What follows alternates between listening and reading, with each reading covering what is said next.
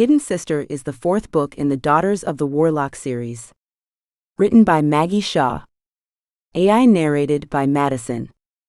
Published by Google Play. Copyright owned by Harley Romance Publishing. Chapter 1. I stared at the hole I'd just created in the wooden floor beneath my feet. Damn it. That was sloppy. I glanced around, and after seeing no one, I flicked my wrist. The hole dissipated, fixed instantly thanks to the magic that burned through my veins. I tapped my foot. I wasn't the sort to mess up magic spells, especially with a book that told me exactly what to do. Then I remembered the walls I'd created around my bedroom were soundproof. My shoulders sagged with relief. My sister hadn't heard me. I grabbed the spellbook off the table and sat back in my chair with it in my lap once again. If there was such a thing as a black sheep in our family, it was me. The middle child. The ugly duckling. The one who didn't fit in with the others. My mother, may her soul rest, was the most beautiful, vivacious, strong-willed, talkative woman to ever walk this earth. Not that I had a huge spectrum of reference, having lived in a magical void for most of my life.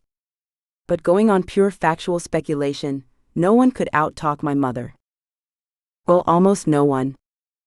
My sister Ava came close, and there were times I thought she purposefully gave herself the task of doing just that. If only to finally best mother at something.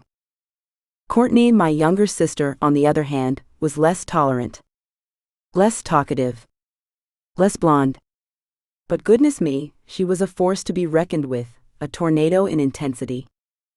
I flipped a page of the book, my fingers skimming the words as if they wanted to read them the way my eyes did. I wasn't like my sisters. I was a bookworm. I was happy at home, in this realm of solitude. If I didn't have to talk to another living soul for a week, or more, all the better. Talking was not my strong suit. Not like reading, understanding literature, and putting magic into practice. Those things were easy. I stood again, taking the book in my arms. Even though I was sure Courtney had soundproofed her walls as well, she preferred sleeping in to waking up. I didn't want her to get up before she was ready. A cranky Courtney was not a Courtney I enjoyed being around. So, I tiptoed down the hall and stepped into the bright living room we'd created in the house. Our house. The one Courtney and I had built after our mother died. After we'd learned that our mother had created everything we'd ever owned with her magic. Our clothes, our food, even my books. The life we'd known wasn't real, it was a figment of her design. As such, when she'd passed, we lost everything. It had been devastating to lose our whole lives' worth of possessions and memories, and heartbreaking to watch our mother disappear. We hadn't expected it. She had been young and the picture of health. But she had slipped away suddenly, without warning, and we were confronted with the notion that we really weren't prepared for her to be gone. Rebuilding was our only option. As I took a seat in the comfortable leather settee, I couldn't help but look around. I'd thought rebuilding was going to be difficult. But it wasn't. If anything, creating a new home, especially without Ava, our oldest sister, watching over us, had been liberating in lots of ways. I sighed and put my book on the table, then glanced outside. The sun was rising over the landscape, casting shadows as the sky lit up with oranges and purple. What a beautiful day it was shaping up to be. However, as I thought about Ava, I felt restless and alone in this world of ours. I missed my meddling older sister. I looked down the hallway, half expecting to hear the music that would normally come from Courtney's room, assaulting my ears and rocking me to my core. But there was nothing. Nothing but the sound of our small house in its silence. The house phone rang with a melodic shrill. My heart leapt as I raced for the phone. Only one person called that line, the person it had been created by. I picked up the old-fashioned red phone and put the receiver to my ear. "Ava!" I exclaimed, giddy with excitement. My sister laughed. "You knew it was me?" I chuckled and sat down at the kitchen counter, happiness skittling through me and making me grin. "You know you're the only one with this number," I reminded her. How have you been? It's been ages since you called. It hadn't been that long, of course, but with our self-imposed exile in the realm, having only my sister Courtney for company grew thin quickly. I'm sorry, Bella, she said. It's all been so crazy with the shifter war we've been fighting. It's ridiculous. These stupid laws, and the hypocrisy of it all. Once they settle down, we need to set up some better standards, or something. I frowned at her tone. She sounded frustrated, and that was putting it lightly, but as Courtney and I had been kept out of the loop quite on purpose, I really couldn't comment. There was part of me that wanted to, though. Well, I'm sorry to hear things are going badly, but are you coming to visit anytime soon? I asked. I tried to control my eagerness, but I liked seeing her and making sure she was all right. We miss you. I glanced around the empty kitchen, realizing the we was being generous. Ava cleared her throat. That's actually why I'm calling. There was hesitation in her tone. That and disappointment. I don't think I'll be able to visit for a while. Tavlor and I are going undercover in one of the 5 realms to unearth some bad happenings that have been reported. I won't be contactable for ages, so I wanted to let you know. I bit my lip. I hated it when I couldn't contact Ava. Well, at least you'll be with your husband, I said, trying to see the bright side. I could tell Ava felt guilty about what she was telling me, but I didn't want her to worry. She laughed. You know he would never let anything happen to me. I smiled to myself. I didn't have to vocalize my concern for her to be able to read it and know that I was upset. Yeah. I know. I'd met Tavlor 3 times. Twice when he'd come to see Ava here in our realm, and once at their wedding. Every time I'd met him, he'd been as impressive and ferocious as I'd expected him to be. Half warlock, half fae, he was a warrior of the highest kind. And there was no one I would trust with Ava more. But even so, I sighed. I couldn't tell her I was still concerned about her safety, and what the council would do to her tomorrow. To us. I didn't want her to feel even more guilty than she already did about the choices she'd made to enter the magic realm. Well, thanks for letting me know, Ava, I said. You know I worry. I do, and I'm really hoping that the next time I come home, we can bring you across to the council and finally introduce you to everyone, she said. I could tell by her inflection that she meant every word. The problem was, I didn't think that introduction would happen as easily as she made it sound. Even if it did, the thought of meeting the council made me shiver. I still had nightmares about what they'd done to Ava when they first found out who she was. Or more, what she was, the illegitimate daughter of the High Warlock. We were all threats to the council and the flimsy rules their world was built upon. Courtney and I were just as much a threat as Ava was to them. The difference was, the council didn't know about us yet. I cleared my throat. Well, I can't say I'm dying to join you, Ava, I admitted, but it would be nice to spend more time with you and our father. I'd met Matlock at the wedding too. But it had been a stilted moment, not at all what I'd expected it to be like the first time I saw my father.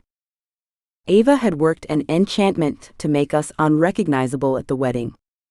She didn't want anyone knowing who we were until the new laws about illegitimacy were finalized, not to mention succession agreed upon. High Warlock families generally only sired one child. A male. To say our mother had bucked tradition was an understatement. I didn't know if she purposefully chose our gender, if her magic could even do something as powerful as that. Knowing her, I wouldn't be surprised if that was the case. Our mother had been as strong and stubborn as Ava and Courtney put together, and when the council demanded a male heir of the High Warlock, she would have taken pleasure in producing the opposite. Mother had birthed all 3 of us, all daughters, in secret. The mistress to the High Warlock. And no one had known about us, until Ava had taken it upon herself to meet our father. Lucky for Ava, the High Warlock had never had a child by his legal wife, and the council was finally coming around to the idea of naming her as the heir. even if she was illegitimate and a woman. I can't wait to show you all the beauty of the magic realm, Bella, she continued, breaking me out of my musings. You will love it, I promise. I just need to make sure it's safe for you. I'd never forgive myself if anything happened to either of you. I raised my eyebrows and played with the ends of my hair. I know, Ava. It wasn't as though I didn't believe her. The problem I had was that she kept telling us the same thing over and over. I didn't necessarily want to go to the magic realm, not when I had my books and my solitude. But I did wish the danger gone. There was a pause, then she asked, "What's our little sister up to? Is she even awake?" I laughed despite myself. Ava knew the rebel sister too well. She's good, I replied. Not sure if she's awake or not, but she's good. Really?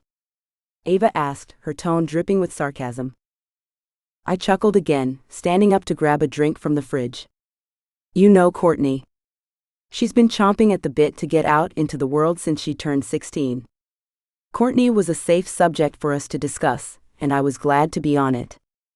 Waiting here while you gallivant all over the universe is hard for her. Especially when she insists she's ready for the world. Ava sighed heavily. I felt her pain as though she'd sliced through my heart. Oh. I didn't mean to make you feel guilty, I said, shutting my eyes. I had been so careful when the conversation had involved me that I'd forgotten to do the same when discussing Courtney. I, for one, am happy to stay in my little library forever, but Court is, well, she's Courtney. What else could I say? Ava had to understand. Surely. Is she still going to the human village? Ava asked. The question made my stomach tighten. Yes, she is. She'd gone out last night, and as usual, I'd been worried for her safety until I'd heard the front door open and Court bumble her way to her bedroom to pass out. Only then had I managed to get a good night's sleep. Bella. Ava's warning tone was obvious. I rolled my eyes. As much as I understood and even agreed with my older sister, it wasn't exactly fair to assign me the role of Courtney's keeper. I can't keep her locked up forever, Ava, I said. She's 21 years old and bored out of her mind here with me. I wanted to stop her. I had tried to reason with her. But Courtney didn't reason. She just dove in, driven by her feelings and her passion. She didn't bother to think first. It isn't safe, Ava said, as though I didn't know that. Then you tell her. I didn't like that Courtney didn't listen to me, that she didn't respect me the same way she respected Ava. My cheeks burned with anger, and my nostrils flared as I took in a deep breath. There was silence on the end of the line, and I realized I'd probably been too harsh, or my tone had been anyway. But I was sick of feeling guilty, because I couldn't control my sister. Sorry, Bella, Ava finally said. I know this must be hard for you to just wait. Ava's apology had my anger deflating as fast as it had risen. I stopped fiddling with my hair and glanced back at Courtney's door. It isn't that hard, not for me, I said. But for Court, well, yeah? She would love to come to you this very minute and start helping out. Fight the bad guys, all that jazz. Me? Leave me in my library forever and I'll be happy. I'm not a fighter. Never have been. Never will be. I'm working on it, Ava said. She sounded frustrated again, and not because of me. I knew she was frustrated because she couldn't get us where she wanted us, and of course, she blamed herself for it. As soon as we're home, I'll approach the council. I have no idea how they're going to respond to 2 more heirs turning up, but hey, it can't be worse than how they dealt with me, right? Ava tried to laugh, but the sound was thin. The council had charged her with treason, sentenced her to death, then chased her all over the universe to neutralize her as the threat they perceived her to be. She'd won that fight, but it had taken everything she had to win. Quite frankly, I wasn't sure it was worth actually admitting there were more of us. I swallowed hard, deciding to keep my opinion to myself. I'd love to come see your new life, Ava, I said. That much was honest. I did want to visit her. Not because I was curious about the magic realm, though a part of me was, but because I wanted to see if this life suited her. If she was happy there. There was another awkward silence, and again I wished for the life we'd once had. A time when my sisters and I were so close it had been hard to ever think we would be apart. When I knew what Courtney was doing, even though I couldn't hear her, and I knew what Ava was thinking even when she was trying to shield me from something. We'd been a united front against our mother and each other's support teams. And although my love for my sisters had not diminished in the slightest, it seemed that life had changed us. "I'd better go, Bella," Ava said, her voice touching on regret. "It's getting a little crazy here, but please know that I love you and can't wait to see you again." "I love you too, Ava," I said. I wanted to tell her to stay, not to go, not to continue to put herself at risk, but I bit my tongue. "And I'll tell Courtney you called." I closed my eyes. I hoped she couldn't hear my voice crack. I was trying so hard not to make her feel bad. I didn't want her to worry. Not when she was in so much danger already. "Please do," Ava said after a moment's pause. "Send my love too." We hung up and I sighed. I hated not knowing what the future held, or where our lives were going. I thought she was going to call me out for holding back on her. I thought she was going to ask what was wrong. If she had done that, I wouldn't have been able to hold on to all the things that were troubling me. And Courtney's attitude was the most worrying thing of all. Chapter 2. I sighed as I hung up the phone, a wave of melancholy passing over me at having to sever the connection I had to my oldest sister. And according to her, it could be an age until we spoke again. Ava was fighting in a shifter war. I couldn't imagine that whatsoever. Ava. She was spunky and stubborn, sure, but a warrior? A leader? The future High Warlock of all the magical realms? Seemed impossible somehow. Of course, I believed in my sister. That much was true. Ava was so stubborn, she would do whatever she set her mind to, even if it was just to prove she could do it. But this? I never expected this from her, and it made me realize that I didn't know my sister the way I thought I did. I shook my head at my ridiculousness. I like to think I knew more than my sisters. My knowledge was something I prided myself on. But now, in this moment, I felt helpless. I felt like all my knowledge didn't amount to anything because I didn't know what was going on, and that was more important. I let out a shaky breath, tears rolling down my face at the emotions churning through me. I quickly wiped them away and shook my head. I had no control over what was going on. "Just focus on what you can do," I muttered, hoping to snap out of the downward spiral of thoughts going through my mind. I forced myself to head out into the garden. A nice walk would help me clear my head and get rid of the self-doubt that had so strongly taken hold. It was roughly 8 in the morning, the sunrise bleeding out into the bright blue sky. It was surprisingly cloudy for a summer day, but I welcomed the cooler weather. The crisp air pinched my cheeks, doing its best to reassure me, to calm me down. I walked through the garden, glad to have the opportunity to focus on something other than Ava, other than all she was doing for her realm, and how worried I was for her, and how it reminded me I was doing nothing but hiding away in a realm that belonged to just me and Courtney. Instead, I focused on the beauty that surrounded me, the bright, colorful flowers. I knelt in the dirt and began to pull up and snap off some herbs for Courtney. She would wake up with a headache, encased in her hungover body. Part of me considered letting her deal with the pain without the remedy. Punish her for putting herself at risk. I understood she was hurting. Between our mother's passing, then being left in this realm to rot, while our sister traipsed all over the known universe without us. I understood that this was her way to cope. She thought she was rebelling against Ava and her strict rules of staying in this secret realm until she was safe. But still, she was putting herself and me at risk. She was pushing things to a limit I wasn't comfortable with. I wanted to talk to her about it, I should talk to her about it, but not now. Courtney was hurting on the inside, and instead of communicating, she was poisoning her body with enough alcohol until she was hurting on the outside as well. Yes, I was upset with her. But I also felt bad for her. So when she got her hangovers, I would conjure something for her. At least I had a remedy for that. Granted, my sympathy extended only so far.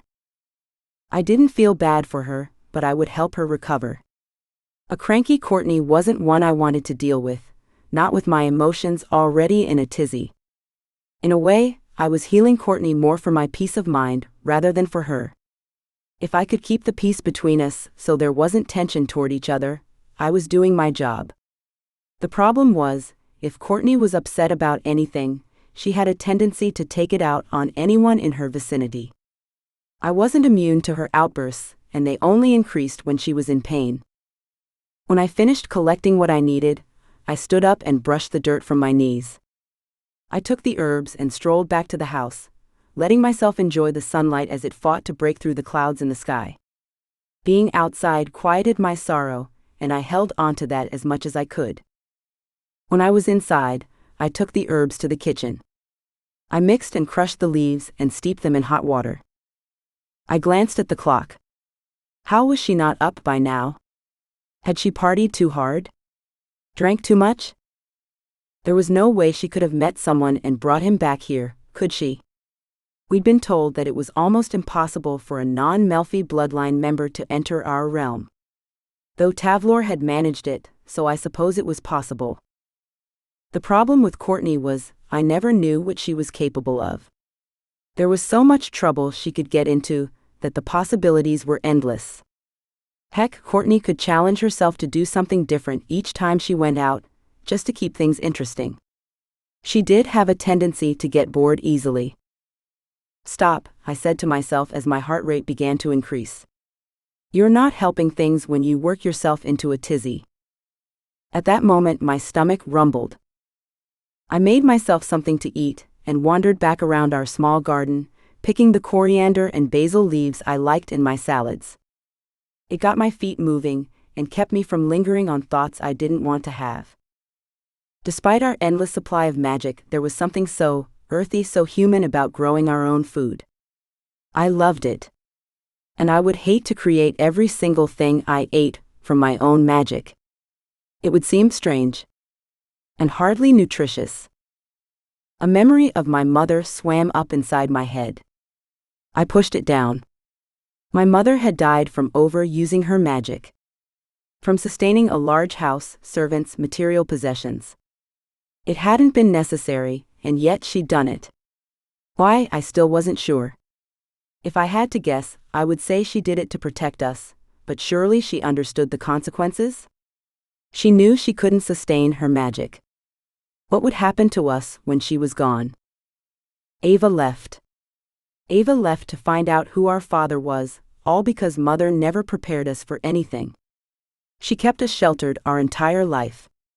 And Courtney was finding herself in trouble because of it. I would not make the same mistake. As soon as we knew it was 100% safe to move into the human village, I would. I would live in a real house, cook with real food.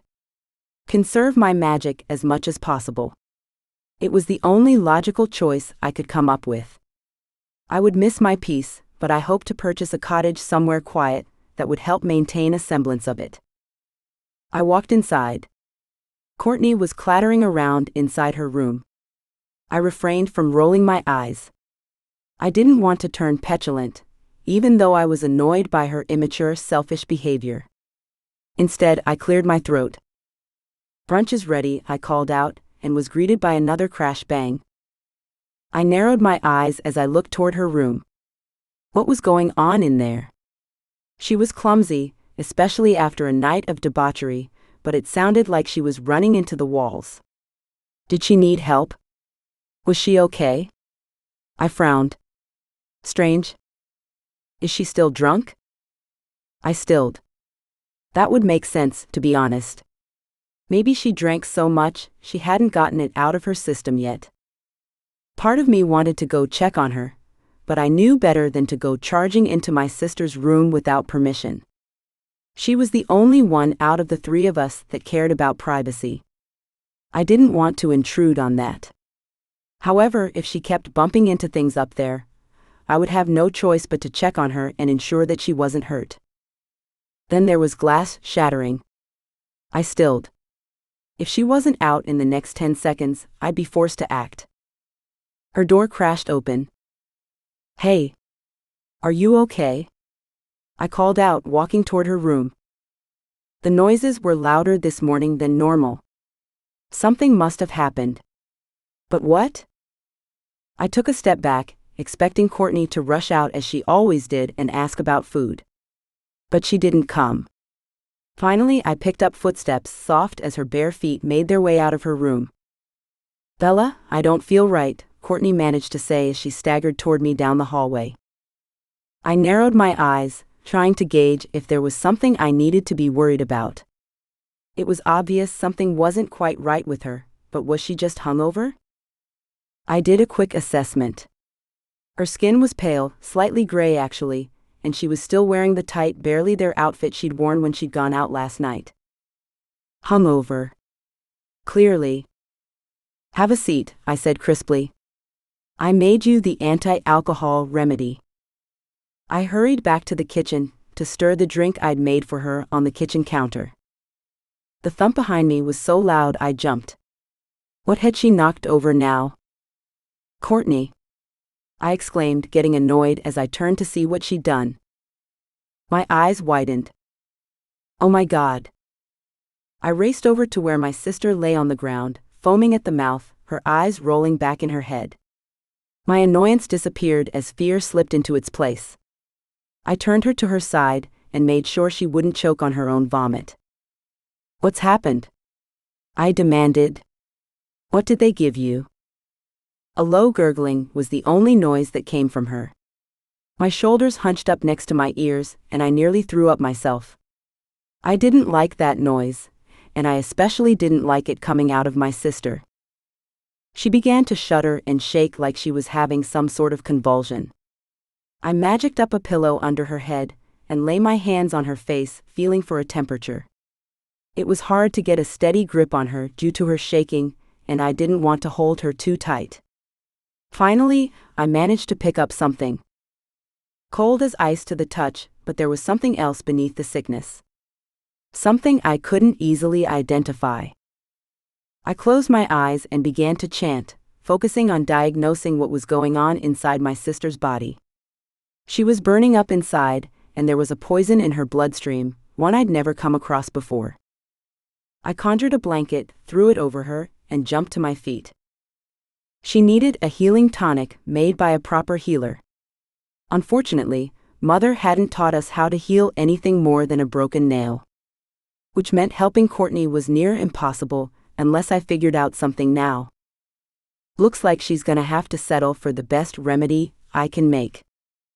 My heart hammered in my chest as I tore at my hair. What was I going to do?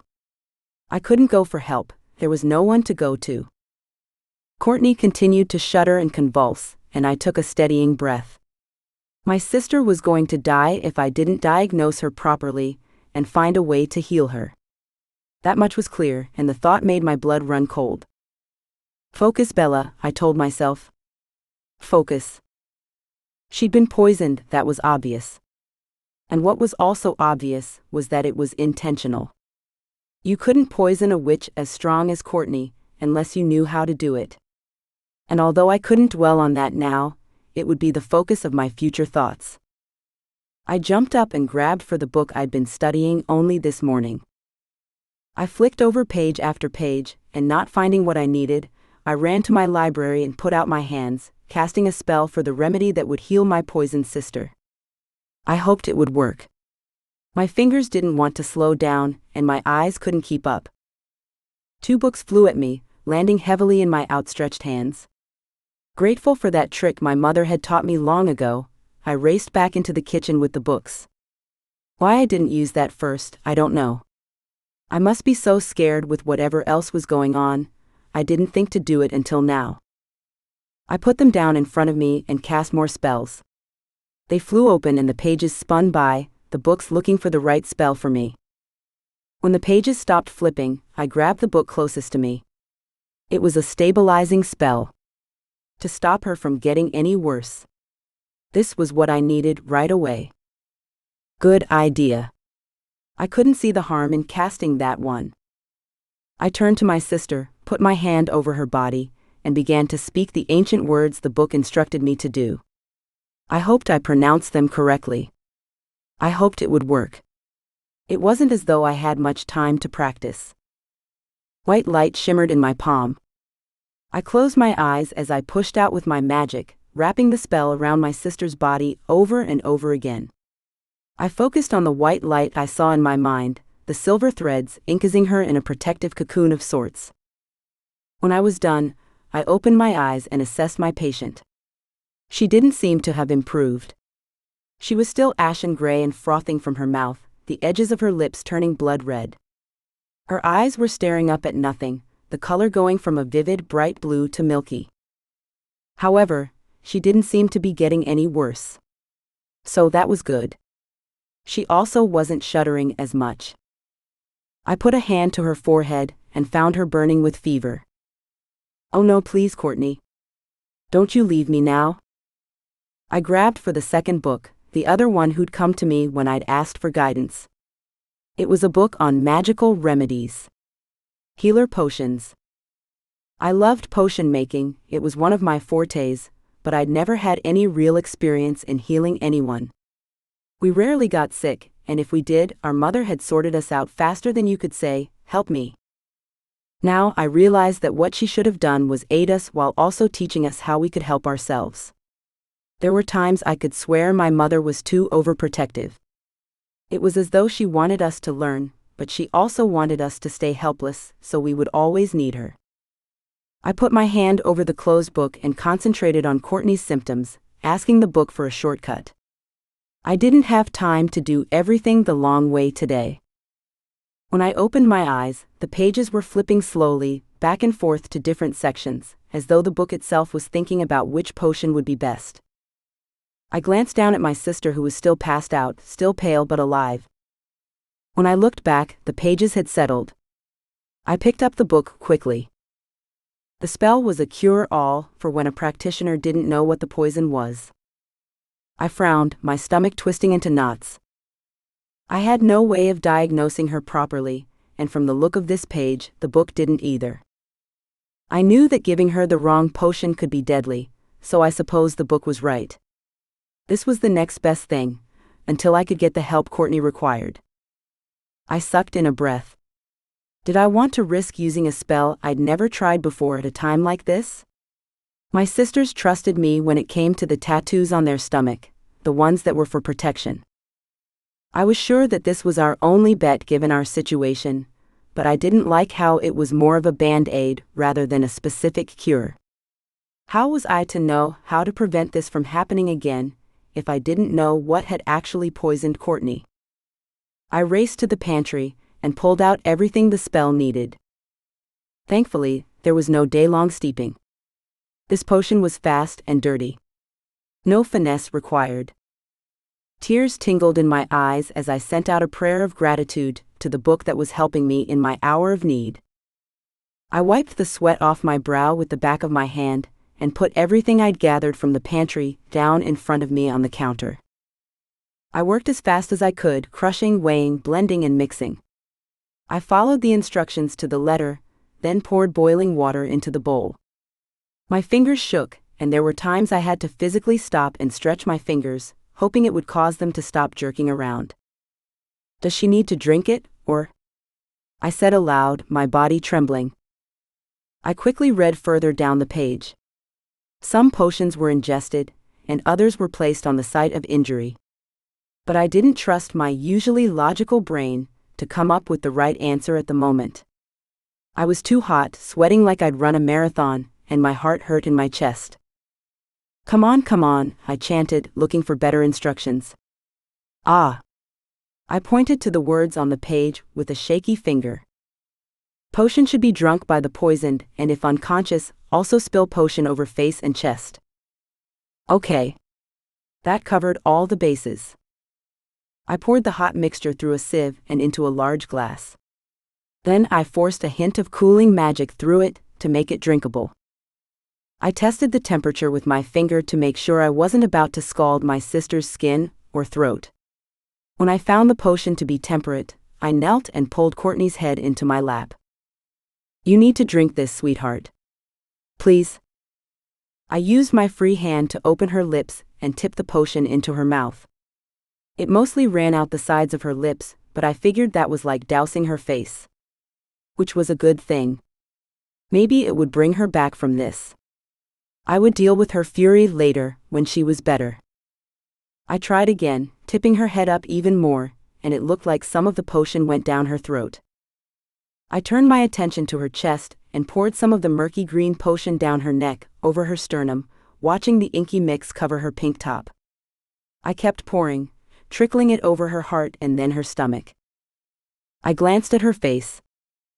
Bad luck for her perfect red hair now. I poured some of the mixture on the crown of her head. She shivered. Hope filtered into my heart. That was a good sign. She could feel it. Was it making her cold? Was that good? I massaged the potion into her scalp and checked the volume in the potion glass. I still had about half left. I tipped some more onto her face, letting it run off her cheeks and into my skirt. "Come on. You need to drink some now." I knew the probability of her hearing me was low, but I couldn't stop myself from talking to her. I tried to make my unconscious sister drink some of the potion. When it didn't work, I rubbed more and more on her face and neck, just like the instructions stated. Surely getting it into her stomach was the most effective way of treating the poison. Assuming the poison had come through a food. Or a drink. Which was more likely than anything else, considering she'd spent last night drinking in the village with God knew who. Whoever had done this to her, I was determined to find out. Chapter 3. The potion and the binding spell weren't working.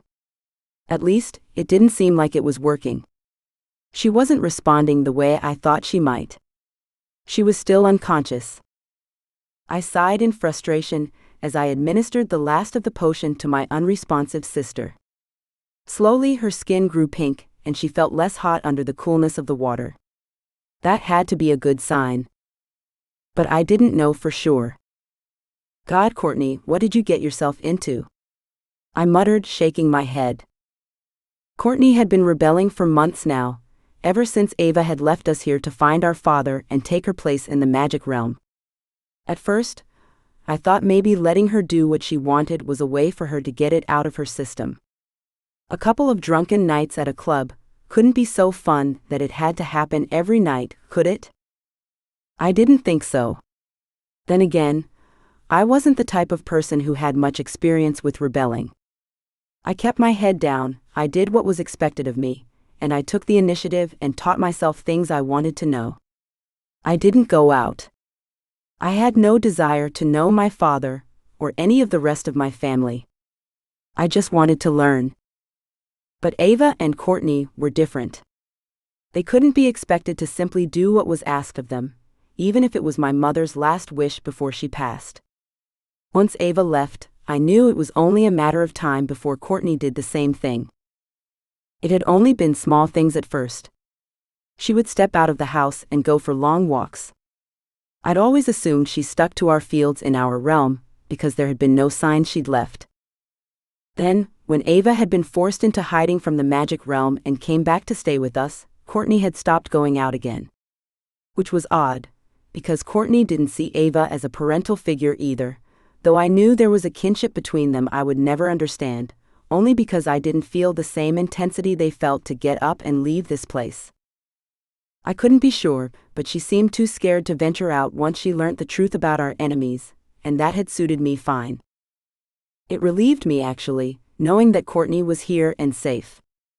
I didn't have to worry about when she would be home, and how long she would be gone, or what she could possibly encounter out there. I knew she was home, even if she didn't want to be.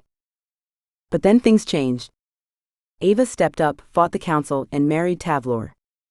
All things that required courage, intelligence, and true spirit.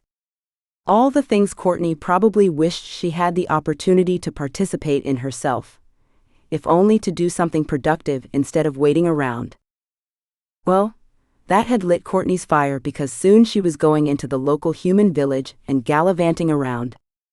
It was as though she was rebelling against Ava's happy ending, as though she had grown bitter because Ava shirked the rules and nothing bad had happened to her.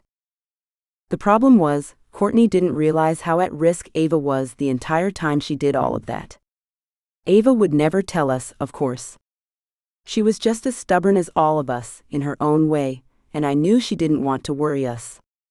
But that didn't take away the fact that she was in grave danger just being over there, being with Tavlor, wanting to be with our father, stepping into the position of heir. And somehow, by some miracle, it worked out for her. I swirled the glass around, making sure the potion was mixed properly.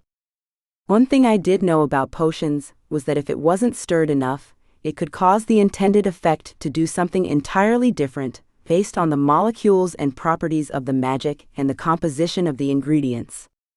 Magic was a science. I continued to stir just to make sure. To start with, despite my fears, Courtney's explorations through the village had seemed harmless enough. She'd brought back food and plants and things that were fun to have and not created with our magic. I'd even gone out once just to see the local market, and loved the seedlings I'd been able to buy for the house. But soon enough, Courtney had not been happy to simply visit during the day. She began going out at night. First for dinner, and then she started to go out. I sighed, setting down the empty container. I couldn't do anything right now, except wait for Courtney to respond to the potion. I flicked my gaze over at my sister. There was a run in her stockings, and her dress was wrinkled. Part of me wanted to reach for her, to pull her into my arms and rock her back and forth and tell her just how much I cared about her, and that she didn't have to keep running away. But I knew she wouldn't listen. I knew it wouldn't be enough for her. She needed to feel as though she was actively rebelling against something. It made her feel alive. It made her feel like she was in control. It didn't matter that she put herself, and me to a degree, in danger, not when she was getting what she wanted out of it. I knew what going out meant. I knew there was much more opportunity for her to get into trouble going out than there was if she just popped over to get lunch.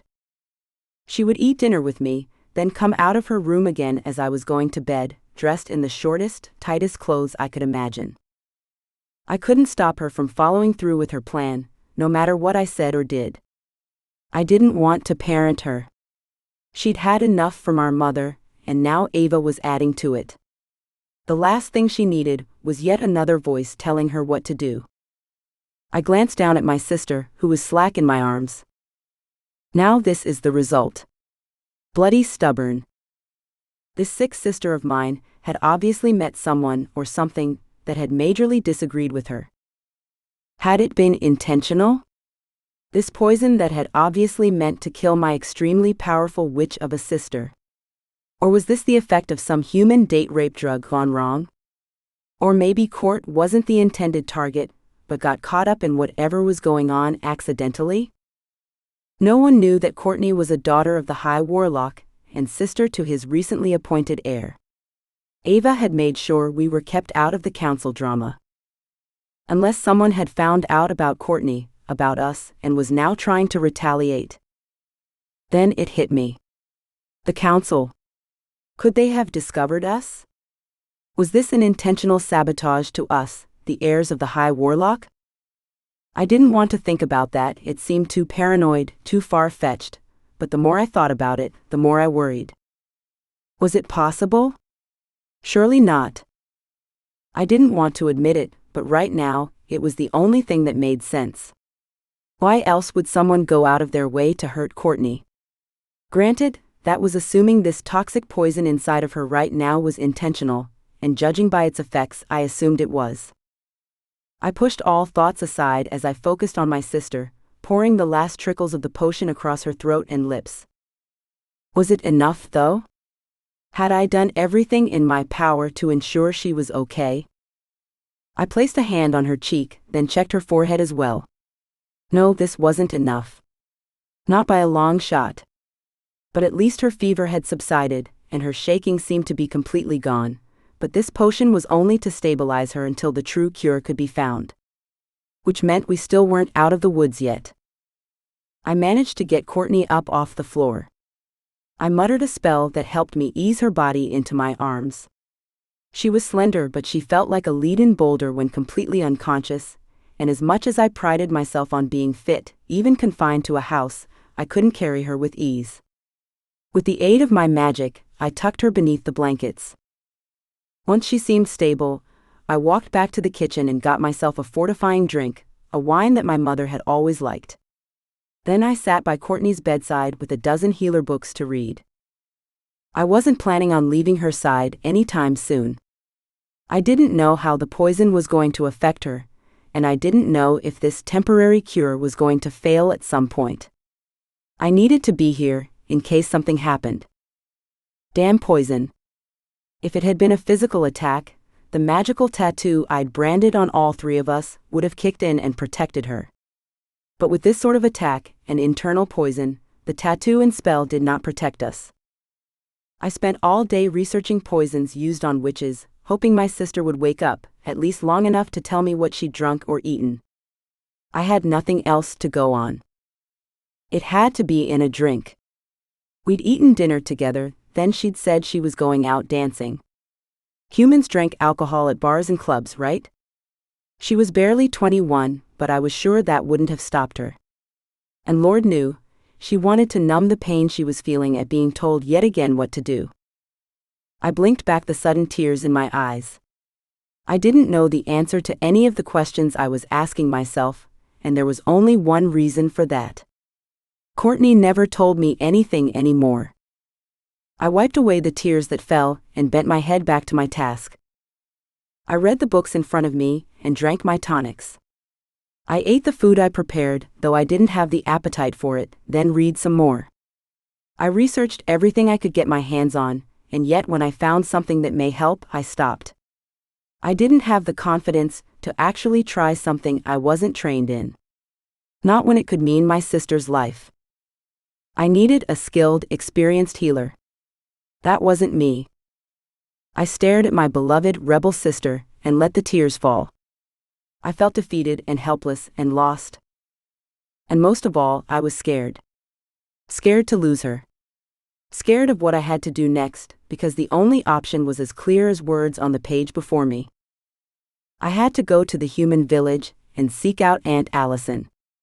Hopefully, she would be able to help me find the person I truly needed.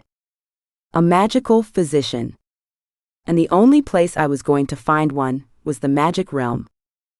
Like my sister before me, I was going to have to search out my father for help, and hope to the heavens that my journey was easier than Ava's. By morning, Courtney was no better. In fact, she was getting worse. Her skin was paler and clammy now too. I wouldn't say she had a fever anymore, but her skin was cool to touch, and not in a way that indicated health. She hadn't woken up at all, not through the day yesterday, nor through the long night I spent half sleeping in the chair next to her bed. She had to be getting dehydrated, as well as getting sicker from whatever that poison was doing to her. I barely got any sleep, but I didn't care. I magicked myself snacks throughout the day, forcing myself to eat and drink when I didn't feel like it to make sure my body had water and sustenance. The last thing I needed was something happening to me when Courtney needed me to stay healthy. I'd done a test on her last night, hoping it was a simple case of human date rape drug poisoning, but unfortunately it wasn't. That would have been much easier to cure. Charcoal to cleanse her stomach, perhaps a quick visit into the human village for some advice, but no. It was as I'd feared from the moment I'd seen Courtney crumple to the floor. This poison had come from a magical source of some sort, which told me that this had to be on purpose. Courtney was a target, but who would want to cause her harm? A witch or a warlock was most likely the culprit, although there were other paranormals, 5 for example, like Tavlor, that had incredible powers and abilities to hurt us. They weren't exactly fans of those who were magical, either. But why my sister? Why now? I shook myself. That wasn't important.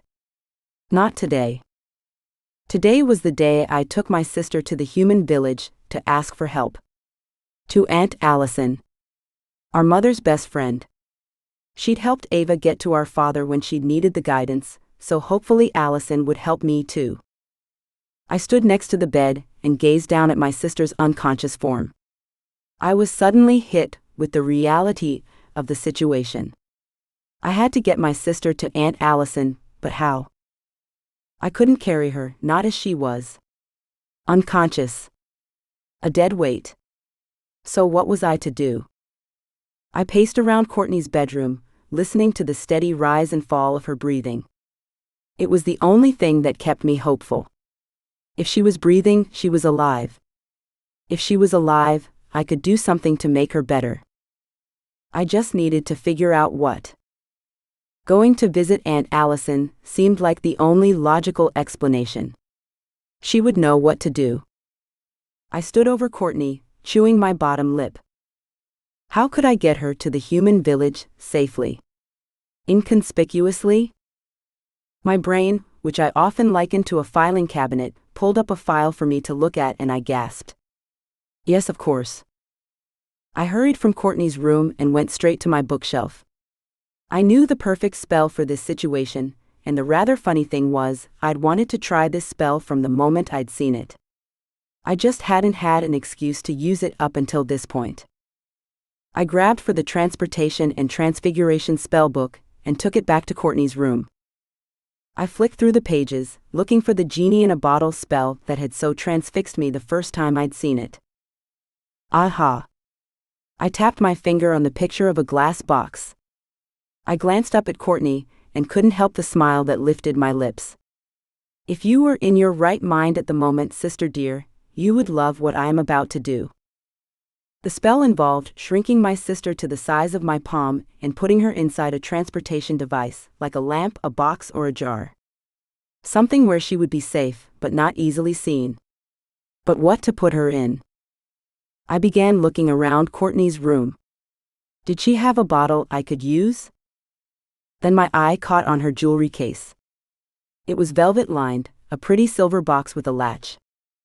I opened it and took out the few necklaces my sister liked to wear, and inspected the inside. It had a great amount of padding for her safety, and was a good size. Perfect. I smiled to myself. Courtney would be safe inside this box because it was inconspicuous to anyone who saw it, and easy to carry for me. I ran my hand over the box and chanted out a basic spell for cleanliness and protection. Then, just because I could, I created a greater amount of padding on the inside of the lid. Did she need air holes? I wasn't sure. I checked the spell and realized that her breathing would be slowed to the point that she would be okay in an airtight box for a full day. And the jewelry box was certainly not airtight. Hopefully, she'll be out of there and in a healer's clinic before nightfall anyway, I muttered to myself. No days on end in a genie box for my sister. Please. I picked up my book and read over the spell that would turn my sister into the size of a tiny doll. It wasn't long or particularly difficult, but the words were unusual. I'd have to pronounce everything perfectly. I mouthed the words to myself, practicing. I couldn't risk getting anything wrong, and yet time was of the essence. I needed to make sure she wasn't trapped too long as a doll, or she could suffocate, or worse. No pressure, Bella. I inhaled a shuddering breath. I can't believe I'm doing this. I extended both of my arms, facing my palms toward my beautiful sister. I put the book close by on the bedside table and read from the pages, as sparkly silver magic wove around Courtney. I continued the chant, though I could feel the strain on my magic and the sickness of my sister's body flowing through the bonds that tied us. God, it hurts. I kept going, though my body began to shake and tears leaked from my eyes as the pain that coursed through Courtney's body leached into mine. Until finally, the entire spell was done. I let my arms drop and my eyes close as I took slow, deep breaths. My whole body felt depleted of energy. I could only imagine how bad Courtney felt inside her body. When my eyes opened, I gasped, clasping a hand over my mouth. Courtney was nowhere to be seen. Which I knew was the purpose of the spell, but I couldn't stop the panic that flooded my bloodstream. I raced forward and threw back her blankets, and there she was. My perfect sister. No bigger than a mouse. A tiny doll. What had I done? And how did I turn her back? I closed my eyes. I hadn't even thought of that before conducting the spell. Shit, we're in trouble now. Chapter 4. I crouched beside the bed and held my breath as I stared at my sister. I tried to listen, to see whether I could still hear the sound of her breathing. I needed some kind of indicator that she was alive, that I hadn't killed her with my magic. But either she was too tiny, or my heart was pounding too fast for me to hear anything but the racing of my own blood in my ears. I closed my eyes. I needed to move forward regardless. I needed to act as though she was alive and everything was fine. And hopefully Aunt Allison would know what to do to reverse the spell. I sucked in a breath. Now for the next step. I had to get her into the box safely.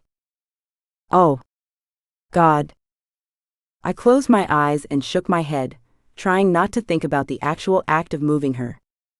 Instead, I stood up and grabbed the jewelry box, opening it and putting it on the mattress beside my sister.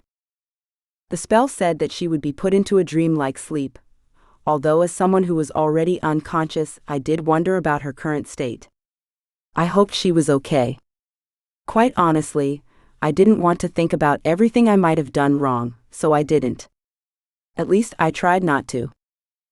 I took a deep breath and gently scooped Courtney's tiny body up into the palms of my hands and laid her into the carved silver box.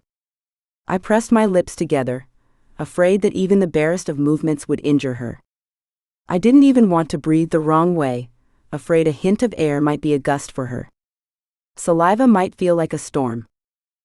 I just had to be careful. As I stared at her, I was struck with how perfect she looked, even in her ridiculous outfit drenched in olive green potion. She looked like the perfect doll, and I couldn't stop a swell of pride from entering my chest. I didn't like to get cocky about my abilities, afraid it might make me comfortable and therefore reckless. But I had to admit that Courtney looked pretty good for the time constraints and the pressure I was under. My eyes flickered to her outfit and I winced. It was covered in green guck. Damn, should have thought about changing her clothes before I did that. Then I shrugged. Bigger fish to fry now. I closed the lid with a sense of guilt. I hated the idea of locking her in, but she had to be safe. Someone had tried to kill her already. I made sure she had little air holes so she wouldn't suffocate, though, truth be told, I wasn't exactly sure how the magic itself worked, if it kept her breathing no matter what, or if I had to consider everything when I acted due to the strength discrepancy. I walked into my room and threw together a bag. A few changes of clothes, a book or two that I couldn't live without, and I was ready. I liked packing light, so I didn't have to worry about anything. Not when I already had enough on my plate. Food would be available anywhere I went, and I had my powers and magic for anything essential, anything I needed straight away. I glanced down at my clothes, realizing my long skirts and colorful tops were probably not going to look normal in the human world.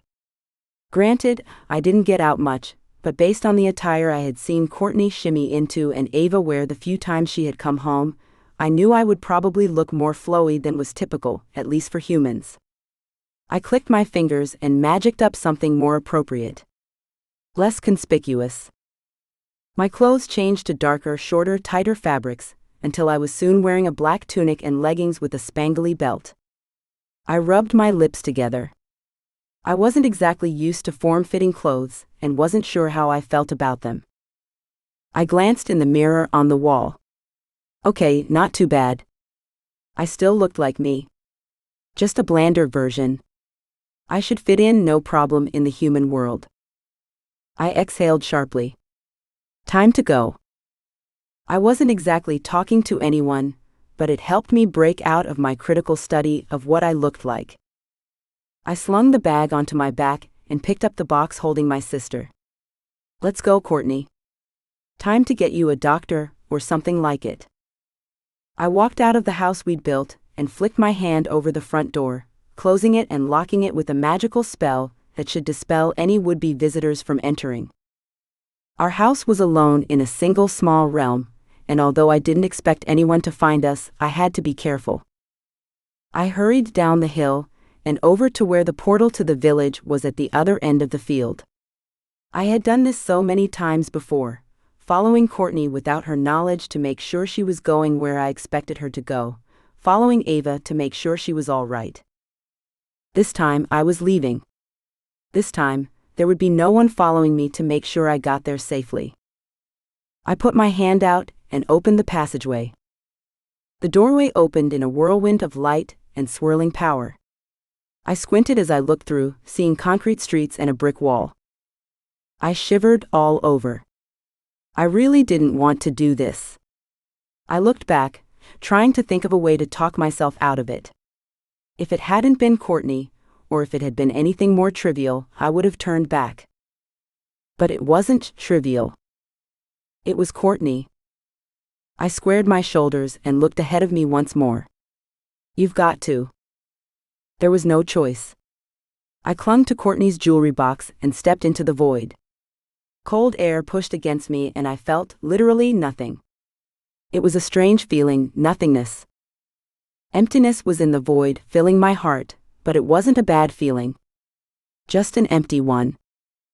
I shook my head. This was getting ridiculous. I took another step, my heart banging against my ribcage. Then another, and I was suddenly propelled into the human world. There was no going back now. No turning around. No second guessing. Noises buffeted my system, and I gasped against the onslaught. The buzzing of electricity, the vroom of the cars. The people chattering nearby. I was in some sort of alleyway, I think they were called. I took a deep, steady breath, trying to calm myself. I was alone, my sister tucked tightly away in a jewelry box, in a world that terrified me. I took a step toward the opening to the alleyway, then another. There was no one around at the moment, but there would be soon. People, on the other side of the walls that surrounded me. I took a moment to appreciate the stillness, to gather my bearings. I hadn't visited Aunt Allison since I was a child, but thanks to Ava, we had her address and contact details just in case we needed to go to someone. I conjured the magical compass I'd left in my room, and held it out in front of me. I spoke the address Ava had given me, and the compass began to flicker and move. I was so glad to have this. I wasn't sure I would be able to find Allison without my magic. I glanced down at the arrow. Forward. Okay. With my heart in my throat, I followed the compass's directions down one street and up another. Every new thing made me jump. A cat. A woman with a baby. A man with a beard walking his dog. I didn't know anyone, and everything around me was new. The hairs on my arms stood on end, and my chest hurt from breathing too rapidly. Calm down. I took in a deep breath, then another. I wasn't doing myself any favors if I freaked out over every little thing. I forced myself to breathe and reached for a technique my mother had used when I was younger to calm my nerves. Look for the familiarity. There is always something. My gaze darted around. Please let there be something that makes me feel like I'm at home. Something. Then there it was. An herb garden in simple pots sitting on someone's front porch. My breathing began to even out, and a calm stole over me. Yes. How beautiful. I opened my eyes wider and began to take in the beauty and simplicity of the town around me. The humans driving past in their loud cars, the flowers that had been planted in people's front yards. The smell of cooking, of dirt, of cars and pollution. My nostrils flared, but not in a sharp way. I wanted to take time to appreciate my surroundings more. Instead of looking at this place as a stranger to me, I began to appreciate it like I did with each book I hadn't read yet. There was a whole world here that needed exploration and appreciation. This place was so very similar to where I'd grown up. There was nothing to be afraid of here. I had to just stay calm. I walked along a main street, trying not to jump every time a car drove past. Then the compass suddenly pointed directly right again, and I stopped walking. There were only houses on my right, which meant I was here. I let the arrow guide me across the street and stopped. I stood in front of a lovely little house with a red door. Sage hung in a pot on the porch, and I could smell lavender oil burning. A smile kicked up my lips. Lavender was such a gentle and lovely reminder that witchcraft was always around us, even in a human community. I put the compass away in my bag and walked up to the red door. The color was both bright and almost off-putting. But perhaps that was the point. My pulse beat too fast in my neck.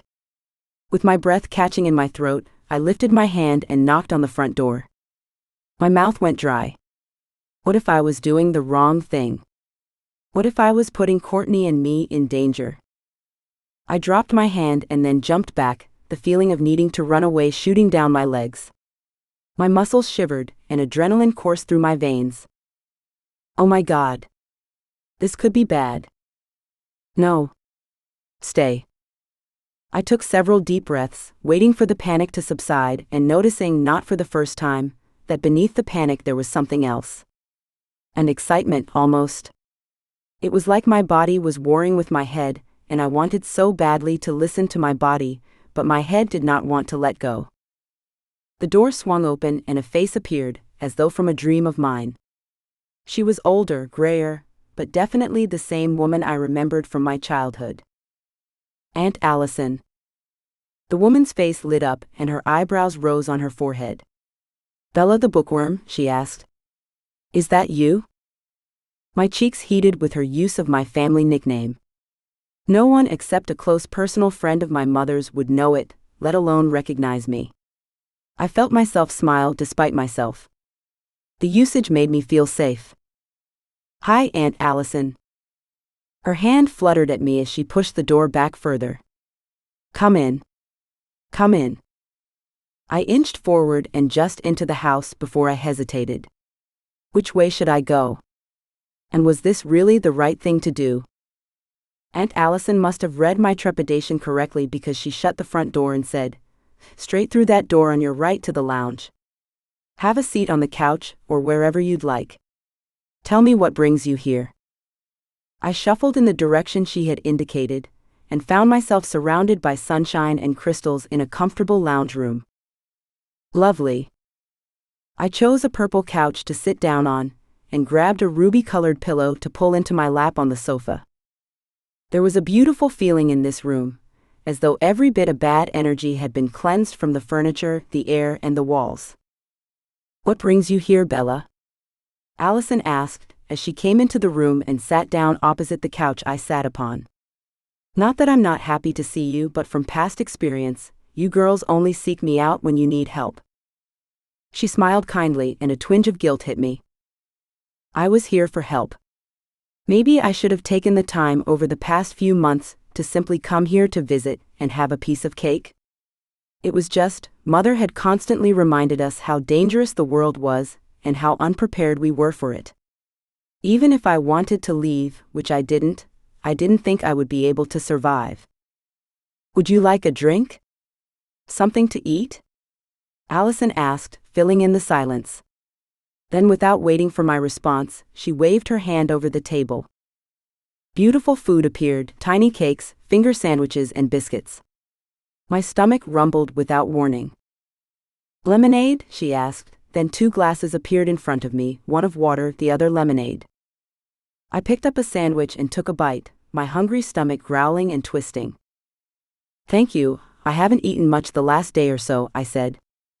I finished the sandwich in a few bites, then pulled my bag around to the side and opened it up. I'm sorry to admit that I've come here for help, Aunt Allison. Allison nodded fiercely. Anything I can do to help, I will. You know that, Bella? I did, which was why I was there. I opened the flap on the bag and took out the jewelry box.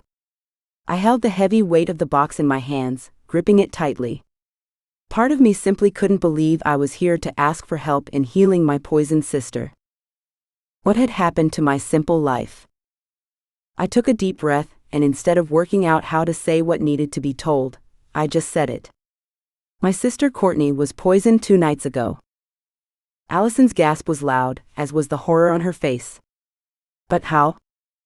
I sighed, placing the box down onto my lap and picking up another sandwich. I hadn't eaten much since Courtney had become sick, and I needed my strength. I could already tell this wasn't going to be an easy journey. Well, I bit into the sandwich and finished the cold chicken and avocado in a few bites. I'm not sure exactly. Ever since Ava left my mother's realm and set herself up with our father, Courtney has been coming into the village. Meeting people, going out at night. Drinking, dancing. God knows what. She didn't tell me. I shook my head. I didn't ask. I figured if there was a problem, she'd tell me. Except, I let my voice trail off. Allison picked up a cookie from the trays of food and bit into it, patiently waiting for me to get to the important part of the story. I sighed, placing my hand back into my lap. Guilt gnawed at my insides, but I ignored it. What I do know is, yesterday morning she staggered out of her room after a night out and collapsed. She was foaming at the mouth, had a temperature, and was convulsing. Allison gasped, dropping the remainder of her cookie on the coffee table. And what did you do to counteract it? I explained everything I had done, from checking its origin, to the potion, to wrapping her in white light and magical healing. At the end of my story, Aunt Allison leaned over and squeezed my hand. You did everything you could do. I don't think I would have done any better, Bella. Tears pricked my eyes at her understanding and kindness. I opened my mouth to talk, but found my throat clogged with emotions. I swallowed, picked up my glass of homemade lemonade and drank, enjoying the tartness as it slid down my tongue. That's really good, I said, putting down the glass.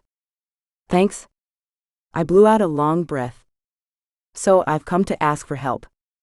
Courtney is still unconscious, and I don't think she's getting any better. Where is she?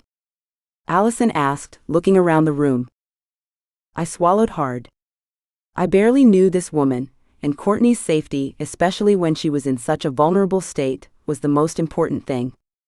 But Ava had told us how trustworthy Allison was, and how much she'd helped Ava at the beginning of her journey. I picked up the jewelry box from my lap and placed it on the table in front of me, carefully opening the lid. I put a spell on her to shrink her and hopefully contain the poison. Aunt Allison's eyes went wide and her hand went to her mouth. My heart sunk. Was this all a terrible idea? Had I done something to my sister that was worse than what she had already endured? Chapter 5.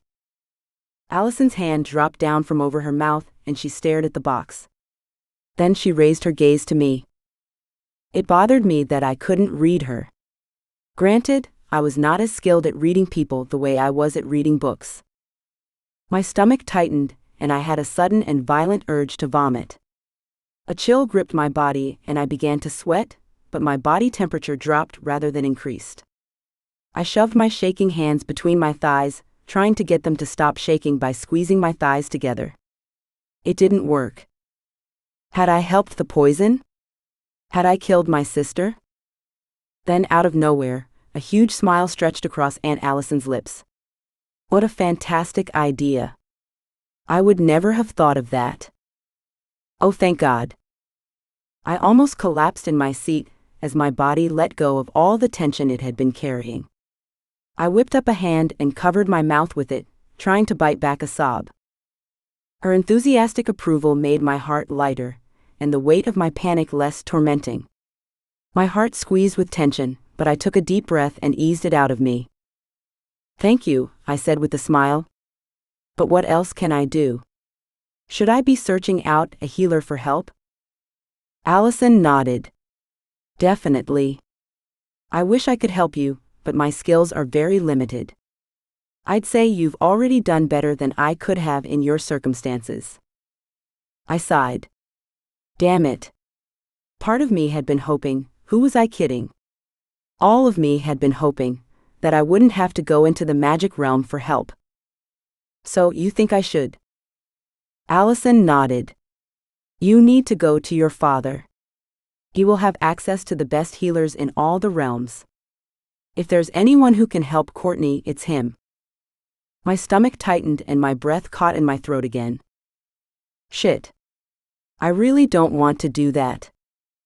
It wasn't because I didn't appreciate everything my father had done. He accepted Ava. He ensured she got to inherit his coveted position of High Warlock of the Magic Realm, which meant he viewed her as his daughter. Me, on the other hand, he barely knew. He'd only met me at Ava's wedding. I didn't feel comfortable going to him and asking for help. Aunt Allison took a sip of her drink. Have you met Matlock yet? Her gaze was intensely searching as she looked at me. I glanced down, heat flooding my cheeks. Ah, yes, sort of.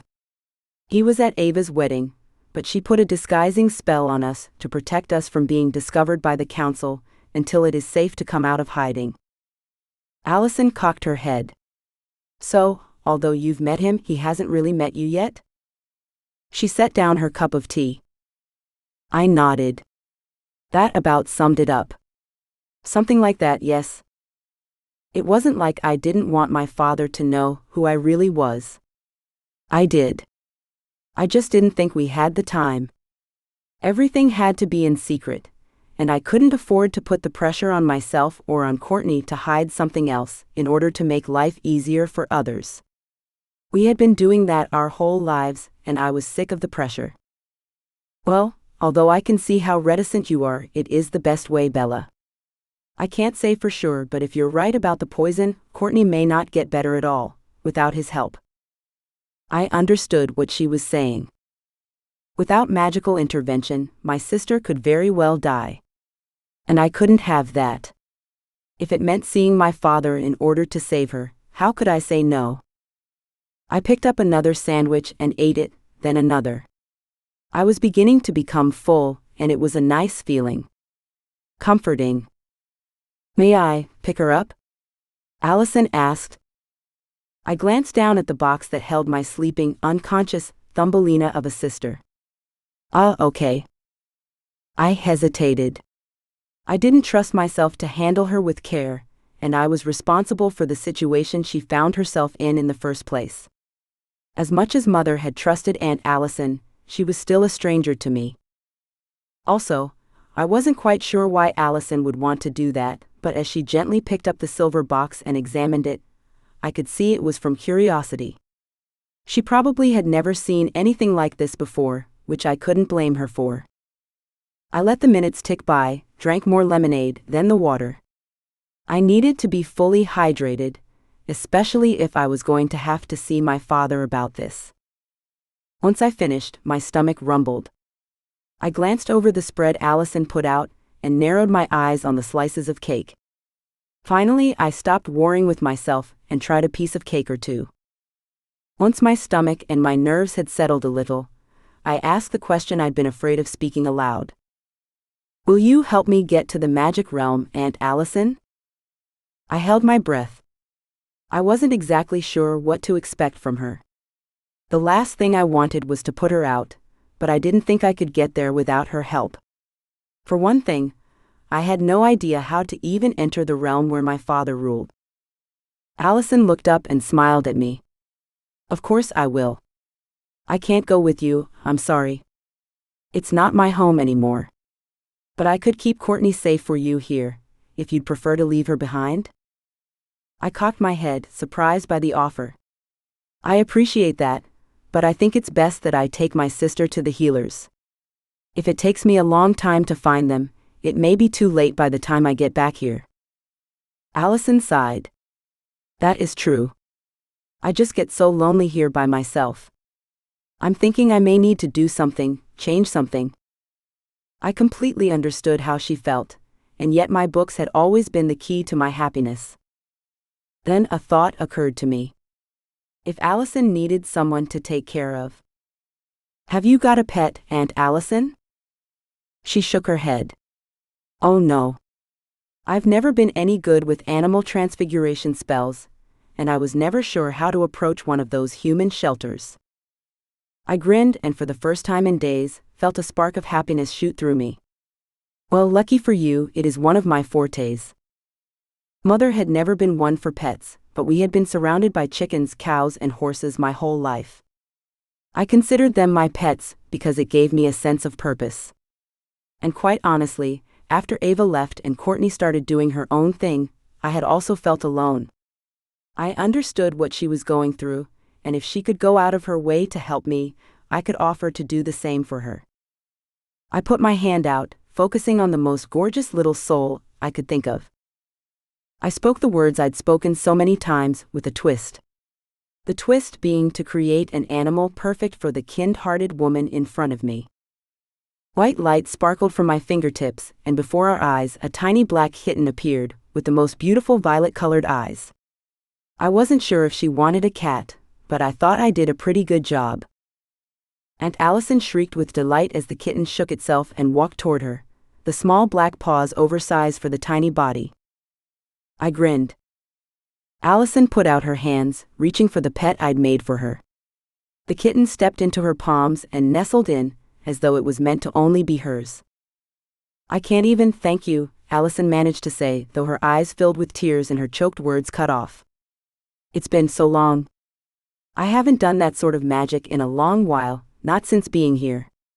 You can never be too careful. Even the minimal I do is a risk. It's nice. Thank you.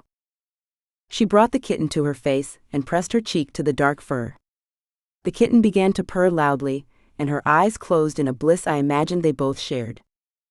She'll live for at least 20 years, and I believe she likes milk and fish, I told her. The kitten purred happily, and Allison's sigh filled the room. You have a truly kind heart, Bella, she said, setting the kitten in her lap and petting her. The cat leaned into Allison's touch, demanding more. I don't know how to thank you. My eyes filled with tears. This is my thank you gift to you, for what you are about to do for me, and for everything you've done for Ava, I told her, the words pouring out as honestly as I wanted them to. My heart squeezed in happiness and I smiled, folding my hands in my lap. My stomach was full of cake and the drinks, but even though it wasn't exactly the healthiest of snacks, I was content. I didn't regret my indulgence. But you are also very welcome. I put the lid on the silver box and carefully clicked the latch back in place. Courtney was safe again. It was time to go. I busied myself by picking crumbs off my clothes. Strange, I didn't want to leave quite yet. Whether that was because I wanted to spend more time with my aunt, or because I wanted to avoid my father, I didn't know. I supposed it didn't matter either. I put the box carefully into my backpack and put the bag over my shoulders. I stood up, stretching my legs. I wasn't sure how long I had been here, but it felt too soon to be leaving. Would you mind showing me the way to my father's realm now? I asked. Oh, of course I don't mind. She brought the kitten up to her face and tickled her cheek with it. As long as I can take my new little darling. I laughed as Allison stood up, holding her kitten close to her chest. I think she's going to want to come everywhere with you, I said. The kitten appeared to be smiling as Allison doted upon her. What are you going to call her? I think Genevieve is a good name. Don't you? Allison asked as she looked up at me. I nodded, unable to speak again. Yes, my mother's name was indeed lovely. Especially for a cat with her uniquely violet-colored eyes. I cleared my throat. I hadn't thought about my mother recently, unless one called trying to do better than what my mother expected from me as thoughts. I missed her, and yet I didn't. It was such a strange feeling, and one only my mother could inspire. This way, Bella, Allison said as she walked to the front door and opened it. Is the portal far? I asked, having absolutely no idea how we were going to get there. Would we walk? Magic ourselves there? No. She grinned. Not far at all. We walked out the front door and soon turned off the main road and strolled a few blocks back until we found an alleyway that boasted nothing but a few smelly garbage bins and a dead end. Is this it? I asked, tentatively stepping onto the rough cobblestone path. As I scanned what was in front of me, my lips curled into a frown. This wasn't that big of a deal. I expected much more grandeur, especially since Ava talked all about how the council was full of arrogance. Aunt Allison nodded. Yes. Can't you feel it? She glanced over at me. Even after all this time, I feel a strange pull toward the magic realm. She clung to her kitten and together, we walked deeper into the shadowed alleyway. Why did you leave, Aunt Allison? The magic realm, I mean. For this human village. It was a question I wasn't sure she wanted to answer, but it was one that was on my mind ever since Ava mentioned coming here. I just never thought I'd get the opportunity to ask it. Aunt Allison held the kitten higher on her chest. I didn't fit in there. I didn't like the way the warlocks and witches looked down upon anyone different. My magic scores were extremely low coming out of school, and I couldn't get a job anywhere. When I found out your mother was in trouble and was going to run away, I took the opportunity to get away with her. I smiled. I'm glad she was there to help, and you were there for her. Allison nodded. I know I missed out on a lot in my life. No husband or kids. But a normal life just wasn't for me. Sometimes I wondered if that was going to be my path. The unbeaten one. I think I'm the same. There won't be a husband or kids for me. I'm happy with my books and my sisters, I said. They're family enough. Allison stared at me long and hard. You know, Bella, your mother didn't tell me about her pregnancy or Matlock, but I knew she was leaving before she did. What do you mean? I asked. I mean? Allison glanced away and smiled secretly to herself. I tested badly for the magic the council tests for, but I have a strong sense of precognition.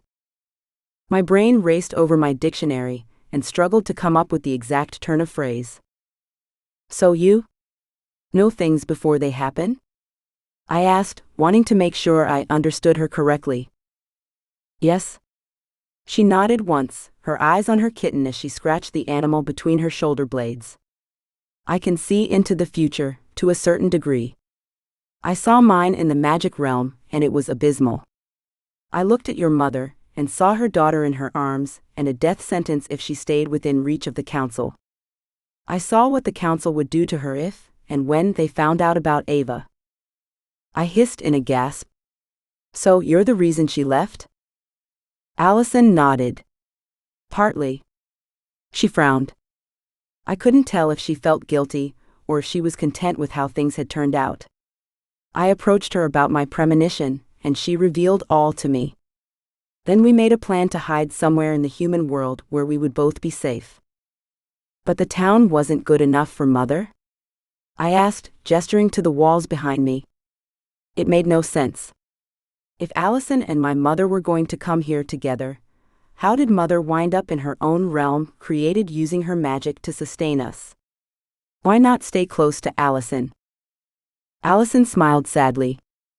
At first she was happy to stay here with me, but when she gave birth to Ava, the love she felt, the fear she experienced thinking of losing her. Genevieve couldn't cope. She had a friend of ours, an old warlock who lives in another realm, create the magical void for her. It is tethered to this town. Goosebumps prickled my skin and I shook myself. There was no point in wallowing in the past. Why are you telling me all this, Allison? I asked. Allison grinned. Because you have an incredible life ahead of you, Bella. You won't be alone with your books for long. I stared at her, not wanting to believe the words that fell from her lips. You can't possibly know that. Allison chuckled. I kind of can, but I won't spoil it for you. Don't be sad, don't be afraid. Just leap into this new world and follow your heart. You won't go wrong. But how do I do that? I asked. I couldn't believe I was indulging this fantasy Allison believed to be true, but I couldn't help it. She seemed so certain. But instead of answering my question, Allison walked over to a brick wall with a faint imprint of a witch travel symbol on it. She waved her hand over the motif, and a silver ripple of movement caught my eye. I inhaled sharply as Aunt Allison stepped back, revealing the portal. "Go, Bella," Aunt Allison said. "Your sister's life and your future are awaiting you." I didn't ask her what she meant. I didn't really want to know. Instead, I held tight to my big girl panties and plunged into the cold void that would take me to my father's realm. Chapter 6. The same strange coldness that always filled me when passing through a portal pushed into my skin and settled into my bones. My heart slowed down as I forced myself through. I didn't stop. I couldn't. Not when I was so close. Not when I was doing this for Courtney. I couldn't breathe, couldn't see. So I walked on. 1 step, 2 steps. My chest aching with the need for air. I sucked in a breath as much as I could, feeling the oxygen fill my body. I did it again and again, but the gesture was only superficial. Then I propelled forward, into a realm of bright light and sound and people. I gasped, my stomach threatening to upchuck the contents of my belly as it rolled around. Maybe I shouldn't have eaten all that cake with Aunt Allison. I released a shaky breath. The last thing I needed was to vomit. It would draw too much attention to myself for one thing. It would reveal my inexperience. I forced myself to calm down, to still the racing of my thundering heart. I glanced at the grass, the people, the cute little shops I could see in the distance. Calm down. Just calm down. Courtney needs you. That somehow bolstered my spirits, and I staggered forward until I was close enough to a park bench that I could fall upon it. My knees gave way and I sat down, breathing heavily. I let out a grunt, hoping it wasn't as loud as it sounded. I leaned my head back and looked up into the sky. Strange. The sky looked exactly the same. There was nothing different about a magical realm sky or a human sky, or the sky where Courtney and I lived. Somehow that comforted me. I'd made it. I was here. In my father's realm. Where the council resided, overall. Oh my God. Holy shit. I breathed out, then a rather strange and hysterical laugh emerged from me. I was here. I hadn't died. Quite the opposite, in fact. I felt magic pulsing in my veins, a weird vibration in my skin. I was surrounded by witches and warlocks, it seemed. I'd never felt quite so powerful before. How odd. Ava had never mentioned that she felt like this when she was in the magic realm. I looked down at my hands, expecting to be able to see the magic on my skin. But besides the mole on my forearm and cake frosting on my fingertips, there was nothing that gave my magic away. I closed my eyes and let my fears flow over me. I accepted them as much as I could, then let them go. I needed a clear head for what I was about to do, and fear was not going to help me accomplish anything. I blew out a long breath and took my magical compass out of my bag once again. I glanced around, wanting to make sure no one was looking at me. Despite the fact that I didn't look out of the ordinary, I couldn't help but feel as though it was obvious I didn't belong here. My gaze went straight to the small jewelry box in my bag, and the urge to check on my sister tugged at me like a hand around my throat. But I stopped myself. I didn't want anyone seeing, however unintentionally, who was in the box. Not that they would recognize her. They probably had no idea who I was either, at least I hoped they didn't. However, I couldn't be too careful. And there was a possibility that they would recognize the spell and understand Courtney was no mere doll. I instructed my compass that I wanted to go to my father, and it spun around, pointing behind me. "Looks like we have liftoff," I muttered before wincing. Despite the fact that I whispered, it still felt like I'd screamed. I got to my feet and held the compass in front of me, adjusting my glasses on my nose. I wasn't going to dilly-dally, not with my sister's life hanging in the balance. I was going straight to my father and the council buildings. Although Courtney said we looked similar, we didn't. I had long straight dark hair, while Ava was blonde and Courtney was a redhead. We had similar blue eyes, but different heights and body shapes. So unless someone really knew to look hard for the similarities we shared with our mother, they weren't going to think I was Ava's sister. Not with my dark clothes and glasses, while she was statuesque and bright-eyed. Which was a good thing. I didn't even want people to think there was a possibility we could be related. There was too much danger in that, and I didn't want to risk her or us. I followed the compass along the paths it told me to, and glanced about as I walked. There were people everywhere in bright clothes, smiling and going about their daily business. Buying food. Chatting on phones. It was just like the human village, except for the fact that I knew these people had magical abilities. I could simply feel their magic rolling off them in waves. It made me wonder if they felt the same way about my magic. Could they feel me? And if so, how did I feel to them? I kept walking, ignoring the fragrant smell of baking as I moved past the shops and the interested looks of the locals. My stomach rumbled, but not because I was hungry. It was triggered by the delicious scent of pastries and cake, two things I listed as my guilty pleasures. I didn't want to stop and indulge myself, not when I had a mission to accomplish. Also, I didn't want to draw attention to myself. The locals would surely notice a stranger in a place like this. I didn't stop to speak to anyone, not even to ask for directions. I just kept walking, following the compass until it brought me to a huge building with 1,000 steps leading up to the huge white doors. When I glanced up at the monstrosity before me, I shivered. I frowned, trying to get the unsettling feeling off my back, but it clung to me like a child wanting me to carry him on my back, holding me down and stifling my breath. Yep. I'm here. There was something about this place that instilled fear into my very heart, with a single glance. I pulled my backpack around and slid the compass inside, once again glancing at the closed jewelry box and hoping my sister was safe in there. I blew out a heavy breath, my stomach flipping and flapping with imaginary butterflies. This was it. I'd made it. To the council building. To my father. Now to see him. I hadn't thought about that. I rolled my eyes at my lack of preparedness. Rarely was I spontaneous or ill-equipped. And yet, now I had gotten caught up in helping Courtney and in figuring out what to do with her. I hadn't even thought about the most important part of this whole mess. I could do nothing if I couldn't get to my father. I shook myself. No matter. I would work out a way. I charged up the stairs, holding my head high. By the time I made it to the top, my thighs were burning, and I was panting for breath. Why they didn't have some sort of magical highway up those stairs, I had no idea.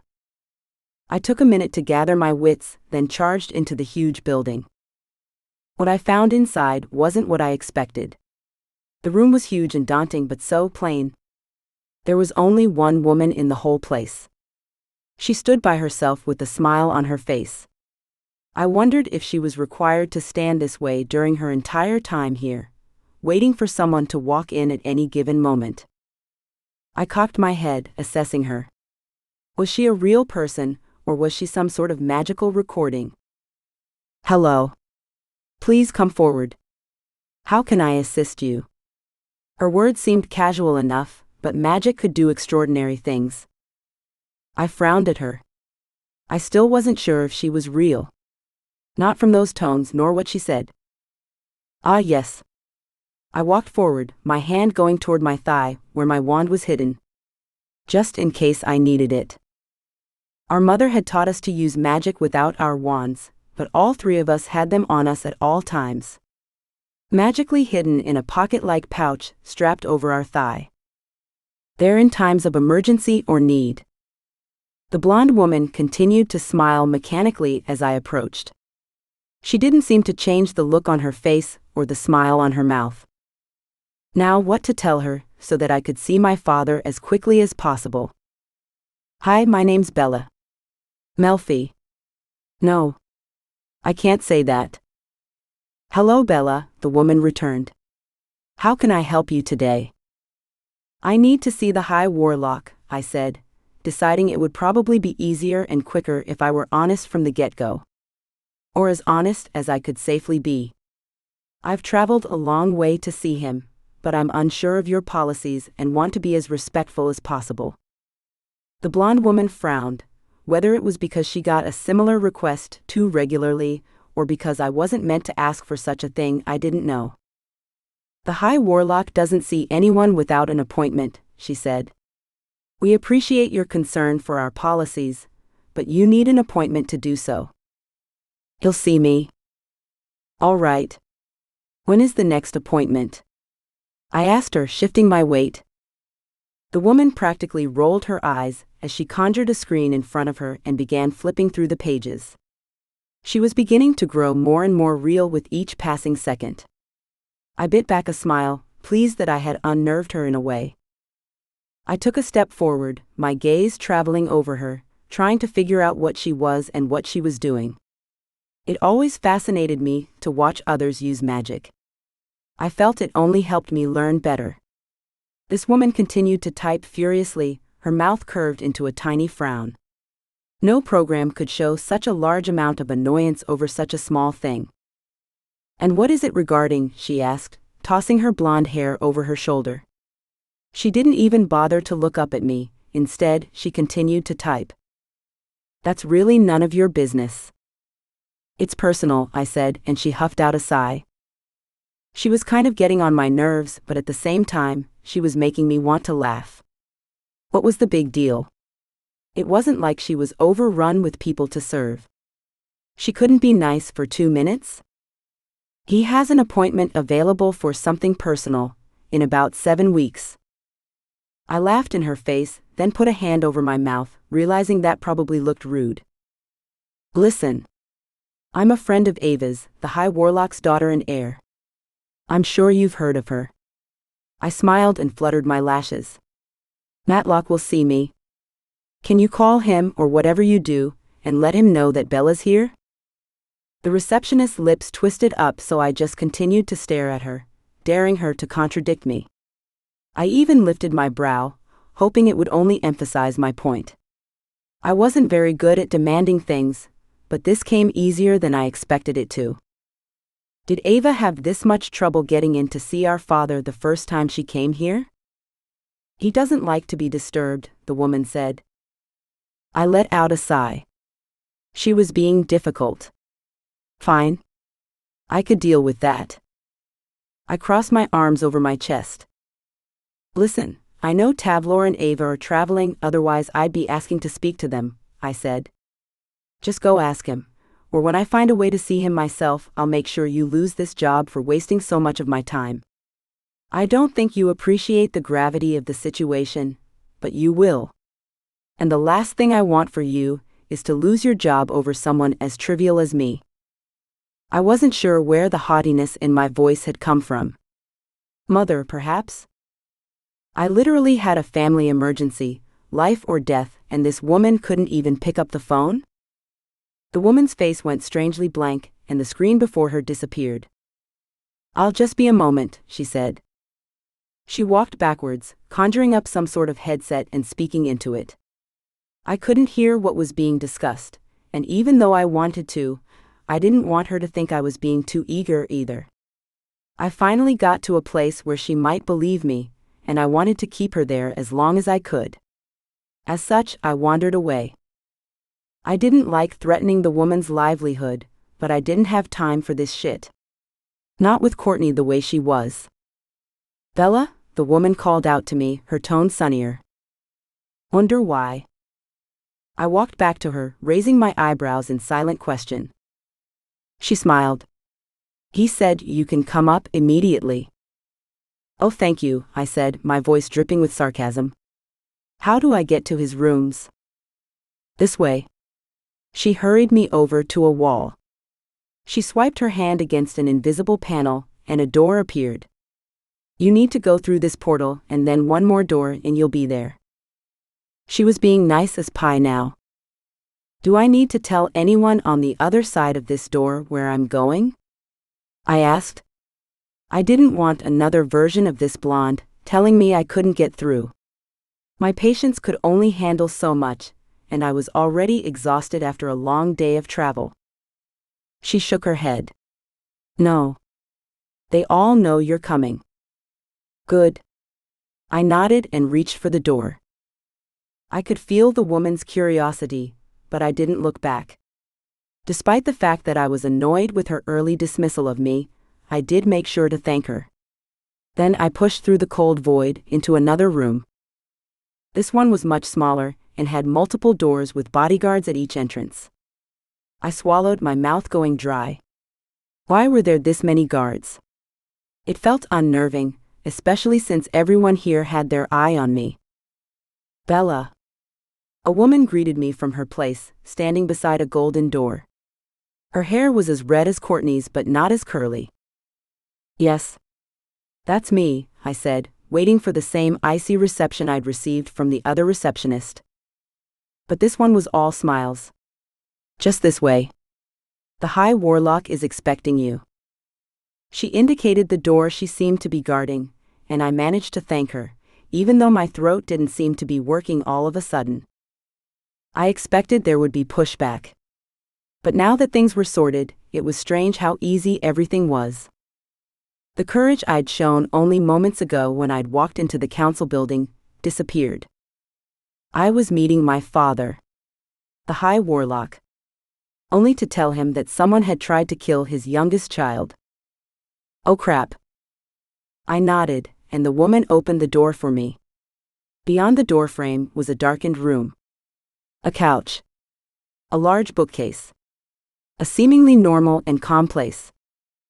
On any other day, I would have found the room inviting. The perfect place to read a book without being disturbed.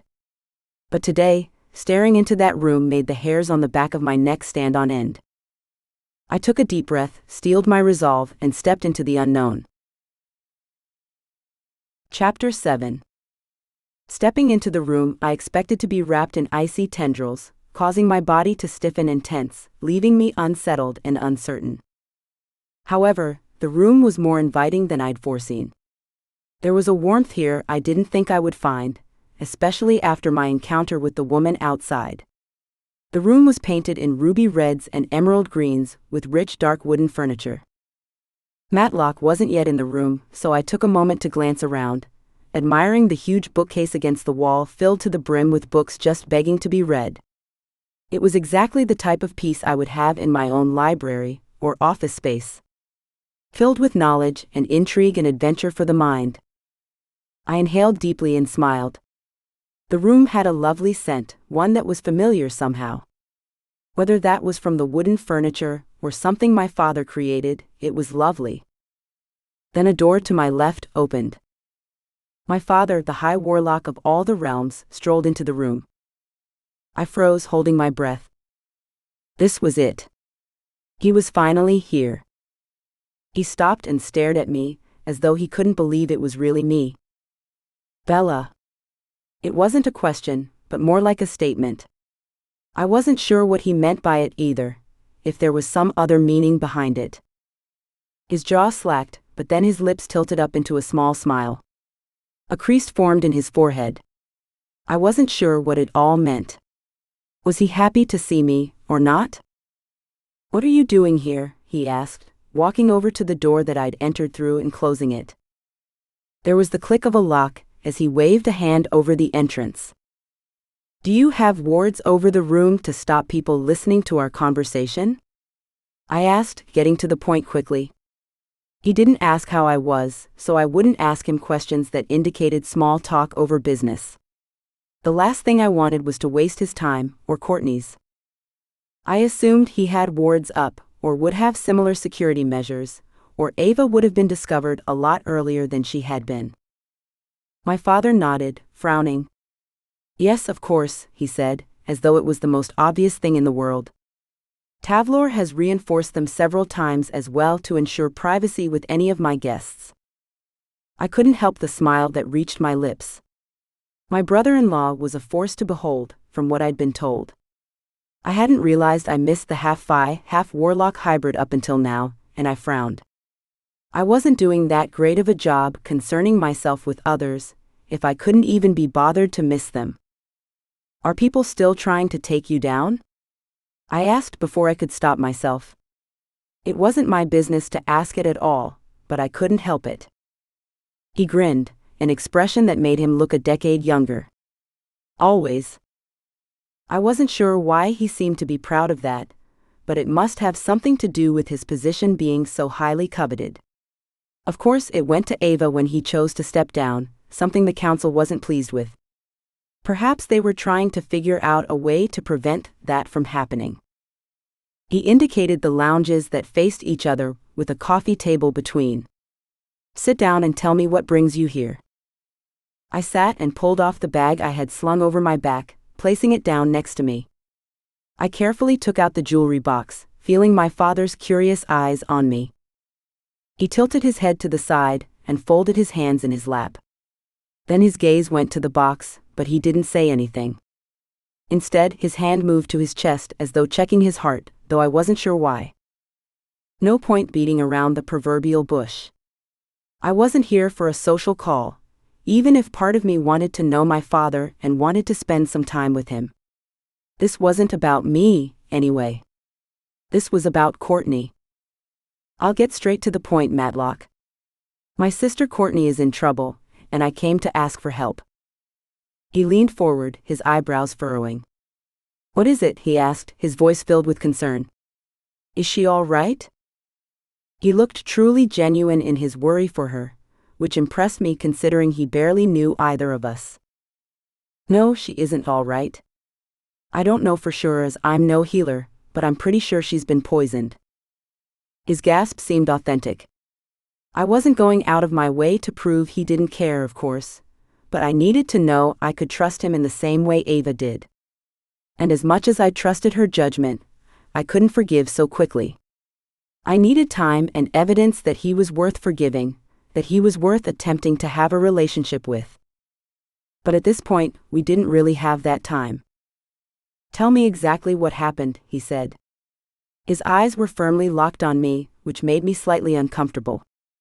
I didn't like attention, especially from strangers. I shifted my weight under his gaze and cleared my throat. My hands gripped the box in my hands. After taking a deep breath, I told him everything. From Courtney's village hopping and drinking behavior, down to her frothing from the mouth and shuddering. I didn't mean to paint her in an unflattering light, but Matlock needed to know everything if he was going to make an informed decision on how to help her. He swallowed hard. What did you do? How did you treat her? I launched into an explanation of what I did to stabilize her. When I'd finished, my father's eyes were wide and his smile was proud. Considering your lack of training, Bella, that was great thinking. He paused, as though he wanted to get a better handle on his voice. It shook as he spoke, filled with both fear and relief. So where is she now? What condition is she in? My fingers tightened around the metal jewelry box. Well, I cast a spell to shrink her so I could bring her to you and find a proper healer. As I said, I have very little training in that regard. Mother always did any healing spells we needed, and she didn't really teach us anything. I opened the lid on the jewelry box and placed my tiny sister on the table between my father and me. I held my breath and sat back waiting. Matlock frowned as though he didn't understand, then his gaze flicked to the box with my sleeping sister inside. His mouth dropped open, then he reached for her, picking up the box gently and staring. Bella, that was genius. I couldn't stop the heat that rose into my face. Mother had never been one for exaggerated praise, even when we were children. No. I shook my head, feeling the need to clear my throat. I just tried something that I thought would help transport her safely. It wasn't a big deal. At least, I didn't think it was. Oh, you did a lot more than that, he said. By putting her in this state, you will have nearly nullified the poison's operations. Her heart would barely be beating, thus slowing the spread, but at the same time, she will still be alive, and that's the important thing. You did the best thing possible, not just for transporting Courtney, but for saving her life. There's a good chance she'd be dead if you hadn't done this, if you hadn't acted so quickly. I looked down at my sister, then back up at my father, smiling at him and not sure what to say. It felt weird to be complimented for doing the right thing, especially since I was rarely complimented at all. But I liked it. What did you say when someone praised you? It was a concept I was unfamiliar with. So what do we do next? I asked, changing the subject from my genius, a topic I was most certainly not comfortable with. I leaned forward, tugging at my fingers. Matlock placed Courtney back on the table.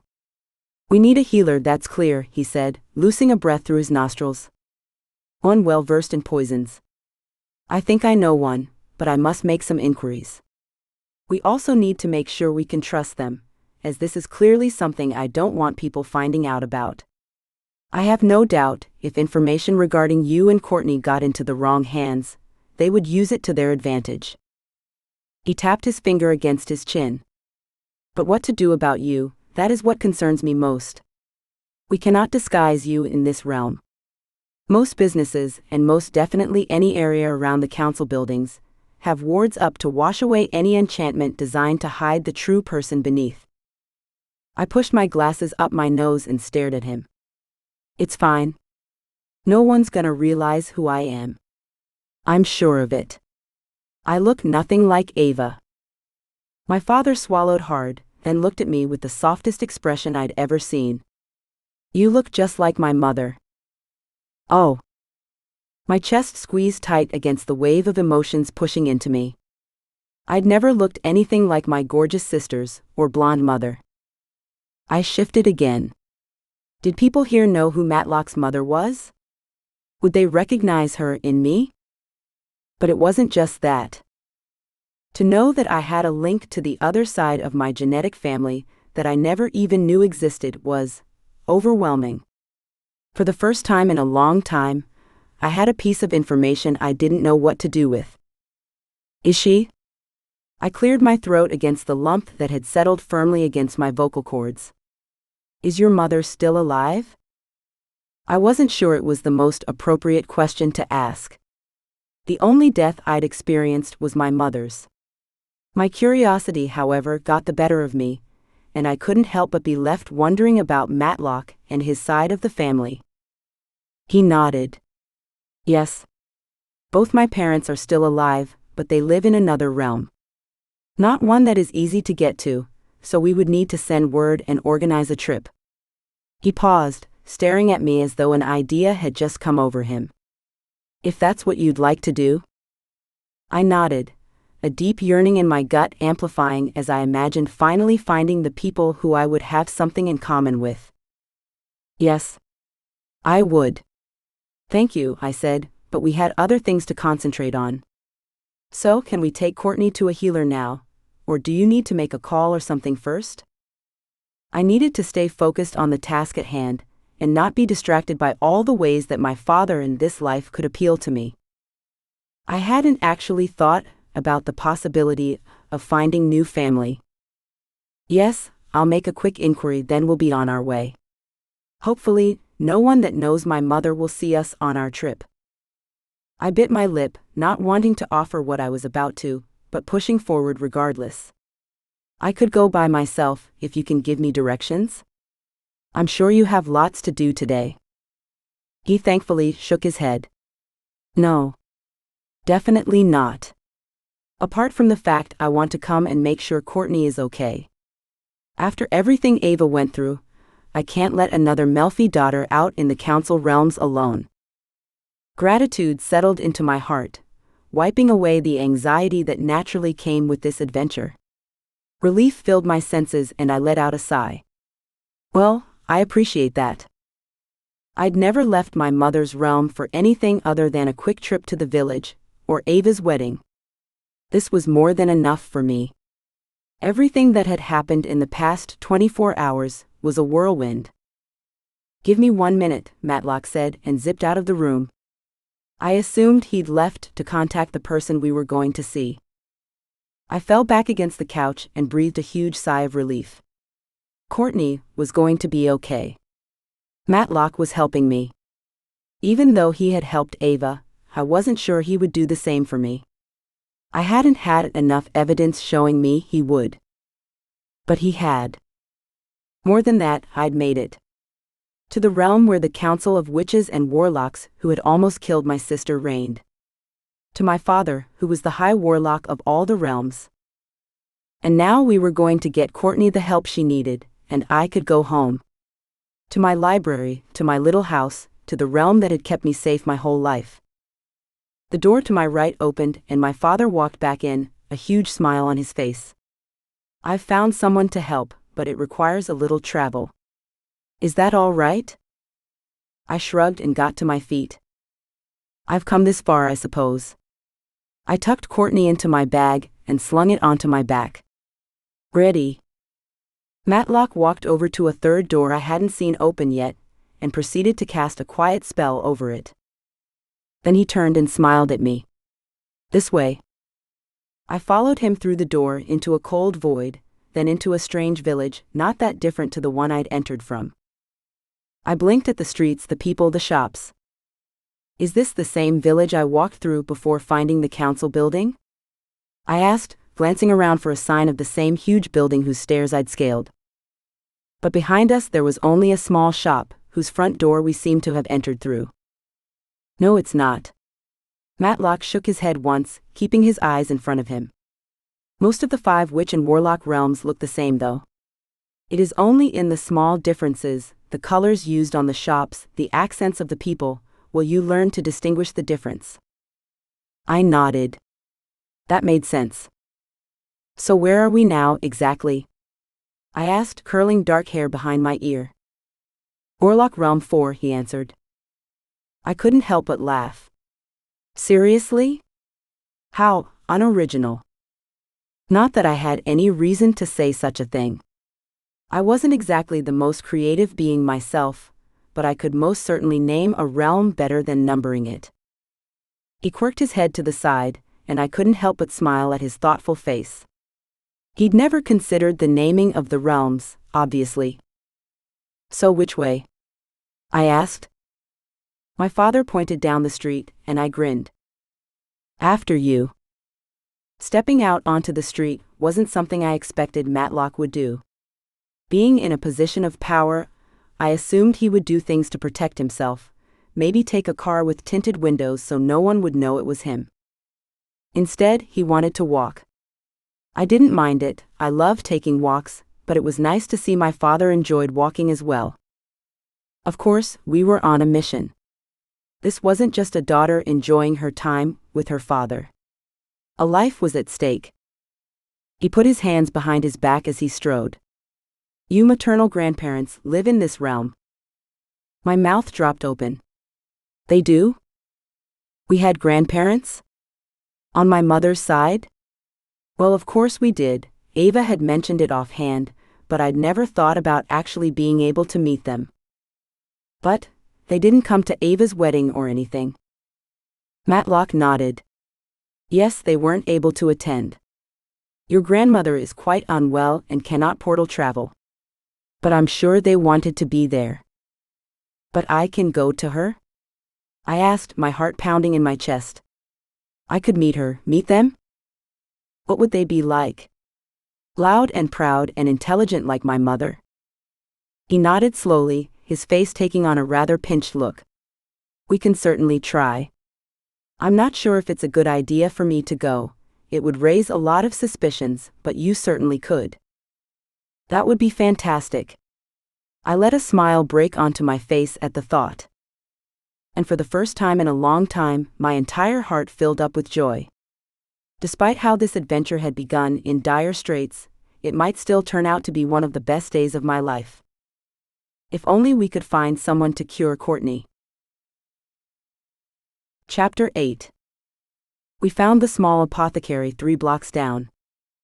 By that time, I'd already had a dozen conversations with my grandparents inside my own head.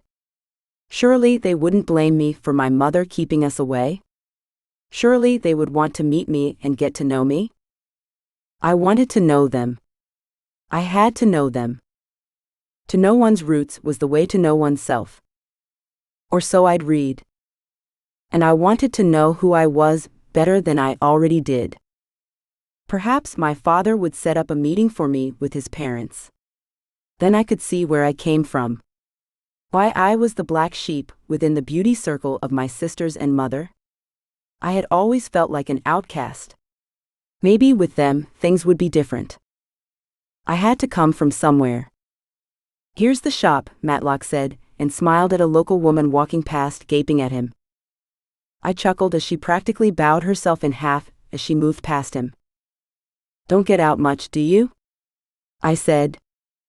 He shrugged as he pushed open the shop door and held it open for me to enter. Not really. No. I marched past him and into the apothecary, the scent of burning candles, sage, and lavender hitting me the strongest. There were many other underlying smells, and I found myself yearning for my home. For my small flower beds and library, where I could wallow away the day. Matlock. Old friend, it's good to see you. A man rushed out of the shadows, arms extended for an embrace. He seemed friendly enough, his lips curved into a smile, his eyes softening when he came in contact with my father. I stepped back, not wanting to get in the way. Oliver, my father said, allowing the other man to grab him up in a hug. It's good to see you. It's been too long. I pressed my lips together so that I didn't laugh, seeing my father's embarrassment and discomfort with the situation. But he didn't try to stop the man, which was interesting, and rather reassuring about my father's nature. The other man obviously loved men rather than women. His presence was hard to miss, with his strange purple hair, his leather pants, and his high-pitched voice. But if this was who Matlock thought to be the best in the business, I was glad we'd come. I didn't particularly care who he was, personally. I cared about his ability to heal, and his ability to help us. When Oliver finally pulled back and turned to me, I saw the gold rings adorning every finger on his hands and gaped at them. My eyebrows shot up my forehead. I knew I was staring, but I couldn't help myself. What an incredible collection, I said, unable to help myself from stepping forward and examining them. I was careful not to touch him, but I couldn't help but want to look closer, to see them reflecting in the dim lighting. Oliver held one hand out to me with approval and a grin on his face. I like to think so. May I? I asked tentatively. Of course. I held his fingers in mine gingerly, never having done this before, and examined the rings. There was more to them than I'd realized. Some had stones, other jewels. One had an incredibly elaborate design I recognized from my reading. I traced the curves and indents on it, amazed. This one is for protection against identity spells, is it not? I asked. Oliver removed his hand from mine and narrowed his gaze at me. There was suspicion in his eyes. I shifted my weight and ducked my head. Had I done something wrong, said something I shouldn't have? How did you? He cleared his throat and glanced at my father, as though remembering he was in the room. Who have you brought to me, Matlock? She is a very unusual witch. I swallowed hard against the need to bite my tongue. I did not like to be judged, especially by someone who did not even know me.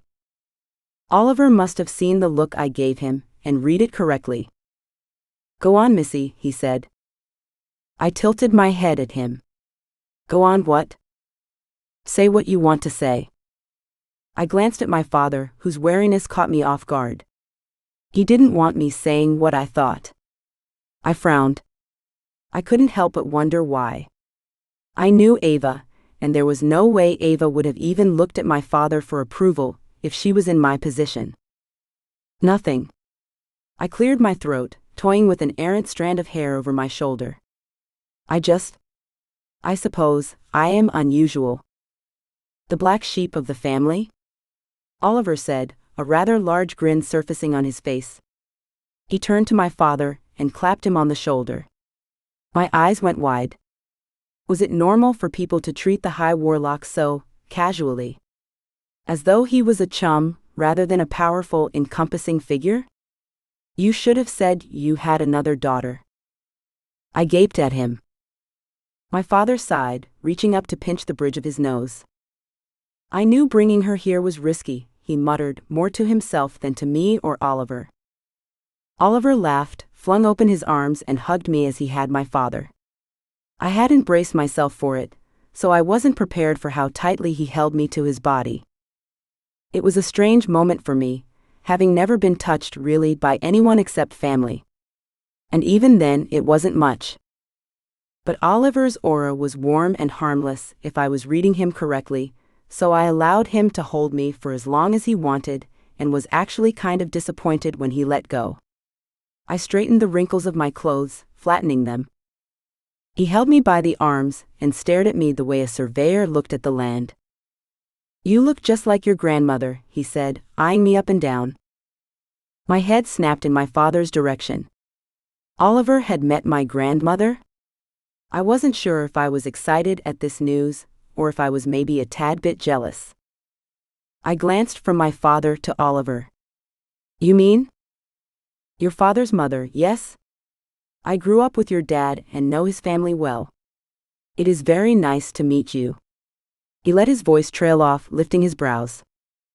He waited, and I realized we hadn't really been introduced. Bella, I said. He grinned. Bella. He said it like he was testing it out, then nodded once to offer his approval. Finally, he let go of my arms and walked over to his counter, pulling on the persona of shopkeeper the way one would pull on a jacket. So, how can I help you today? He asked, looking between the two of us. My father moved forward, concern pouring out of him. Oliver, you can't tell anyone, he began, holding his hands up. Who am I going to tell, Matlock? Oliver returned flatly, shooting my father a dry look. My father lifted his eyebrows in question. Oliver sighed, then made a cross over his chest. I won't tell anyone, I swear. Now tell me why you've risked bringing Bella out into the wild, and what you need from me. It's me, I managed to say, though my heart pounded harder. Why would my father bring me here anyway, especially if he didn't trust him?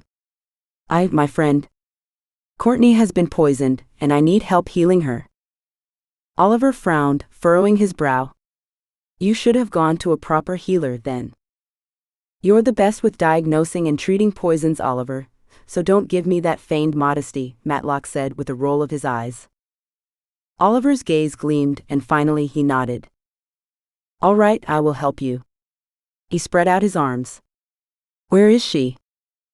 I pulled my bag from my back and carefully took out my genie-style sister. I shrunk her for easy transportation, I said, placing the jewelry box on the glass cabinet that served as a reception desk in front of me. It felt as though I had just given up an arm. I didn't feel comfortable letting Courtney out of my grasp, especially with someone even my father was wary of, but I couldn't take it back now. If he was our only hope when it came to Courtney, we had no choice but to trust him. Oliver narrowed his eyes. Ava. Bella. Courtney. Is this your friend, Bella? Or is there a third sister? Holy crap. How did he pick that? What did he know? How did he know it? Here I was, assuming I was so careful, but clearly I wasn't. Was I just this transparent? This sheltered, that I gave away too much in my body language and facial expressions? I twisted to look at my father. What guidance did he have for me? Did he have any advice I should adhere to? Matlock crossed his arms over his chest. It seems Genevieve had a strange liking for alphabetical order, he said, an obvious fondness for my mother clear in his tone, even if there was a hint of self-deprecation. Oliver grinned a Cheshire-style smile. Oh my heavens, Matlock. How did you manage to sire 3 daughters and not even know it? He asked. The all-knowing Matlock brought to his knees by 3 beautiful women and their mother. I bit my lip to keep from smiling. My mother was very secretive. And strategic by the sounds of it, Oliver said, reaching for the jewelry box and flicking open the lid. You've done a good job in helping her, Bella, but I'll need you to undo the spell and make her full size if I'm going to diagnose her. I swallowed hard, thrusting my hands behind my back and playing with my fingers. How do I do that? He stared at me with a confused look, then tilted his head. Come this way. I have a consulting room out the back. I picked up the box containing Courtney and followed him to the back of the shop and through the curtains that led to his consulting room. My heart pounded as we moved through a darkened corridor and into a room lit with candles. Place your sister on the table, he instructed. I lifted my sister out of the box and carefully transferred her to the examination table. I really should have changed her clothes before I shrunk her, I said out loud, even though the words were more for me than anyone else. Oliver smiled. It's fine. He waved nonchalantly. We can fix those sorts of things up once she's healed. Courtney still looked like a perfect doll. Her face, framed by curly red hair, was relaxed in sleep. Even covered in a green potion and in a trance, she was beautiful. I stepped back, internally shaking my head. I needed to focus on helping my sister. How do I undo the spell? Your mother homeschooled you, didn't she? Oliver asked, quirking a brow. I nodded. Yes, I've never had any teachings other than the books from our library, I admitted, shuffling. I didn't know why I cared about his opinion of me, but I did, more than I wanted to admit. So you worked this spell without any healer knowledge, he continued. I frowned, trying to decipher his tone. Had I done something wrong? Both Aunt Allison and Father seemed impressed, but maybe that was because they weren't familiar with the magic that went into the spell. Maybe I had done something wrong. That's crazy, he said, shaking his head. He sounded surprised. I blinked once, waiting. When he didn't offer a criticism, I released a breath I hadn't realized I was holding and nodded. Pretty much. I'm a bookworm. I enjoy reading and learning, and when Courtney got sick, I did what I could, based on the knowledge I had. Which was? He certainly asked a lot of questions. I detailed the binding spell I did with silver thread and white light, the green neutralizing potion and the shrinking magic. Oliver waved his hands in a dramatic fashion. Magnificent. You are not only beautiful but wise, it seems. I indicated to her. Can you put her back to normal size? It is easier if you do it. There is a simple incantation that will undo the transformation magic you worked on your sister. He waved his hand and conjured a book, flicking the pages until finding what he wanted and pointing to it. Here. I took the spell book from him, and a wave of gratitude washed over me. He was teaching me in the same sort of way that I learned well from. He'd actually listened. The spell seemed simple enough, so I lifted my hand and spoke the words on the page. A tingle worked its way through my fingers. Courtney began to grow bigger and bigger, until finally she was laying on the table, full-sized and reeking of the green swamp smell. I wrinkled my nose and looked away, taking a moment to settle my queasy stomach. I think I may fix her clothing now, Oliver said, and with a wave of his hands Courtney was suddenly clean. Her hair was untangled, her skin gleamed with good health, and her vixen type of clothing was free of the green potion I'd tipped all over her. I shook my head. Those clothes need to go. She doesn't usually look like that. Not that it mattered, but I felt compelled to say it nonetheless.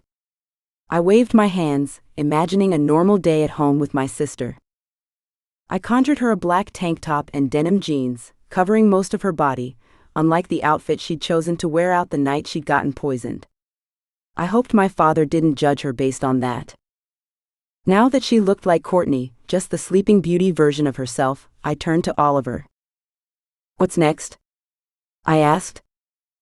Oliver was already ahead of me, taking crystals from the shelves and placing them around Courtney. Then he picked up a strange black and red candle and started moving it over her, encouraging the smoke down onto her with a wave of his hands. She's very lucky she has you, Bella. Why? I asked, though I agreed with him. He looked up at me, and there in his gaze was a strange sort of yellow flash through his eyes. I inhaled sharply. Oliver wasn't pure Warlock. He was something else, something mixed. Because if it wasn't for you, she'd be dead, he said, as though he was telling me the sky was blue, factual and while not cold, slightly indifferent. This poison is potent, it is strong, and it is designed to do one thing. I swallowed the lump in my throat, partly afraid to ask, but I already knew the answer. Kill a witch, you mean? He nodded as he continued to circle Courtney. He leaned forward over her face, then inhaled deeply through his nose. Then grimaced. Yes, a powerful witch. He wrinkled his brow and narrowed his eyes as he continued to look at her. In fact, I believe this has been tailored to your line. Your father's bloodline. You and Ava must be careful. I nodded and crossed my arms over my chest. Great. More people who wanted us dead. I should be used to it by now, and yet I wasn't. Or was it the same people who had never truly ceased to be a threat? Do you think it's the council? I asked before I could stop myself. Oliver shrugged. I can't be sure. But you can work out what needs to be done to help her? To heal her? He nodded, though his face was grave. Her journey back to us will not be easy nor quick, but I believe you stilled the poison in time. There was a loud ruckus in the front room, and I looked toward the door. What's that? Oliver grimaced, but didn't look away from my sister. I believe your father has been spotted coming into my shop. I narrowed my eyes at him. Was it you who told them he was here? He shook his head, blowing smoke from the candle over Courtney and watching as it turned purple, then green over her chest. No, but you might want to go and see what has happened, in case you can help. But Courtney. I didn't want to leave her, especially with a man who was practically a stranger to me. I'll look after her. Go. And I did. I ran for the front room, and the father I'd only just met. Something was terribly wrong. I could feel it. Chapter 9. As I hurried through the dim corridor, magic coursed through me, pushing at my fingertips, ready to filter out of me should I need it. Up ahead, angry voices grew louder and more aggressive. I didn't understand how anyone could speak to the High Warlock with such disrespect, knowing who he was and how important his role was in the community. Was the council here? If so, why? I burst into the front room and faltered. 5 people who I didn't recognize surrounded my father, but they didn't seem to be hurting him. Not yet, anyway. However, they each had snarls and sneers on their faces, as though they were ready to do something to him, should they find it necessary to do so. What I didn't understand was why they were so angry with him. What could he have possibly done to inspire such wrath? Ava had warned us how many people wanted to unseat our father, especially after finding out he had an illegitimate heir they didn't approve of. Matlock, is everything okay? I asked, not liking the feel of the room. I also made sure not to even hint that he was my father. If these were the same people who loathed him for Ava, I didn't want to think what they would do to him if they found out he had more than one child. Bella Melfi. You are under arrest, a large man with a bushy black mustache roared, charging toward me. I froze. How did he know my name? No. My father yelled, magic blowing through the room. Matlock was suddenly in front of me, holding out his hands, a powerful shield conjured before him. I hadn't even had the chance to react. All I could think about was how scared I was, and how much I wished to grab Courtney and sprint home. What are the charges? My father asked, clenching his teeth. I assumed it took a lot of concentration to hold up that much power against a force like the council. Assuming these people were the council. They certainly looked like the upper class, with gold-threaded clothes, coiffed hair, and their wands out ready to be used. Then again, I knew that not everyone in the upper class were also the council. Some of the wealthy had no ties whatsoever to that sort of authority, and as such, I shouldn't make assumptions. These definitely could be members of the council, but they could also be extremists who had used power and influence to find out about me. I narrowed my eyes, my body tense. I was prepared to attack if need be, but I didn't want to do something without provocation. They kind of reminded me of what the human police looked like sometimes, if I was being honest. Angry and power-driven. Trespassing. Conspiracy. Treason, the man with the bushy mustache spat out, his eye roaming up and down my body as though looking for a reason to hate me. When he didn't find what he wanted on me, he sneered.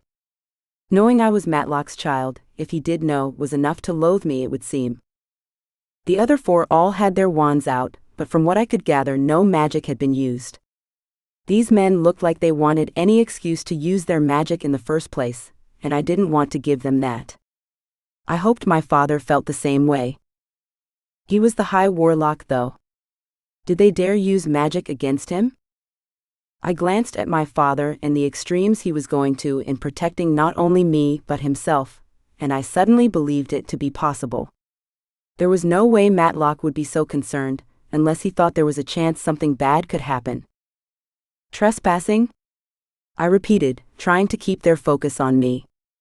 Maybe if they were distracted, Matlock could do something that might help us get out of this mess. Conspiracy to commit what? None of this was making any sense, but then again, according to Ava, nothing the council said or did made any logical sense. In their narcissistic conquer-the-world sort of crazy mind it probably did, but still. We don't know, a dark-haired woman said as she stepped up next to the man. Her face was pinched and her nose was pointed. She looked just like witches did in old cartoons. She didn't sound perturbed in the slightest, that she had no information to back up her claims. Could they really arrest me without knowing why? Then why are you here? I continued slowly. Despite the fact that they were being ridiculously unfair, I could not help but try to remain polite and patient.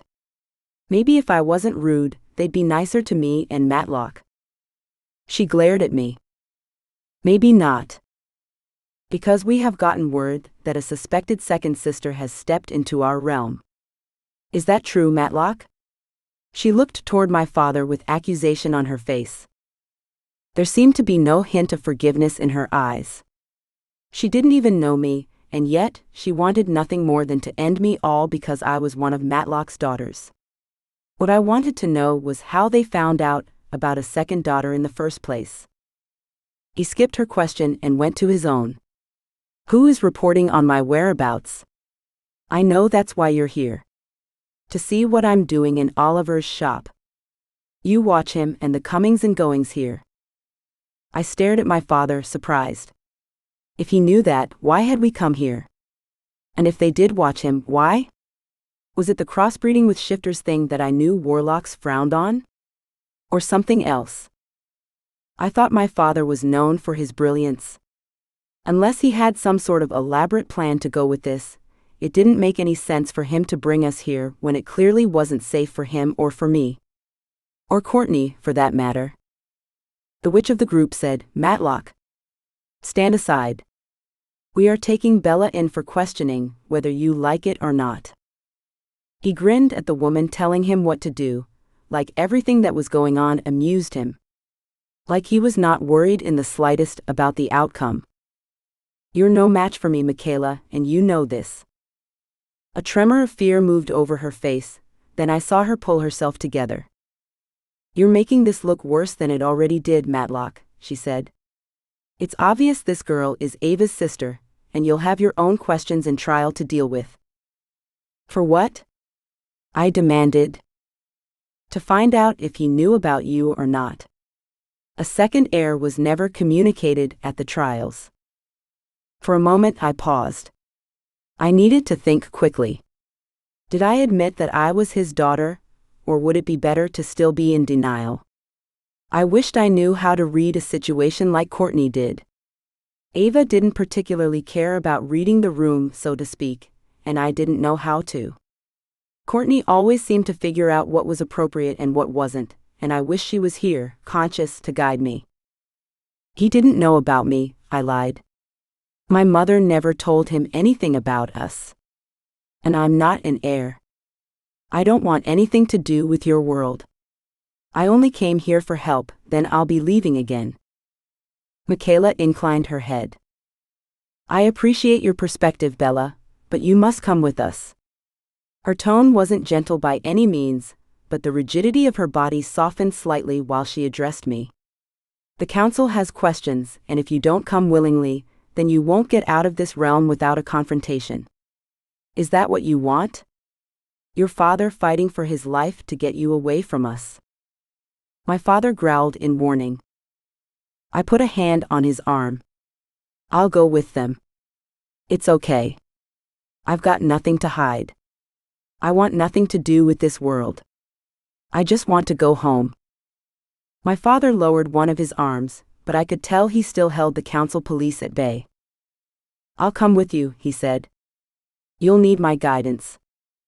I shook my head. No. Someone has to stay here with Courtney. She's too vulnerable right now. Courtney? Michaela piped up. Who's Courtney? I grimaced. I shouldn't have mentioned Courtney, but there was nothing I could do about that now.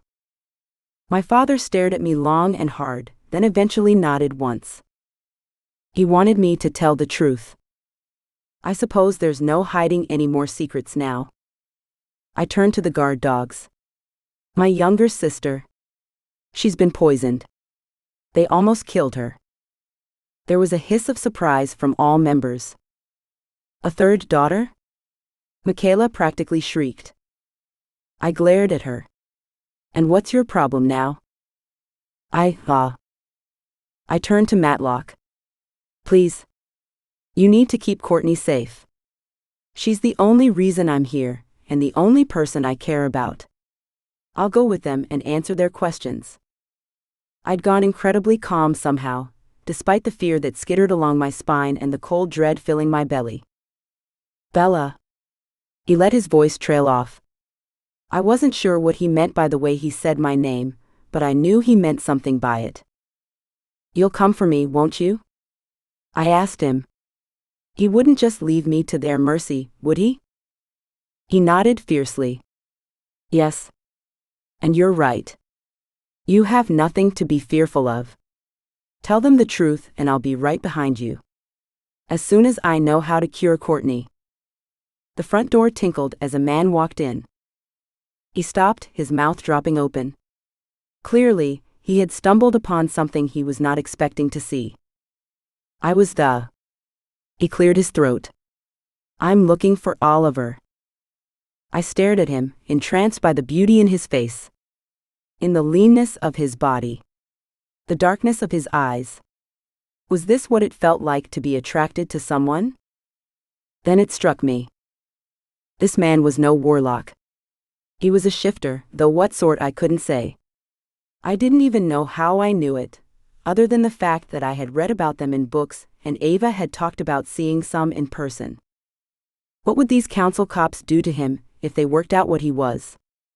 Were there rules about shifters being in this realm? Was he in danger just being here? He's out the back, I forced myself to say, wanting to get him away from me and the trouble I'd obviously caused by simply being here. You can go through and wait if you want. The man stared at me, his intense gaze flickering with yellow, the same way Oliver's had. Panic quickened my throat and made it hard to breathe. I waved my hand at him and he walked closer, around the police and past me. A low growl escaped him. I inhaled sharply, catching his scent. I almost moaned, it was so intoxicating. I'd been expecting some sort of strange dog-like smell or something unpleasant. But instead, the scent was clean and fresh like pine trees, and it had me weakening at the knees. Whoa. I tried to ignore the way simply being close to him was enough to affect my body. I couldn't afford the distraction right now, even one as lovely as he was. Bella, my father said. You don't need to go with them. They have absolutely no right to detain you like this. I could see my father fighting to keep me safe, but there was only one person I was concerned about today, and that was Courtney. Just stay with Courtney and come find me, I told him. I didn't want to rehash what had already been said. I wanted to figure this problem out, and the only way I was going to do that was if I went with them now. I'll deal with the council. However the hell one did that. Matlock pierced the group of council cronies with an intense stare. Give me your word Bella won't be harmed, he demanded, his eyes narrowing into a threatening glare. She's never even left her private realm before today, and has no way of knowing our laws. There was a strange look that went around the group. Did they think me odd? Strange? Probably. And my belly tightened in annoyance and regret that my father was explaining so much to them. My father barked at the woman. I'm serious, Michaela. You know I have the power to blow this place up to protect her, but I won't if you promise to make sure she isn't harmed. Keep her safe until I can get there to help her. Michaela stared at me strangely. Is that true? She asked in a low voice. Which part? That you've never left your realm? She seemed surprised just by the thought. Accepting Ava's wedding. Yes. My mother kept us locked up in a private realm. It was only when she died that Ava decided to leave. I was quite happy to stay at home and keep to my own business. Michaela's face shifted, as though some sort of common sense and empathy had registered with her. I'll keep her safe, Matlock, she agreed, turning back to look at my father. As long as she doesn't do anything stupid, it'll be fine. I frowned at her. Define something stupid, because I have no idea what you find offensive. And honestly, me and stupid do not fit in the same sentence together. I may be new regarding certain things, especially things outside my realm, but I am not stupid. Attacking a guard, creating an offensive spell. Blowing something up. I laughed. I couldn't help it. Me? Yeah. No. My father shifted backwards and forwards, as though undecided in his plan of attack. He seemed to want to trust me to my own devices, but he also wanted to protect me. If I find she's been put in a jail cell or charged with something before I get there. Michaela reached out a hand to me, careful not to touch Matlock's shield. She'll be fine. If you're telling the truth about her innocence, nothing bad will happen to her. You have my word, Matlock. I went to walk forward, and my father grabbed my arm. I won't be far behind you. I promise. I nodded at his intensity, then watched as he lowered his casting arm and the room became warmer. Louder. The outside world could penetrate us once again. The men reached for me, and my father made a noise behind me. A low, strange warning sound. They stopped their arms mid-air. Or my father did. Don't touch her, he said. There's 5 of you and 1 of her, and if I see even a red mark on her arm when I get there, I'll hunt down whoever's responsible and make them pay. Michaela stepped into the circle and moved next to me as though she would be the one to escort me. Let's go, Bella, she said. I nodded and inhaled a quick, frightened breath. Ava said the council had threatened her in every way possible, before she'd finally won the right to be Dad's heir, in a battle of wills more than anything else. I should be terrified to go with them, and a part of me was.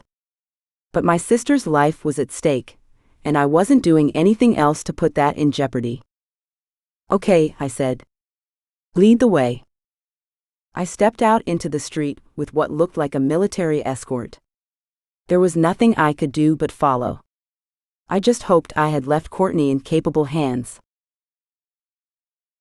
Chapter 10.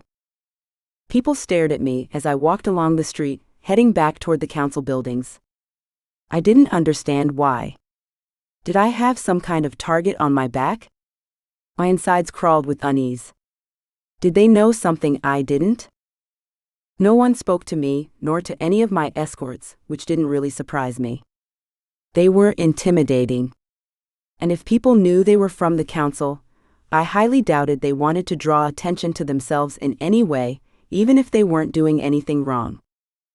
I had to force myself to breathe with every step I took, as vampire-style butterflies took over my belly, biting and twisting as they moved. Part of me wanted to stop walking, to clutch my stomach and keel over due to the pain, but I pushed through it. From my peripheral, I could not help but glance at the members of the council who surrounded me, ensuring there was no way I would be able to escape. What were they going to say? What were they going to ask me? I'd already told one lie about having never left my mother's realm. Would they uncover that and punish me? Or my father? Or Ava? Damn it. I shouldn't have told Matlock to stay with Courtney. I could get us all in so much trouble if I said the wrong thing. I had no idea what I was doing, so the fact that somehow I was listened to made no sense. We turned a corner and I kept walking, my mind casting back to the young man I'd met in Oliver's shop, despite my best efforts to free myself from any form of distraction. He's been a shifter, I was sure of it. Was he a mixed blood like Tavlor? Like Oliver? Or was he a pure breed? I'd only ever read about shifters, so my knowledge was purely academic. And amazingly, for the first time ever, I was disappointed by that fact.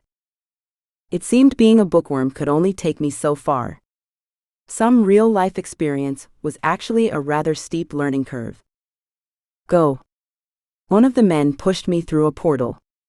I shuddered as I moved through the cold void and back into the council realm. I recognized it from the scent of the bakeries around the town and the almost artificially perfect blue sky above. We walked a little further, then we were back at the council's large, imposing building. Up the stairs, Michaela said. Bushy eyebrows went to poke me with his wand. Move. I jumped, fear leaping into my throat. Michaela stepped in front of Bushy Eyebrow Man and smiled at me. Go on, she said, her voice more friendly than I expected from her. We're right behind you. I heard her quietly admonishing the man behind me, and his angry response. I wanted to pick up more of what was said, but I couldn't hear. Obviously, there was some dissension between the ranks, but I didn't really care about that.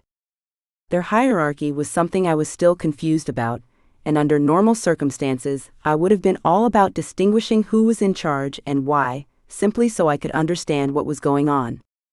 But right now, I wanted to get this over with so I could protect Courtney and make sure she survived what happened to her.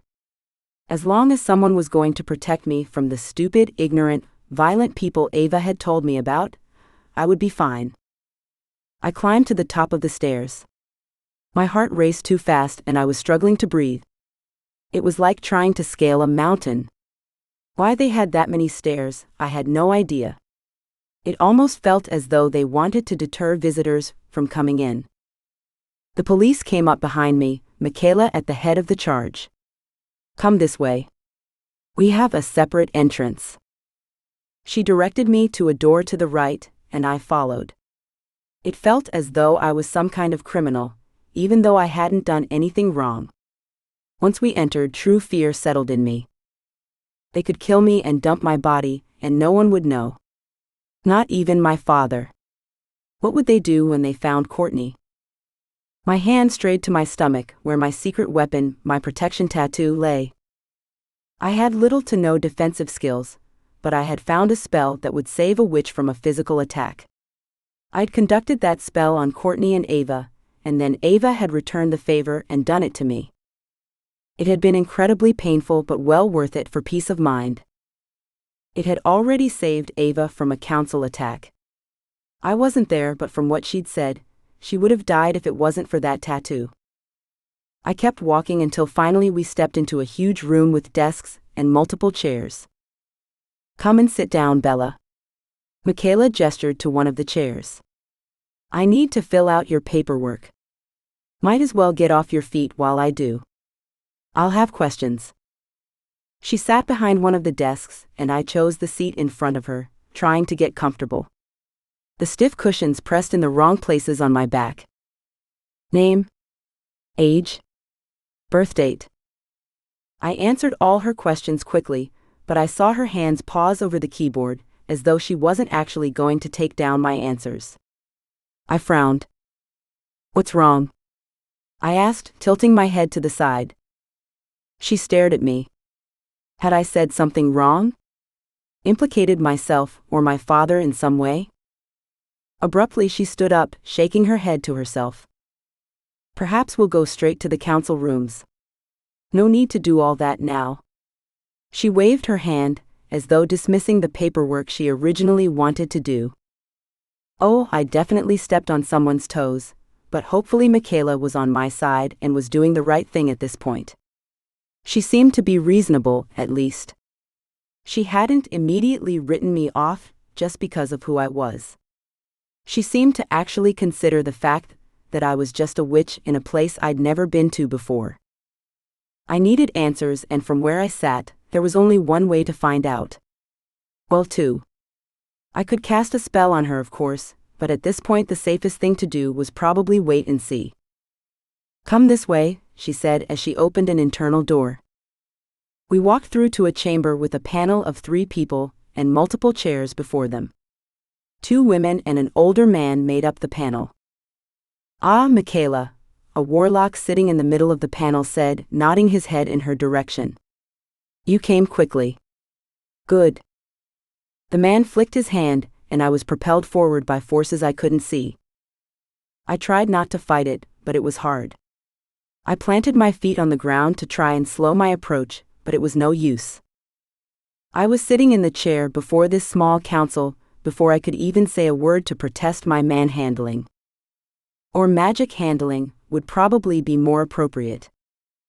State your name for the record, the man in the center of the trio said. He was flanked by 2 women, both in their 40s or 50s, if their faces were an indication of age. All of them frowned at me, their eyes ripping into me and my appearance, as though they could gauge my innocence simply based on what I looked like. Bella, I said, though my throat ached as though I'd talked it raw. I shifted in my seat, clutching my hands together. I hoped they didn't notice that, but I was sure they did. Judging by the way they stared at me, I didn't think anything escaped their notice. The blonde woman on the left looked over her glasses at me. Full name, she said, her voice pinched and annoyed. Bella Melfi. There was a gasp of surprise from the red-haired woman on the right, and the 3 of them exchanged glances. They knew my mother's last name. That, or they remembered it was also Ava's. So it's true, the man said. I stared at him. Was I supposed to answer that? Speak up, he commanded, waving his fingers at me. I tilted my head to the side. That wasn't really the way to talk to someone, if you wanted them to answer. You didn't ask me a question, I pointed out. It sounded petty, but I wasn't trying to be. How was I supposed to know he wanted more from me if he didn't actually ask a question? That earned me a deep frown from all 3 people. The blonde woman pushed her glasses up her nose. Who are your parents, Bella? She asked, though I could tell she already knew the answer. She just wanted me to say it. There was a silence in the air, pregnant with tension, ready to burst. They leaned forward on their desks, their eyes hungry for an answer they already knew. I wanted to roll my eyes at their desperation. It was almost pathetic. But I wanted to get this over with as quickly as I could. My mother was Genevieve Melfi. She raised me. And died recently. And your father, the blonde pushed, staring at me as though she was bored and annoyed at the very presence of me. Trust me, the feeling was mutual. If that was how they felt, they really shouldn't have bothered hauling me all this way. I tried to keep my impatience to myself. Perhaps if I was willing to do as they asked, within reason of course, it would hurry things up, and I could leave and get back to Courtney. My father, I was told, is Matlock Cremantee. There was a general gasp. You were told, the blonde asked. She sounded confused, like she didn't know what to make of that statement. I couldn't blame her. I purposefully chose my words carefully. The last thing I wanted them to do was try and manipulate them, so they could use them against me or accuse me of lying. Yes? I nodded once.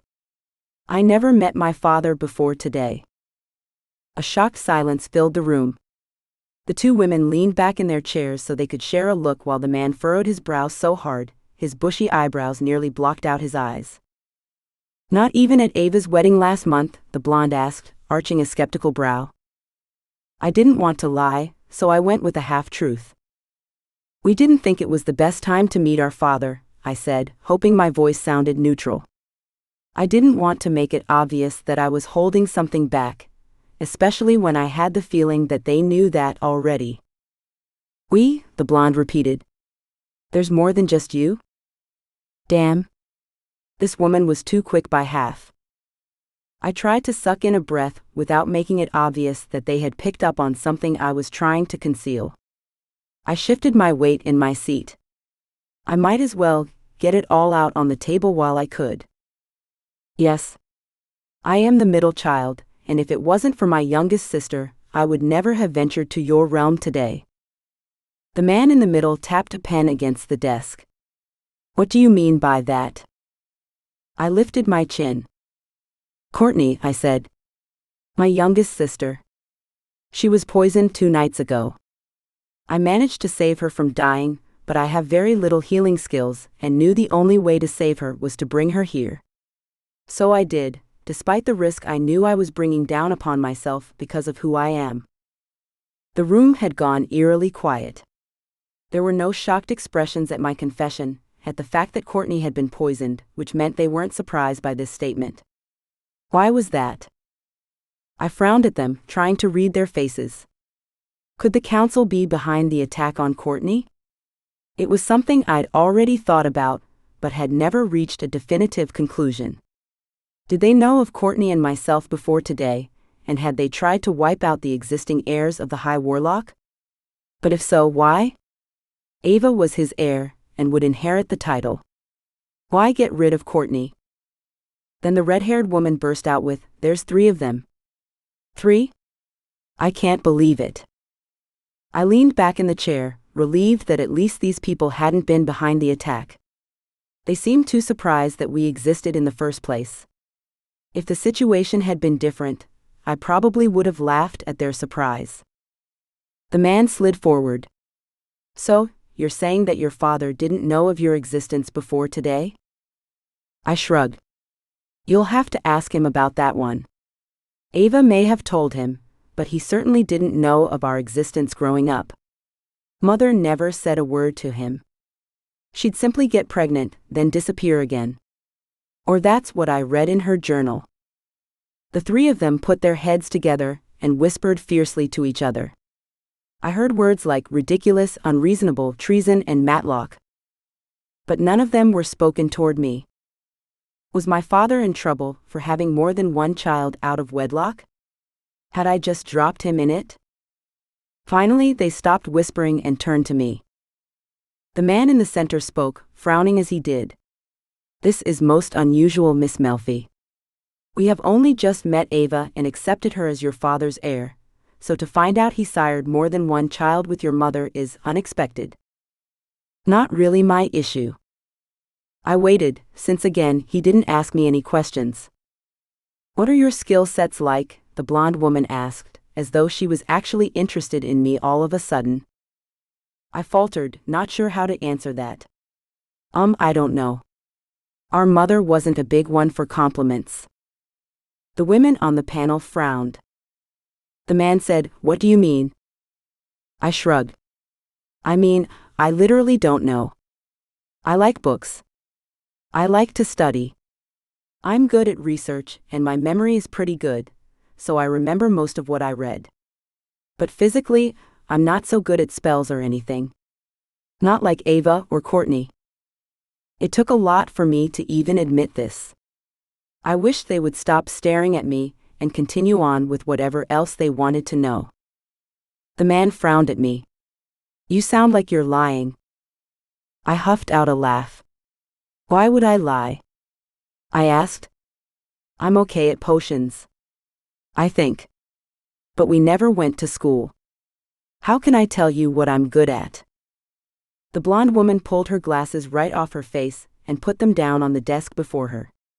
Ava didn't know her own strength either, and yet she practically blasted the roof off the training facility. Another laugh bubbled up inside me. Well, I'm sorry if you were expecting another Ava, but that's just not me, I said, lifting my shoulder in a shrug. I've never gone up against Ava in any sort of competition. Ever. I wouldn't dare. The three of them looked amongst themselves as though surprised. I'm telling the truth, I said. The red-haired woman smiled at me. We will find out. As soon as we can arrange it, we will get you and your sister tested, and we will find out where to best place you. I'm sorry, what? What had they just said?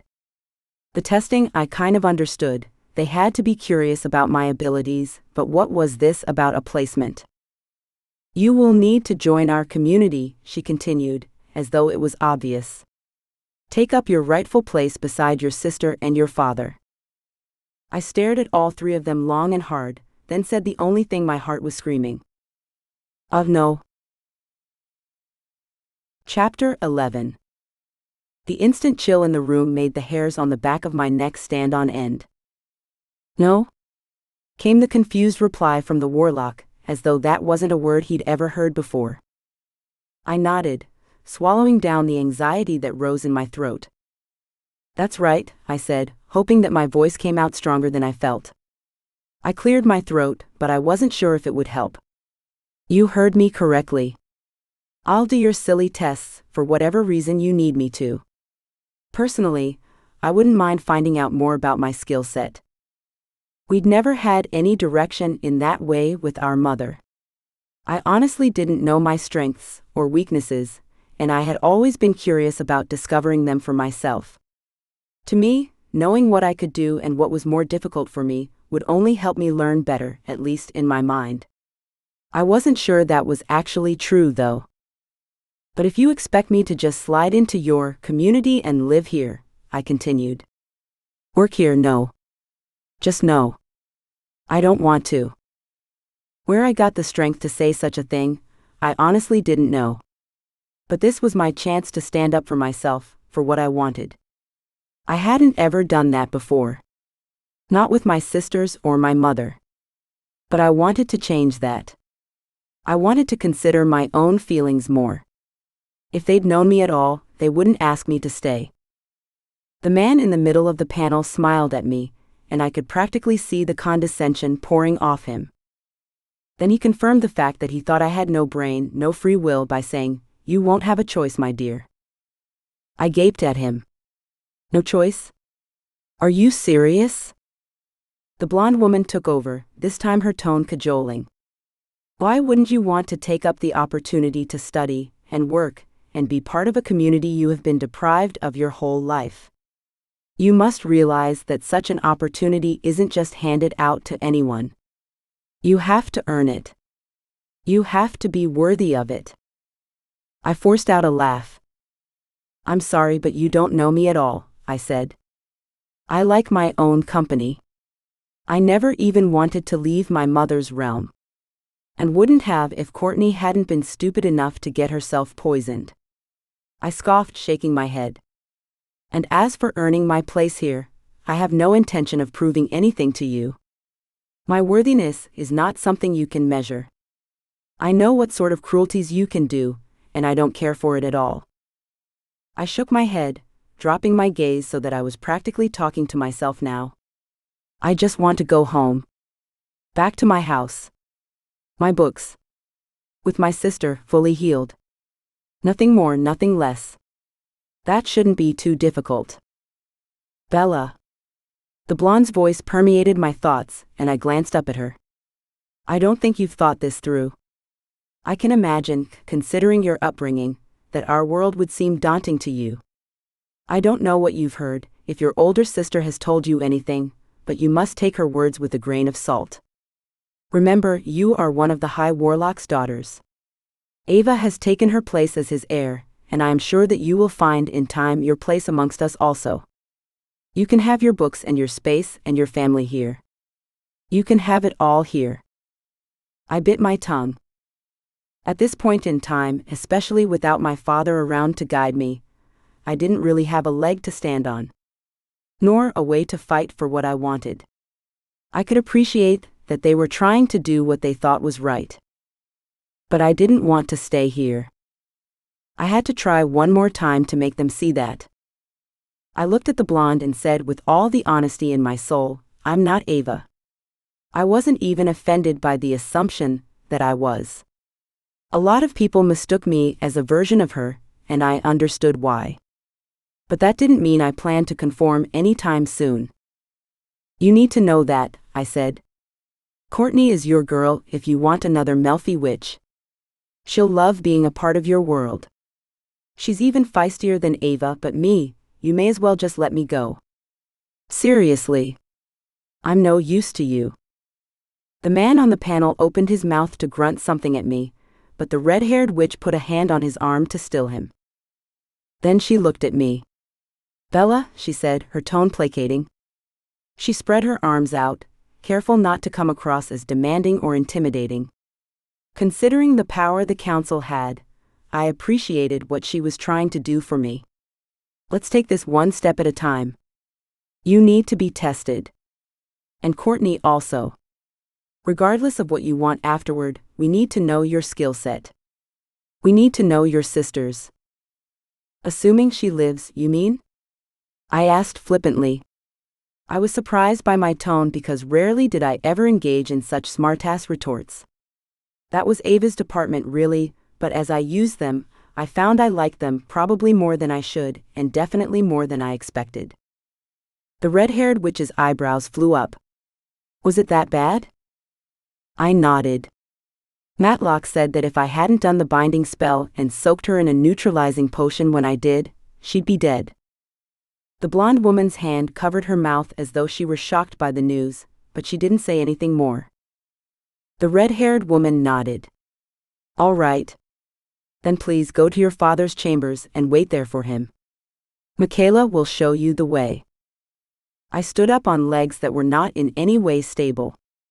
But Michaela grabbed my elbow and shook her head ever so slightly. Just come with me. For some reason, I did as she asked. She'd protected me a little thus far, and had promised my father she would see me safe. I had to assume she was doing the right thing at this point. I wasn't sure why I trusted her, besides the fact that from our little interaction, she seemed to be following through with her word. Other than that, I wasn't sure, and that bothered me to a degree. I liked to understand what was going on. I liked to know why someone acted a certain way, especially someone I thought maybe shouldn't. The council was filled with people I shouldn't trust. Ava had made that clear. And yet, this woman didn't seem as bad as the rest had been. Was she an outlier? Or had they changed? We didn't speak as Michaela waved her hand over panel after panel, and we walked through door after door. My feet were starting to ache from all the walking, but I didn't say anything. She was probably already used to the trek. Did we just pass through a portal? I asked, when the last jump included that dreaded cold feeling of a realm jump. Michaela opened another door and led me into my father's office. His inner sanctum. Yes, she said, keeping her eyes focused ahead of her. This part of the council buildings, mostly the part that your father occupies, is protected by extra magic. It is in its own realm of sorts. I shivered as I sensed even more layers of protection than I had last time I'd entered. Part of me was relieved about the extra protection, while the other part wondered what could have inspired it. Why does it feel like someone has increased the security in here? I asked. Michaela cocked her head to the side. I don't know, possibly because the door we came through is the most public, she said, lifting a shoulder in a shrug. The door most likely to be attacked would be that one for that reason. I have heard that Tavlor has laid down Phi magic to protect these rooms, so perhaps that is what you feel. I nodded. Yes, that could be it. It certainly felt foreign and strong. I wouldn't want to try to pass through it with malicious intent in mind. I glanced at the doors on either side of the room. Where do they lead? I asked, nodding in their direction. Michaela shrugged. I'm not really sure, she admitted. There didn't seem to be any sort of curiosity on her end to figure it out, either. You'd have to see for yourself. I think I will. I went first to the door my father had come out of that morning, and found a dark bedroom. Does my father sleep here? I asked, a little confused. I lifted my voice so she would be able to hear me, despite the distance between us. Doesn't he have a house somewhere? It only made sense for him to have a place where he could live, not a place where he worked and slept. Didn't he have a family life, something that didn't revolve around work? Red embarrassment flushed her cheeks. I wouldn't know, she said. I raised an eyebrow at her. You'd know more than me, I pointed out. Also, judging by the pink flush that coated her cheeks, I could tell she was keeping something from me. So spill. Michaela glanced at the floor. There are rumors that the High Warlock's marriage is not as stable as people would like to think, she said, before clearing her throat. Not that this is any of my business, or that I would actually believe in such a rumor. I nodded. Yes, that made sense considering what Ava had told me. So, Matlock didn't go home to his big house in the council-only realm? He slept in a double bed, in a room off his office. Not exactly glamorous. I almost felt sorry for my father. I turned around and pointed at the other door. And that one? Again, Michaela shrugged. She obviously wasn't comfortable investigating, and usually neither would I be. But today, well, the rules had changed. I wanted to know more about this place, and about my father. Plus, I had time on my hands. Why not explore a little bit? It would certainly help me understand him better. I walked through the office area, and opened the door on the other side of the room. This room was much nicer, with a large bed, a living area and an office. I wasn't sure if I was expecting that. There was a feminine quality to it, and if I wasn't mistaken, a rose scent that always made me think of Ava. I think this may have been where my sister slept, I said offhandedly. I didn't think I meant to say it out loud. Michaela nodded. Ava was asked to stay here during one of the trials. I turned to look at her. Asked? Really? Michaela looked down at the ground.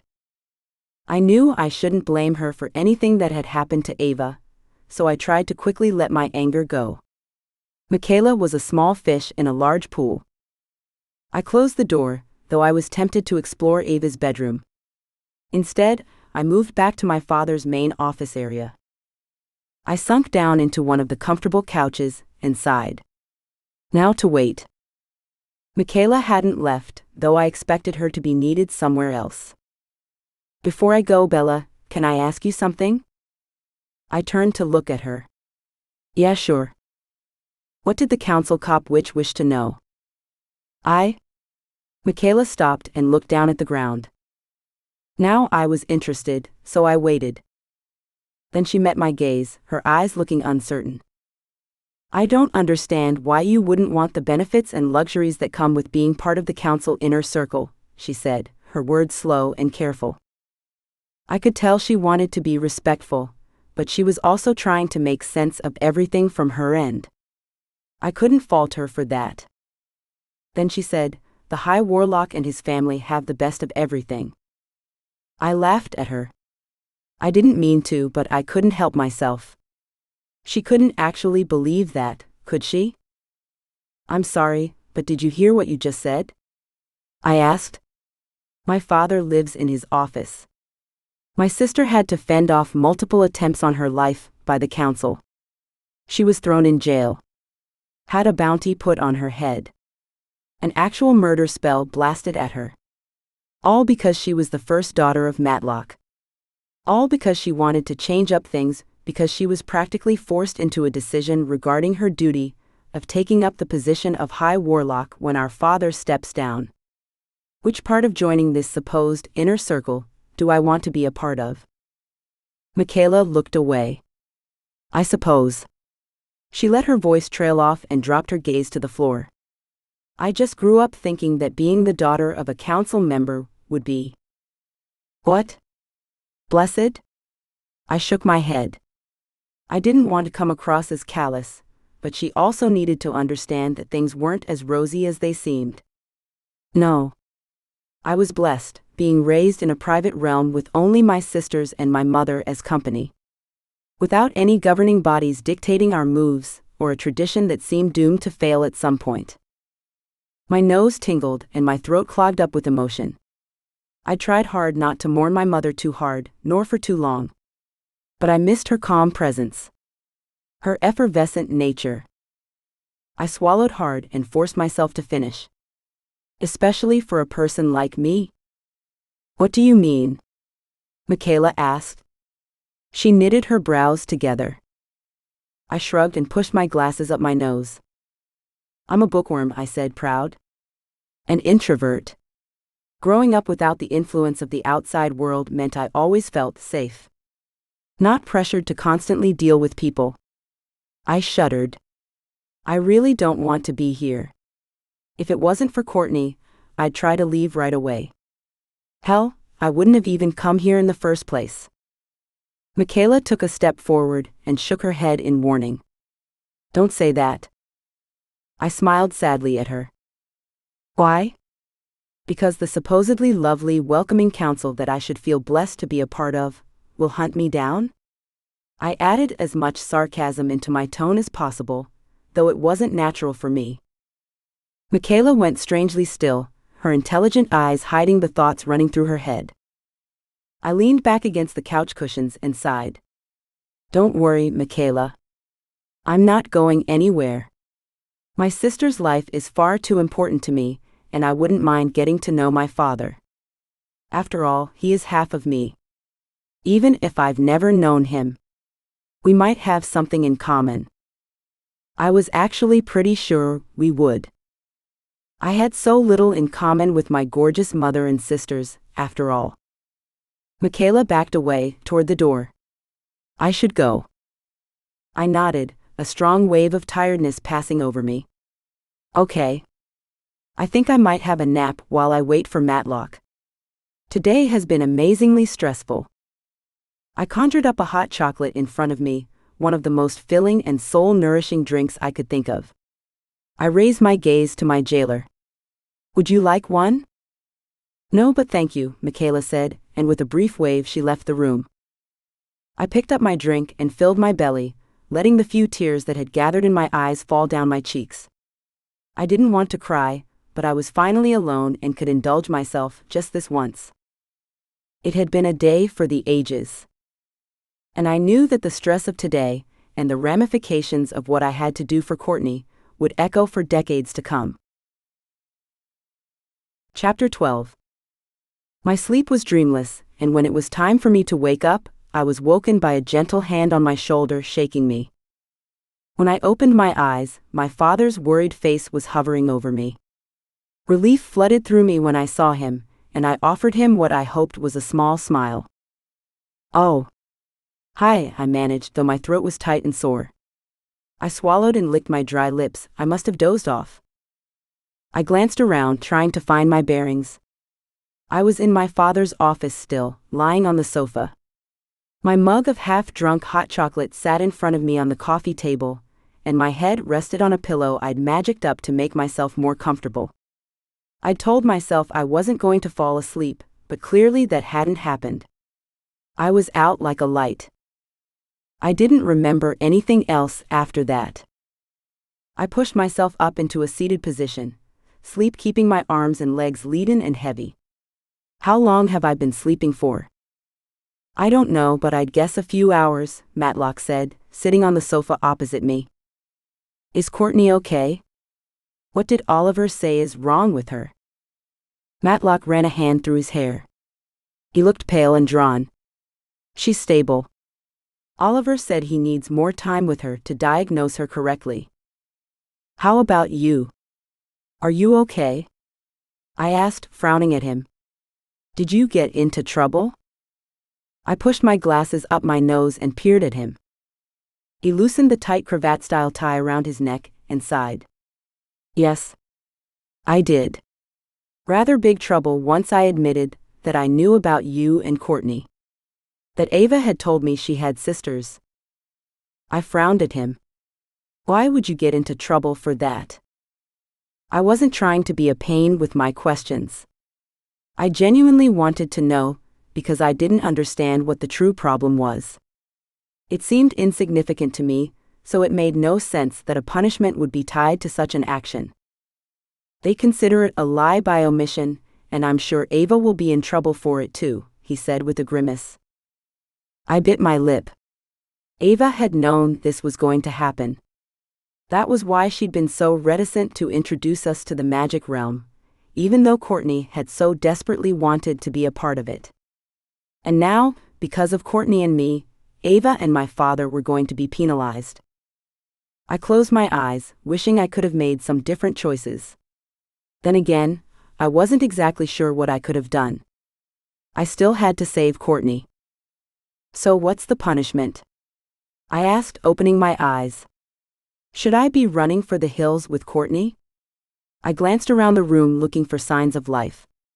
You said she's still with Oliver? Matlock waved his hand. She was when I left. But I told him to move her as soon as he worked out what was wrong, precisely. She'll be safely transported to a cousin of mine, he said nonchalantly. I didn't like that he seemed to be so dismissive of her, but I hoped that meant he wasn't worried. She's an incredible healer. I trust her with my life. Once Oliver diagnosed her, I knew I could get her the help she needed. A wave of gratitude passed over me. Thank you so much. Then the question he hadn't answered came back to haunt me.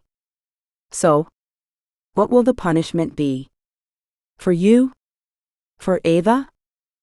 How bad could the existence of 2 new heirs be to the council? And did I really want to know? Matlock smiled. Not as bad as you think.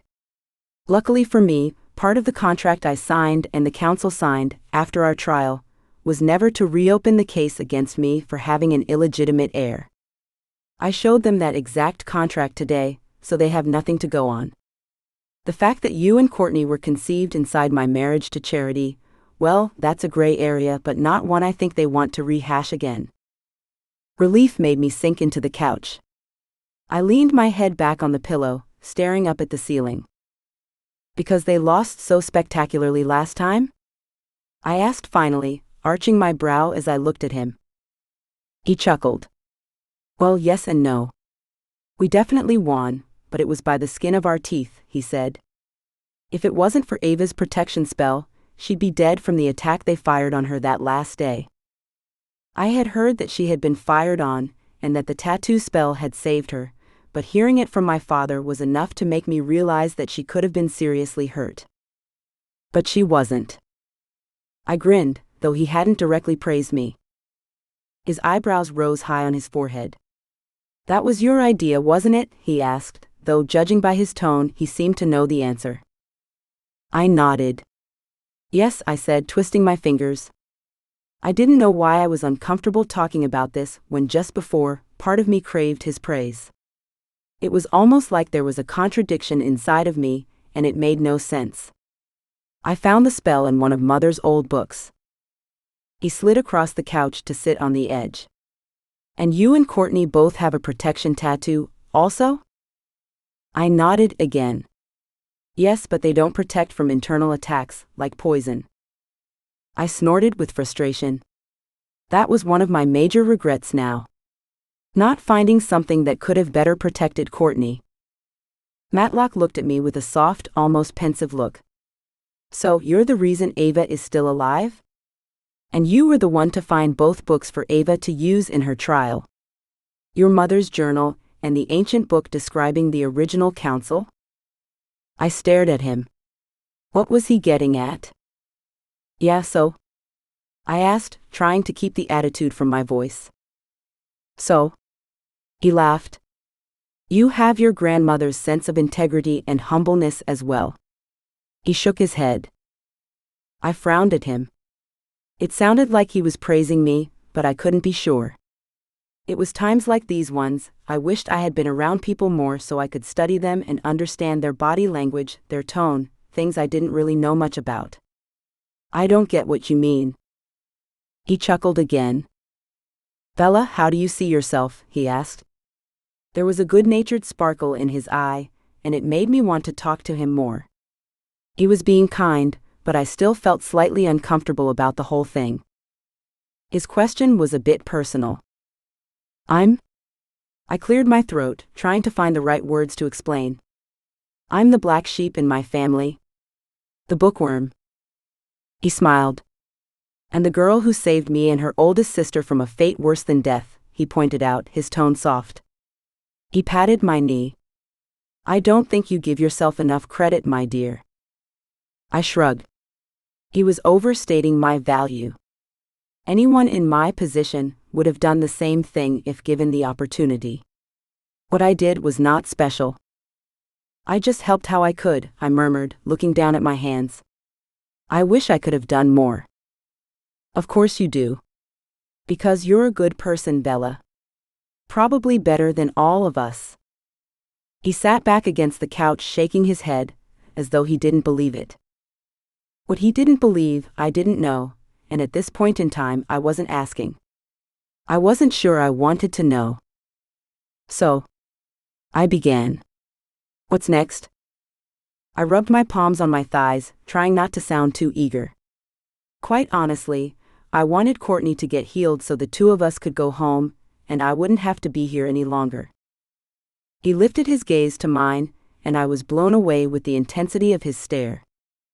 What did the council say to you? He asked. I could see how he got to be High Warlock.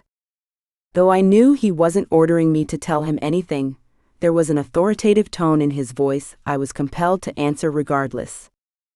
I frowned and crossed my arms over my chest. I still wasn't happy about my experience with them today. That I need to undergo testing and be placed in an appropriate job. Here. I added, gesturing with my hand. I shuddered for effect. My father nodded solemnly. The council did tell me that was what they had recommended. Recommended. I almost exploded. It wasn't recommended. It was a summons, a dictation. They said I had no choice. I slammed shut my mouth on the last word as emotions rose and clogged up my throat. Matlock frowned. Bella, if you don't want to go through the testing, I will fight to get you back to your mother's realm safely. I sighed. I would love that, of course. But I knew it wasn't the right path for anyone at the moment. Thank you for offering, but I don't want to get you into any more trouble than you already are. I knew he was probably understating how the council had treated him when he went in today. And the last thing I wanted to do was endanger him, or Courtney, or Ava. I know Courtney will want to stay, and it's probably better for her and for you that I stick around for a little while, I admitted.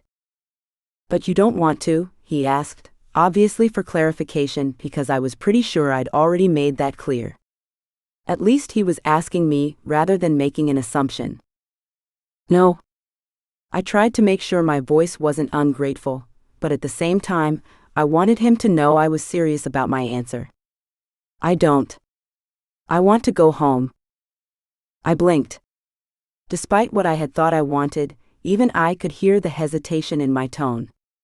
I wasn't expecting that. I rubbed my hands on my thighs. Did I want to stay here? Do you think a small part of you might be tempted to stay? Matlock asked, as though he could read my mind.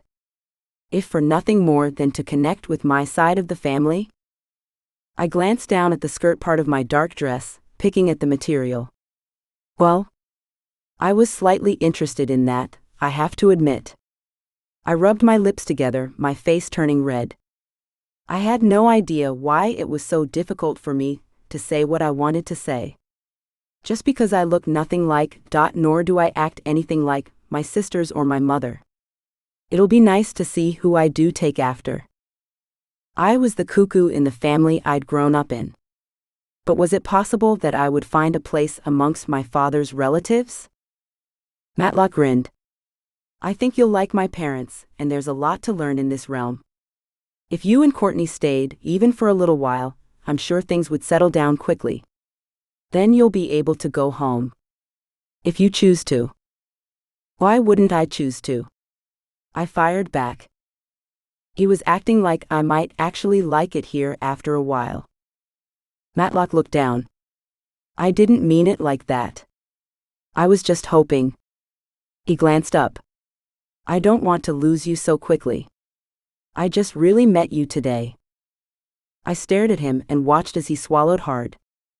I'd relish the opportunity to get to know you properly, so if you would stay, at least until Courtney is better and settled in, that would be great. His tone seemed to mirror mine when I was hesitating about going.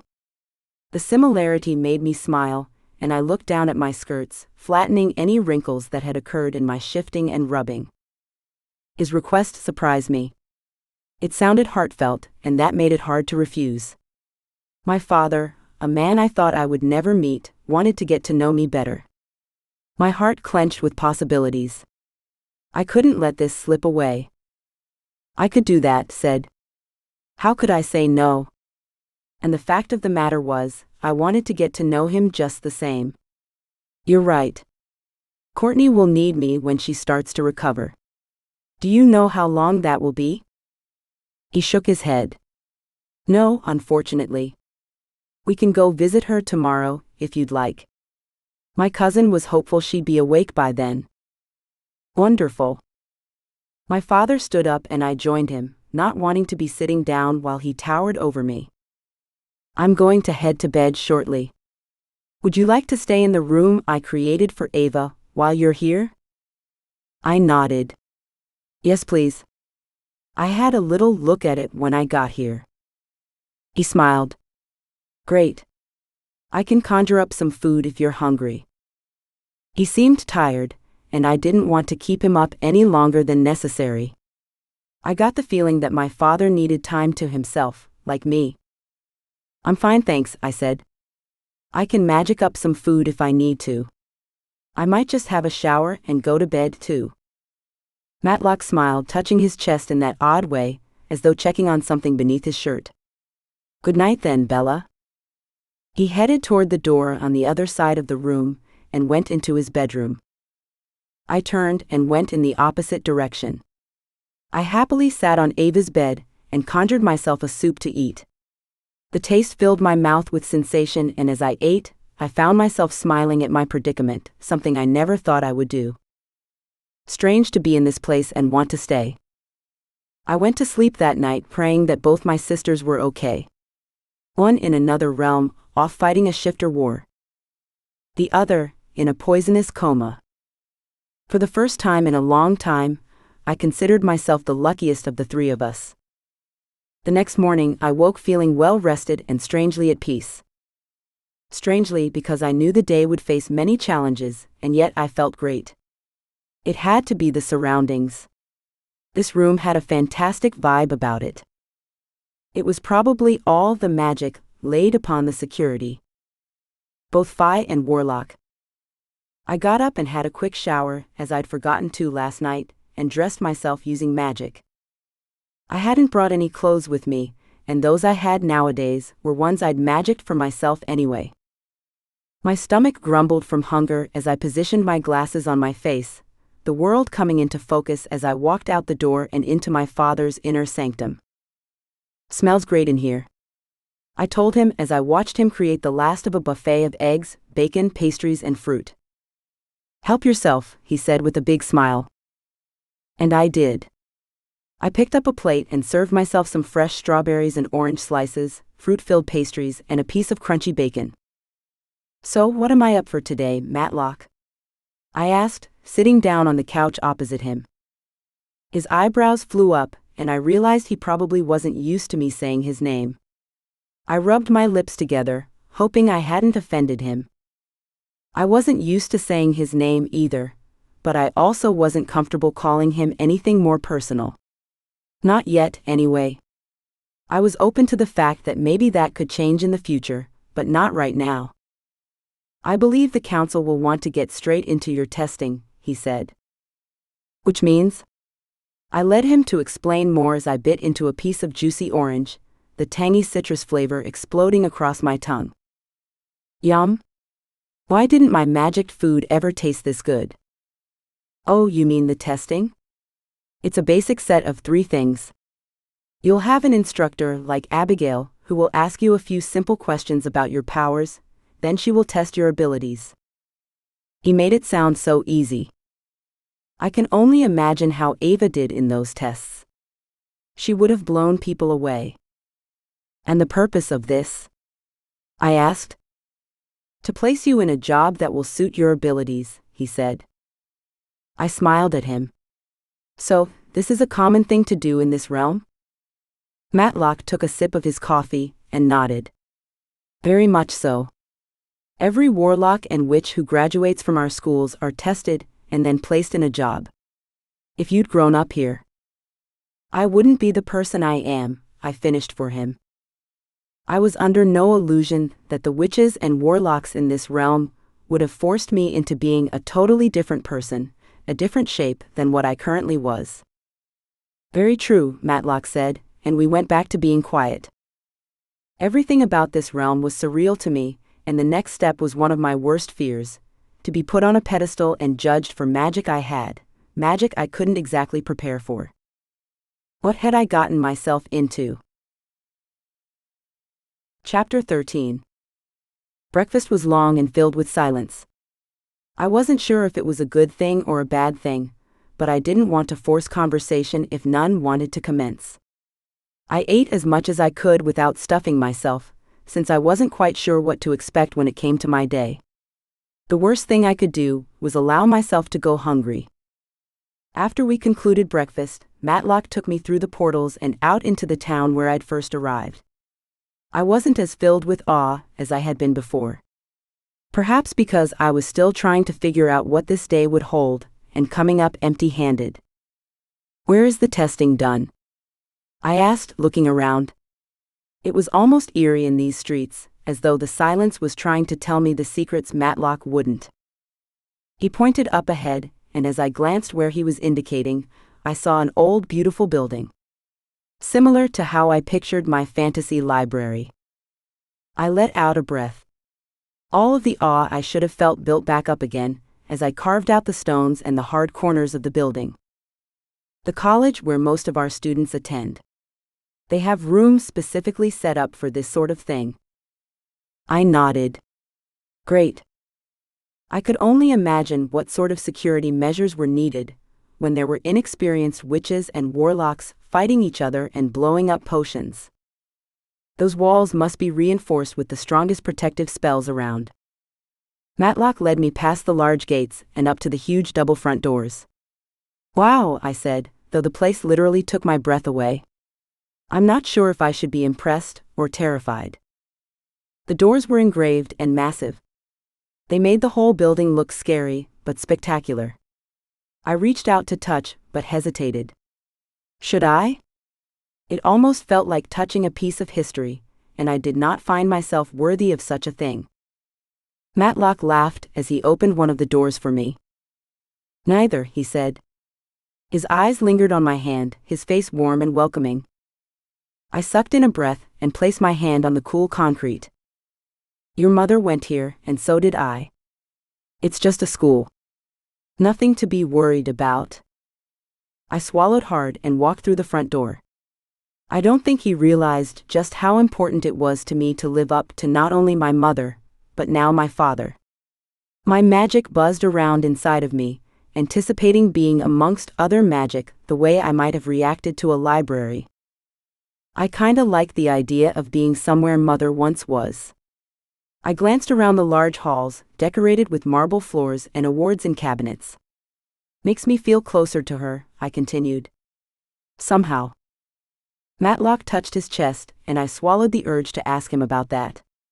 It seemed he did that whenever I brought up Mother. Perhaps it was just a nervous tic, and nothing more. Perhaps there was a piece of jewelry he wore beneath his clothes? Or a tattoo that marked a reminder of my mother? Still, it would be nice to get some insight into my father, into the sort of man he was. Either way, it was something I needed to ask him about when I had the time for a full answer. I had the feeling it was going to be intense. Can we go and visit Courtney after this? I asked, anxious to check on my sister. Matlock nodded. Yes, definitely. I would like to see how she is doing also. She was going to be so excited when she realized where we were. She was also going to be pissed off to learn someone had deliberately tried to kill her. Matlock pushed open a door to his left and I walked inside, then stopped. Whoa. I didn't mean to utter the word out loud, but I couldn't quite help it. It was a training room of some sort, with weapons on every wall, and a springy wooden floor that flexed as I walked on it. Perhaps to cushion the blow when people were thrown across the room? I imagined this was for physical combat. I didn't exactly see a need for it, considering magic was prevalent, but I didn't know much about this world. Then the wall in front of me disappeared. Behind that wall sat a large group of people. Some I knew from yesterday's interrogation with the council, and others I'd never seen before. I closed my mouth. I hadn't realized it was hanging open. I tried to play cool and calm, but my heart raced against my chest like a mouse running from a cat. The large man from my hearing yesterday walked forward, and beside him was a small girl with slightly pointed ears. A fae. My eyes widened. I had only seen a fae when Ava brought Tavlor around, and even then Tavlor was a hybrid. Not a full fae. Not like this girl. My father indicated the man. Bella, I believe you met Elliot yesterday? Elliot nodded. Bella. Thank you for coming. Not like I had a choice. I made sure not to say that out loud. I didn't want to be rude. I inclined my head, as though accepting his welcome. The people behind him were all looking at me, inspecting me. They were probably disappointed with what they saw, after knowing Ava. She was blonde, statuesque, and feisty. I pushed my glasses up my nose and lifted my head. I had to stop comparing myself to my beautiful sisters. I looked like my dad's side of the family, or so I'd been told now. No shame in that. No shame at all. Elliot indicated the fae. Bella, this is Micah. She is one of our instructors, and does most of the testing for our students. I looked straight at the tiny girl with bright green eyes. There was something alluring about her, not in a way I related to sexual attraction, but more in an aesthetically appreciative way. You're a fae, I said stupidly. She nodded her dainty head, graceful in everything she did. Yes. It is very nice to meet you. She seemed to genuinely mean her words, which I appreciated. My muscles relaxed but only slightly. I still had questions. I glanced at my father. Why do you use a fae for the testing? I asked. I didn't think it was rude to ask in front of everyone. It was merely a fact about what was happening. I thought warlocks believed fae to be beneath them. There was a strange, nasty titter from the group that had been behind the wall, and I ignored them. My cheeks turned red, but I didn't care. I wasn't wrong about any of it. They did believe that. I knew they did, from both my readings and the way poor Tavlor had been treated his whole life, being half fae. And yet, here was a full-blooded fae as an instructor. Did she want to teach? Was she being forced to? Or were there certain exceptions to certain rules? Or maybe it was only the crossing of the bloodlines that was frowned upon. My father stepped closer, and I read the move for what it was. His need to protect me against those in the room I may have offended. I inhaled sharply. Had he just put up some invisible barrier? Or was it my imagination? I swallowed, trying to keep my cool. I waited for a response, but Elliot seemed to be weighing his options. We do not believe the fae to be beneath us, he said, his voice booming as he puffed up his chest. Oh, touched a nerve there, did I? I shrugged. Okay. Liar. However much I wanted to, I was not going to point out his falsehoods, at least not in front of these people. I was new here, and I wanted to ensure I could at least act appropriately, regardless whether or not I knew they were wrong about something. So, what would you like me to do? He gestured to the fae beside him. Micah will ask you some questions, do a few physical tests, and then we will discuss the results afterwards. He made it sound so simple, as though this wasn't a big deal. Nothing too heinous, says a man who obviously loves the limelight. All right, I said, although my palms sweated and my stomach tightened with nerves. Despite the confidence I had in my abilities, I had never actually been judged for my magic before. Granted, Mother had always been critical and did not mince words, but it was different. She was my mother. These were strangers. Elliot walked away, and Matlock stepped in front of me. I have to go back behind the wall and observe with the other members of the council, but I won't be far if you need me. I dug my nails into the palms of my hands, focusing on the twinge of pain, rather than the panic that was rising inside me. I nodded and he walked away. I didn't know where to look or what to do, so I wrapped my arms around my chest and waited to be told what they wanted. Micah got my attention by tapping me on the arm, then smiled brightly. It's okay. This won't hurt. I laughed through my nerves. Maybe not you, I said, and she smiled even bigger. How much do you know about the Fae? She asked, seeming to be genuinely interested. I let my arms drop and relax at my sides. Not much really, I admitted. Only what I've read. And you've met some of us before? I could not tell what she was getting at. Part of me was concerned I had done something wrong to inspire these questions, but the other part of me knew that she was being compassionate in her own way. There was a genuine hint to her tone, so I didn't think there was any hidden agenda. Then again, I had never been good at reading people even though I wanted to be. I shook my head. Only really Tavlor. I didn't want to admit to being at Ava's wedding, but meeting Tavlor wasn't a lie. Even though he had stayed at my house, I never had the courage to ask everything I had wanted to, about him, about his life. About the Fae. I had more questions than answers, and a lot of the questions I had couldn't exactly be found in books. He grew up here, she said, the light going out of her eyes. She seemed saddened, but I wasn't sure why. I wished I had one of my sisters with me, to explain what was going on. For a full Fae, I imagined, Tavlor wasn't much of a Fae at all. Half Warlock raised by a witch in a non-Fae realm. I cocked my head at her. The Fae are more powerful than witches and warlocks, so I'm assuming you're here to make sure I don't blow the place up? Or hurt anyone. Oh. She glanced down. We aren't? Yes. You are. I interrupted her. It's a simple fact. She glanced toward the wall that was now back up, or so I assumed, as I could no longer see the people behind it. Including my father. I stared at it, amazed at how quickly that had happened. They can see us and hear us, can't they? I asked, though I dropped my volume. She nodded. Yes. So. Bella. She cleared her throat. Tell me about yourself. Strengths in magic. Weaknesses you perceive within yourself. Anything you feel comfortable sharing, I would like to learn it all. I almost laughed as she stared at me, awaiting, I assumed, a programmed response. I have no idea. Not knowing wasn't something I readily admitted, but I wasn't quite sure what else to say. I told them that yesterday. She smiled. What do you enjoy then? Oh. Well, that was a better question.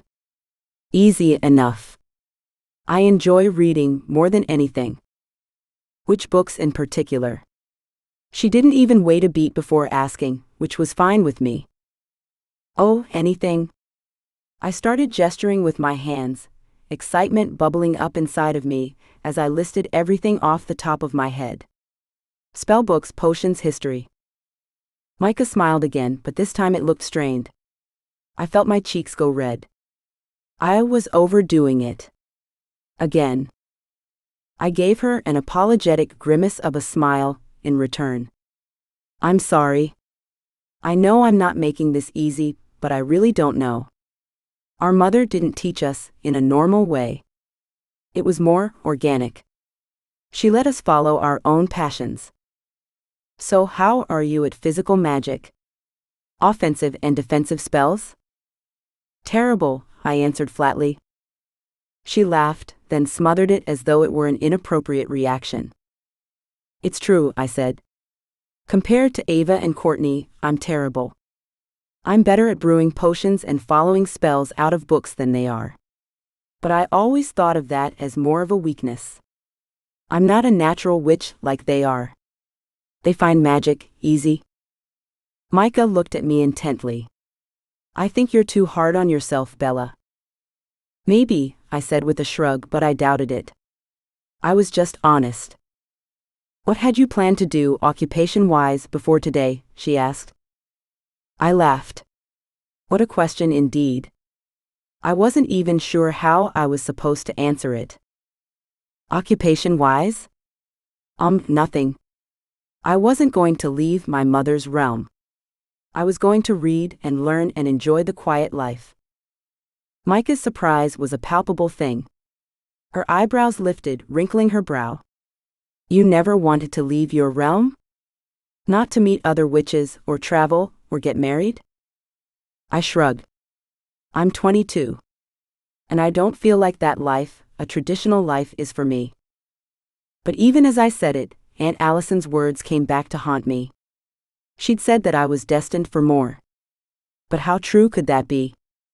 I hadn't done anything before this, and that was because my sister needed assistance. Micah smiled and began to back away. Well, since you don't actually know what sort of jobs people do in this realm, you won't know what to request, so let's just get to the testing. She stood about 10 feet away from me. Sure, I said. What do you want me to do? I had no idea what she was going to ask, but I also knew that this Phi was far more powerful than me, despite the fact she was acting like she wasn't.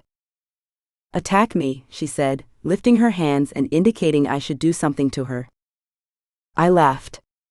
Are you serious? She nodded. Yes. Magically. Not physically.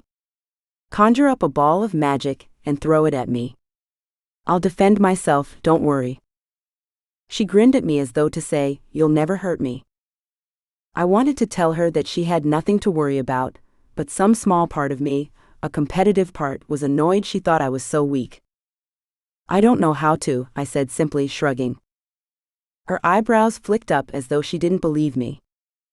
I think you can, she said. Simply conjure a hot ball of magic and toss it at me. Okay. What else could I say? She made it sound so simple. It should be, shouldn't it? I had Matlock's magic inside of me. At the very least, I was willing to try it. If you say so. I pulled my wand from that invisible pocket my mother made us create in all of our clothes and pointed it at my hand. I spoke a few words to create what she told me to, the red fiery light buzzing in my hand with the crackle of electric energy. Once it felt heavy enough to do some damage, I sculpted my fingers around it, then lifted my arm and threw it at her. She flicked her hand in the air, and the ball of red energy I'd sent at her disappeared. Pathetic. I could practically hear the word being spoken around the room. I sighed. I told you this wasn't my forte. How about defensive spells, she said. My back prickled. She wanted me to defend myself against an attack from her? I can defend myself, I said slowly. I could, at least against my sisters in practice, but against a Phi? Probably not.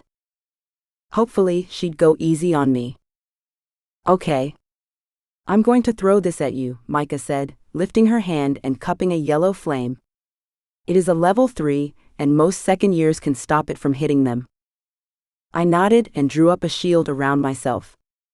I didn't need my arms for a small shield. Micah raised an eyebrow. Ready? I nodded. Yes. Micah threw the yellow ball at me. I let it hit the shield I'd created in front of me. Then I absorbed the energy. A cool shiver passed over my back. Goodness, that was some strange magic. I wasn't sure if it was good magic or bad magic, but it was strange to me. Micah frowned at me. What did you do? She asked, her words short. What do you mean? I asked. You told me to protect myself. Yes, but... Micah moved her feet, creating a more offensive fighting stance. I'm going to ramp up the energy to a 6. Can you defend yourself against that? I bit my lip. I don't know what a 6 is. She shrugged. Most college-age witches can defend against a 6. That didn't sound too hard. Okay. Just for safety, this time I put my hands up and my foot back, strengthening my outer shield and preparing myself for the impact. Ready. Let's see what a normal college-age witch can do. Chapter 14. I knew I couldn't make a mistake or I'd be toast. I knew that. Even if Micah liked to pretend she could save me if I faltered. Micah threw a ball at me this time that was the color of a ripe orange, dark and strong. It hit the wall I'd created in front of me harder than I'd anticipated, but nowhere near what Courtney would chuck at me on occasion. Especially if she was mad. If anything, I was slightly relieved. I clenched my teeth against the tension in my arms that came with holding the shield in place, and drew the magic in. I needed more of it, if I was going to keep this up. I appreciated a test as much as the next person, and I could understand wanting to see what I could do, but I wished I knew what they were looking for and more importantly, why they were looking for it. The shield flexed back with an incredible vibrancy that made me smile. Phi magic was so much nicer to absorb than another witch's magic. It worked so well with my own, almost as though I was meant to bond with it. I dropped my arms and grinned, happy that I'd at least proven I was as strong as one of their witches of my own age. In one element, anyway. Micah called out across the room again. What did you do with my magic? I didn't really want to tell her. The spell I used to create my shield was an ancient one, and not one that many people knew about. I was sure, because it came from one of my mother's books. Nothing, I said, feigning ignorance. Just blocked it, why? She raised one eyebrow and I swallowed hard. She knew that my deflection techniques were different. Obviously. Then she turned toward the wall the council hid behind and nodded, as though receiving a message. They'd like me to try one higher on you, she said. Would you mind doing one more defensive test? A shiver of unease wove through me. I appreciated the fact that she asked me first. She could have hurled one at me without giving me a chance to defend myself, and there would have been nothing I could do about it. At the same time, I wasn't sure how much more of this I could sustain. How much higher? She shrugged as though it were nothing to her. Considering I was the target, it was nothing to her. I'll go to a 10, she said. It's what most adult witches can defend against. I tried to ignore the clear bait. She was trying to get me to compete, to want to prove myself. However, I also knew that I would be measured against Ava, and I felt as though I needed to at least do her and our family justice. And Ava could do it? I asked, unsure. I wished Ava had spoken to me more about her abilities. I wanted to know what I was capable of when properly pushed. Micah glanced toward the council wall, then nodded as she turned back around. I wasn't the one to test her, but yes, she did. I sighed. I suppose I can try. But what happens if it gets through my shield? I'll call it back. Instantly, Micah said, her voice strong with certainty. I won't allow you to get hurt. For some reason, I believed her. Okay. I'll try. I was actually better at defensive magic than Ava, so I knew I could probably handle this. It was the fighting magic, the offensive spells, where I lacked knack and courage. You ready? Micah asked as she moved her hands through the air and created a burning ball of white light. It was magnificent. For a moment, I forgot to be afraid of it, and stared. Then, I remembered I needed to protect myself. I braced myself, using a counterspell to weave into the shield some of the magic I'd taken from Micah's first 2 balls of light. It didn't take much time. In fact, I didn't have to think about it. Regardless, something told me I was going to need it. Yes. Ready. I nodded once for emphasis, my eyes narrowing on her hands. I wasn't quite sure what to expect, but I needed to be ready for anything. Micah threw the ball at me. It splattered on the shield with a wave of heat that made my head spin and my arms shake.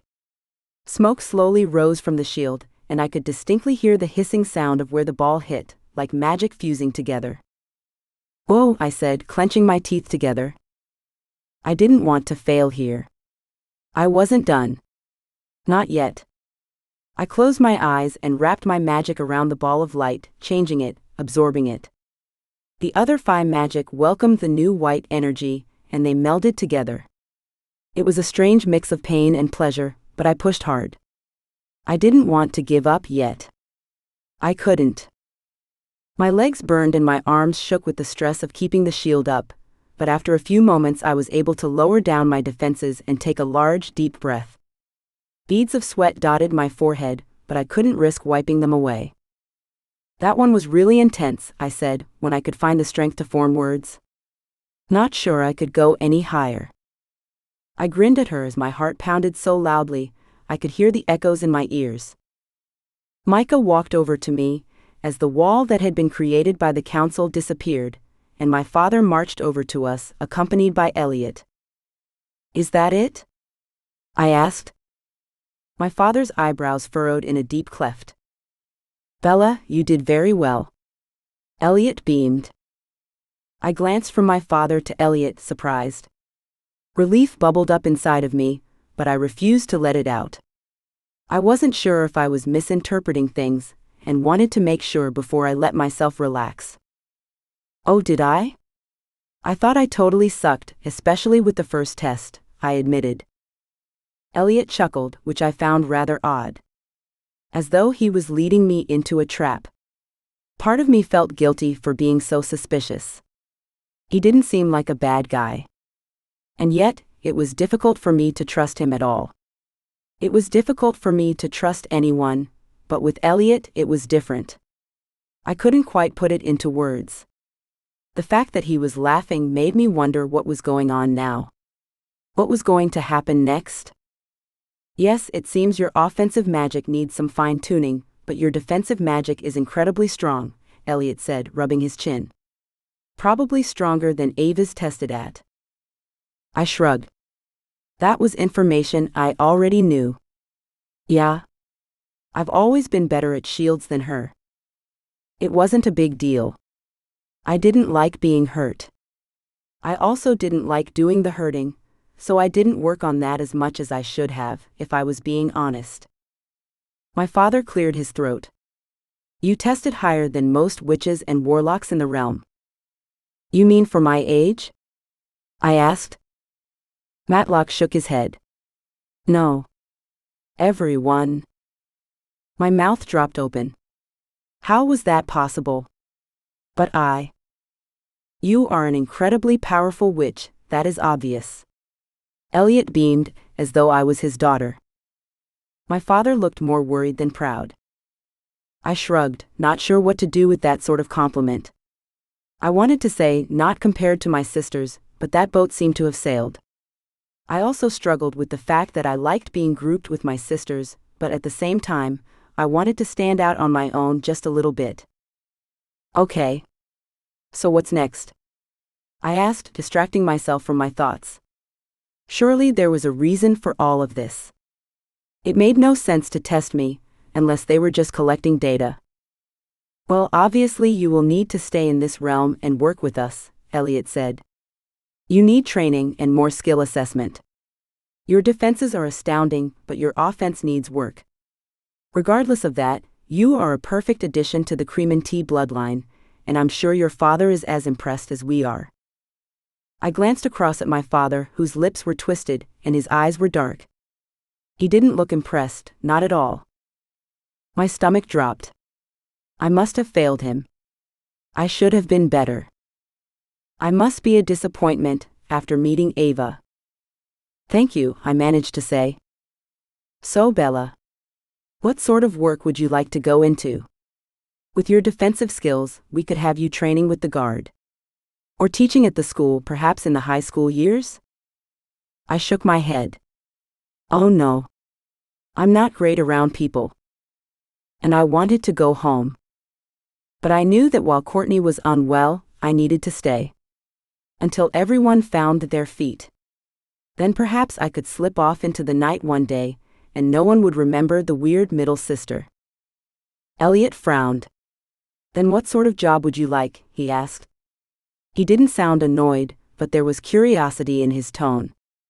I know that you don't know a lot about our world, so perhaps your father could assist you in choosing.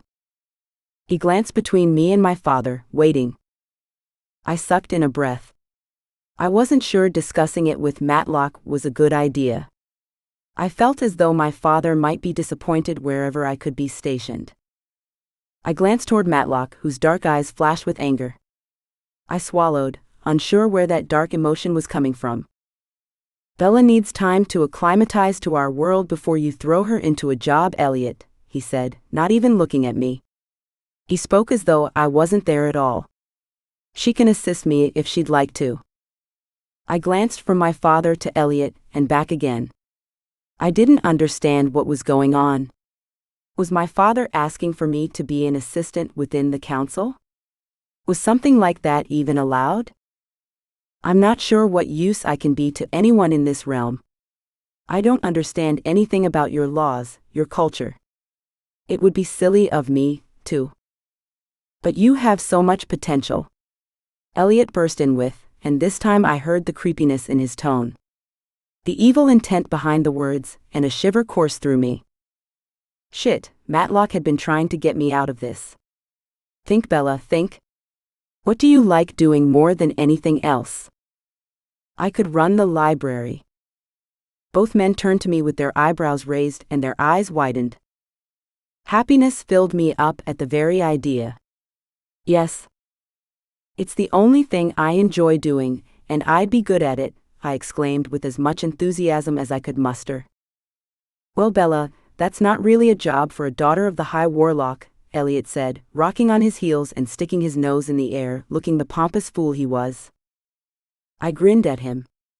I've told you. I'm not like my sisters, I said. I wanted to stress this point, because I did not want to be held to the same standards. So, if you want me to stick around and be a part of your world, I suggest sticking me somewhere I am happy and feel of use. If you have a public library or one at your college. I let my voice trail off, counting the different suggestions on my fingers. I didn't want to tell them how to do their job, but I wasn't going to be placed somewhere I would not do well. Perhaps that's not such a bad idea, Matlock said. He still didn't look at me, but at least he was acknowledging one of my suggestions. He turned toward Elliot. Ease her into the college, Elliot, he said. After all, she's never even been to a single class, nor had a single day of schooling. Putting her in a classroom with a group of rowdy teenagers would be far too intimidating. This way she can learn what the college is like, slowly. In her own way. Using her strengths to help her. I nodded vigorously. And I can learn and read within the library setting, I said. I didn't bother to try and hide my enthusiasm at the idea of all that knowledge.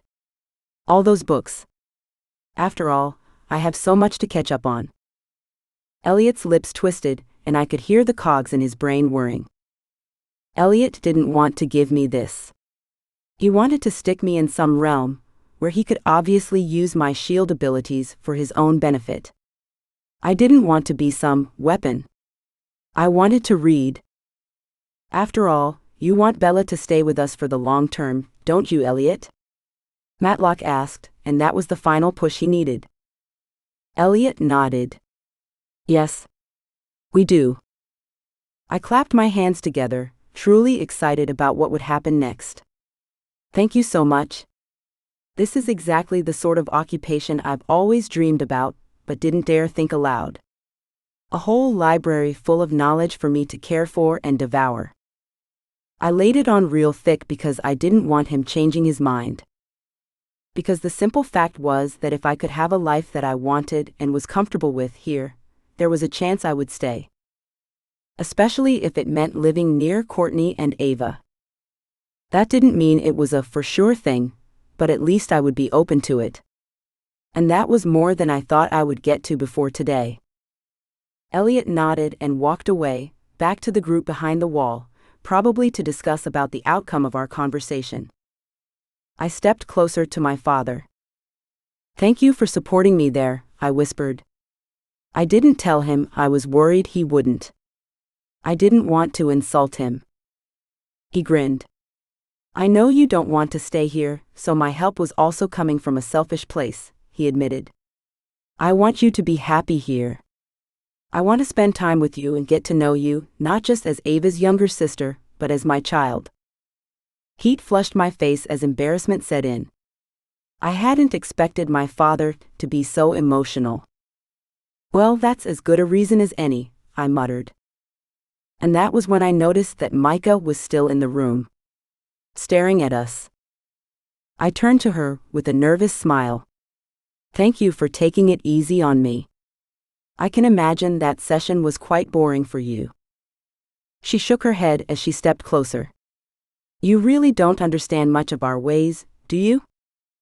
I shook my head. "I thought I'd made that pretty clear." She chuckled, the sound musical. "Yes, but..." She shook her head and my interest peaked. "But what?" I asked. Micah glanced over at my father, then back at me.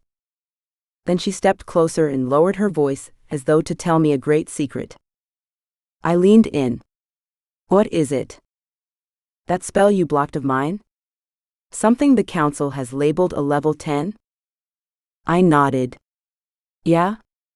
I wasn't quite sure where she was going with this. "What about it?" "No one in this room could have handled that spell. A level 6 would knock most witches in this room on their ass." Her crude words made me giggle, though I wasn't sure if it was rude of me to laugh or not. Part of me didn't care. That can't be right. It was an easy level. I shrugged off her compliment. I glanced toward my father, who was nodding solemnly. "She's right, Bella," he said seriously. "But..." I was at a loss for words. "That can't be true. I mean, Mother always said I was the weakest of us, that I had so much to learn and it was likely I wouldn't get it." Micah laughed louder this time. "Well, if that is true, then we are in for one hell of a surprise when your third sister arrives." I looked toward Matlock. Surely Ava was stronger than me. He shrugged. "Ava was exposed as being my child, mostly through these tests. At the time she was pretending that her father was human, but no one who was half human could create and sustain the magic she showed that day." "And me?" I asked, my breath catching in my throat. What did I show them today? Such a huge part of me was terrified of the answer I was about to receive, but at the same time I needed to hear it. He smiled with pride this time. "You, my girl, are just as strong, wise and powerful as your sister. And only time will tell how much more powerful you can get."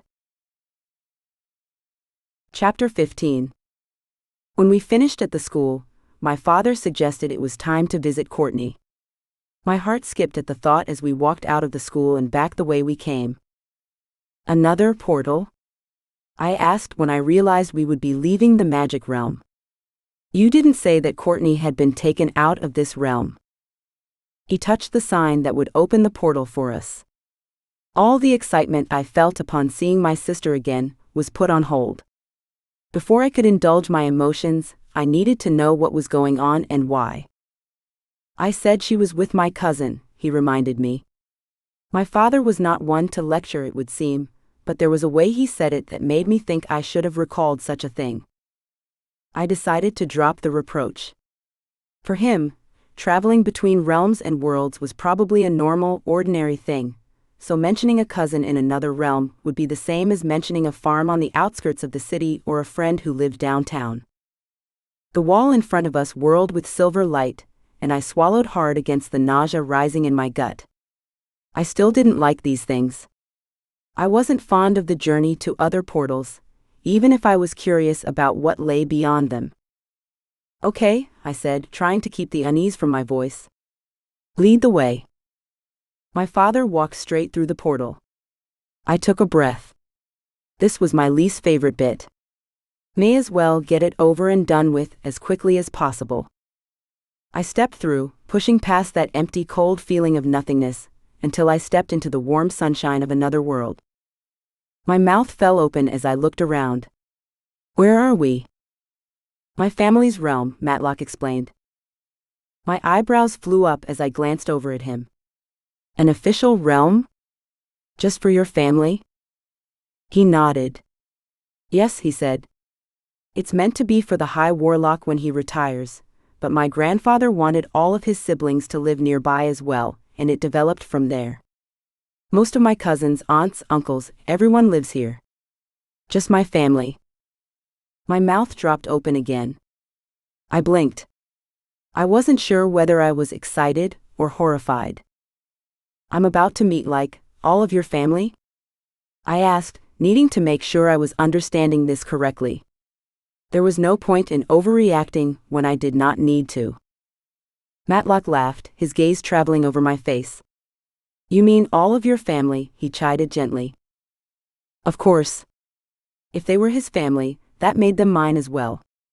It didn't take away from the fact that the prospect of meeting everyone was still unnerving. Matlock continued when I didn't respond. Yes. But only if you want to. I swallowed hard, the feeling of drowning overwhelming me. My chest was tight, and I was finding it hard to breathe. I wanted to meet my family, especially my father's family. I wanted to know if I was truly the black sheep, or if there was a place I belonged, a place I could see that I inherited bits of me from. But to say I was nervous was an understatement. My stomach twisted into knots and my hands trembled. What would they think of me? I let my voice trail off. How about we just go see Courtney first, then you can decide who else you want to meet, he suggested, his voice careful, like he did not want to push me too hard. I appreciated the consideration. The tightness around my chest eased. That sounds like a good plan. We started walking and I focused on breathing. The portal had landed us in a lush, beautiful forest, similar to one I'd seen in the Fire Realm Ava had got married in. But after only a minute or two of strolling forward, we stepped into a more traditional town setup, though it was much more spread out and open than the one we just left. Are there shops and things here? I asked, glancing around at the houses. Tiny cottages clustered together, nestled in the shadows of sprawling mansions. I could only imagine all the different personality types that would come from the Crementee bloodlines. I actually began to get excited at the prospect. Yes, he agreed, though his lips turned into a frown. Although not a lot, I must admit. Most of my family uses magic to make what they want, or they grow it. It's just easier for them to accomplish things, so to speak. They grow it? I raised my eyebrows. Like food, you mean? I like the sound of that. I missed my garden back home, and the serenity gardening brought me. Yes. As well as herbs and spices. Chickens for eggs. We try to sustain our magic the best way we can. He gestured with his arm to emphasize his point, and I grinned at the prospect of participating in such a community collaboration. The reminder of how easily magic could be drained had me thinking of my mother. Sadness crept over me like an unwelcome disease, and my grin faltered. I pushed the negative feelings away as hard as I could, but it lingered like a shadow. Do you think that our mother died because she used up all her magic? I asked Matlock. It was a working theory my sisters and I shared, and as a result, we were careful with what we created using our magic versus what we could make or buy or grow on our own. We did not want to fall into the same trap she had. He glanced over to me. What do you mean, exactly? Well, she got sick. And after she died, everything disappeared. The farm, the house, our clothes. Everything. Ava believed that perhaps sustaining our home for so long, including our servants and the people who worked around our farm, was too much a drain on her. I bit my lip and awaited his response. He stopped walking and turned to me. I would assume that was the cause, though we'll never know precisely why. I dropped my gaze, sadness swimming over me once more. He lifted my chin with his fingers, making sure I looked him in the eyes. But I like to think of her sacrifice as the most noble thing a mother could do, he said. She sustained your life, your world, so that your magic could be saved for your future. There's nothing more amazing than that. I nodded as the tears slipped free of my eyes and worked down my cheeks. He meant every word too. I did not know how I knew, but I did. I never understood what happened between the two of them, and I didn't think it was my place to ask. Regardless, I could tell my father truly cared for my mother, and for that, I was glad. I couldn't bring myself to say anything else. My tongue was thick inside my mouth, and I had to work hard to force down more of the emotions. I blinked once, twice, and took a breath, trying to rid myself of the unnecessary display of feelings. My cousin is about 2 houses down, he said, changing the topic. We walked the distance to the small house where my father said they had brought Courtney. The flowers seemed brighter here, their scents tickling my nose. It wasn't overwhelming, and my head didn't pinch the way it did back home. I stopped on the sidewalk and stared at the gorgeous little cottage in front of us. It was quaint, but at the same time imposing, with gorgeous flowers planted out the front and a wind chime gently swaying in the breeze. I took a deep breath, enjoying the sound of the tinkling and the scent of jasmine on the breeze. This is my cousin's place. Matlock gestured to the stone path leading up to the front door. After you. I tried to ignore the nervous tightening in my belly as I walked over the white stones and stepped up on the front stoop. Matlock was a moment behind me, and he rapped on the door with his fist. My heart started to pound against my chest, like it was knocking as well. I bounced from foot to foot, trying to talk myself into being calm. This was my family after all. I should not be nervous when it came to meeting them. This was what I wanted. And yet, despite the knowledge, I could not help it. I released a breath and waited, then heard footsteps approaching the other side of the door. The speed of my heartbeat kicked up, and I tensed my legs so I wouldn't keep moving around. A female voice called out on the other side of the door, then the door swung open and revealed a woman who could have been my older sister. If my older sister actually looked like me. She had long dark hair, glasses perched on her nose, and a gorgeous purple flowing dress that made me want to ask where she got it from. Wow. She grinned at me with a knowing smile. You have to be Bella. I nodded. Yes. She waved at us. Come on in. Courtney's not quite fully awake, but she's a lot better than she was yesterday. I followed my father's cousin inside and down a hall and into a large, brightly lit kitchen and dining area. Bella, this is Clarissa, by the way, Matlock said finally. Clarissa whirled around and laughed. Yes? Sorry. It's nice to meet you. Very nice to meet you too, I said, and for once I really meant it. I looked like my family. And Clarissa was the first proof I had of another one of my family who enjoyed brewing potions. I'd never been very interested in being a healer, but that was also probably because we'd never been hurt. Or sick. Until Mother had grown ill a year or so ago, I'd never even thought about what to do if we became unwell. Mother had always taken care of all of that. So, I began slowly, trying to think of what to talk about. The only thing I knew about her was that she was keeping Courtney safe. How's Courtney? You said she wasn't quite fully awake, but what does that mean, exactly? Clarissa tilted her head to the side. It almost seemed as though she was trying to figure out how to respond. Come and see. I held my breath. I wasn't sure if the fact that she couldn't put her thoughts into words was a good thing or a bad thing. When she wasn't looking, I shook my head. I didn't want to make a judgment before knowing all of the facts. Worry would do me no good. She led us out of the room and into a small bedroom lit with candles and incense. Clarissa said a couple of words I didn't understand, and the light lifted so that I could see my sister, laying on the bed in the middle of the room. Courtney. I rushed over to her bedside and knelt beside her, inspecting her for signs of life. She wasn't awake, but her color was good, her skin wasn't pale or clammy, and her hair even seemed washed. I glanced over my shoulder as Clarissa walked over to us.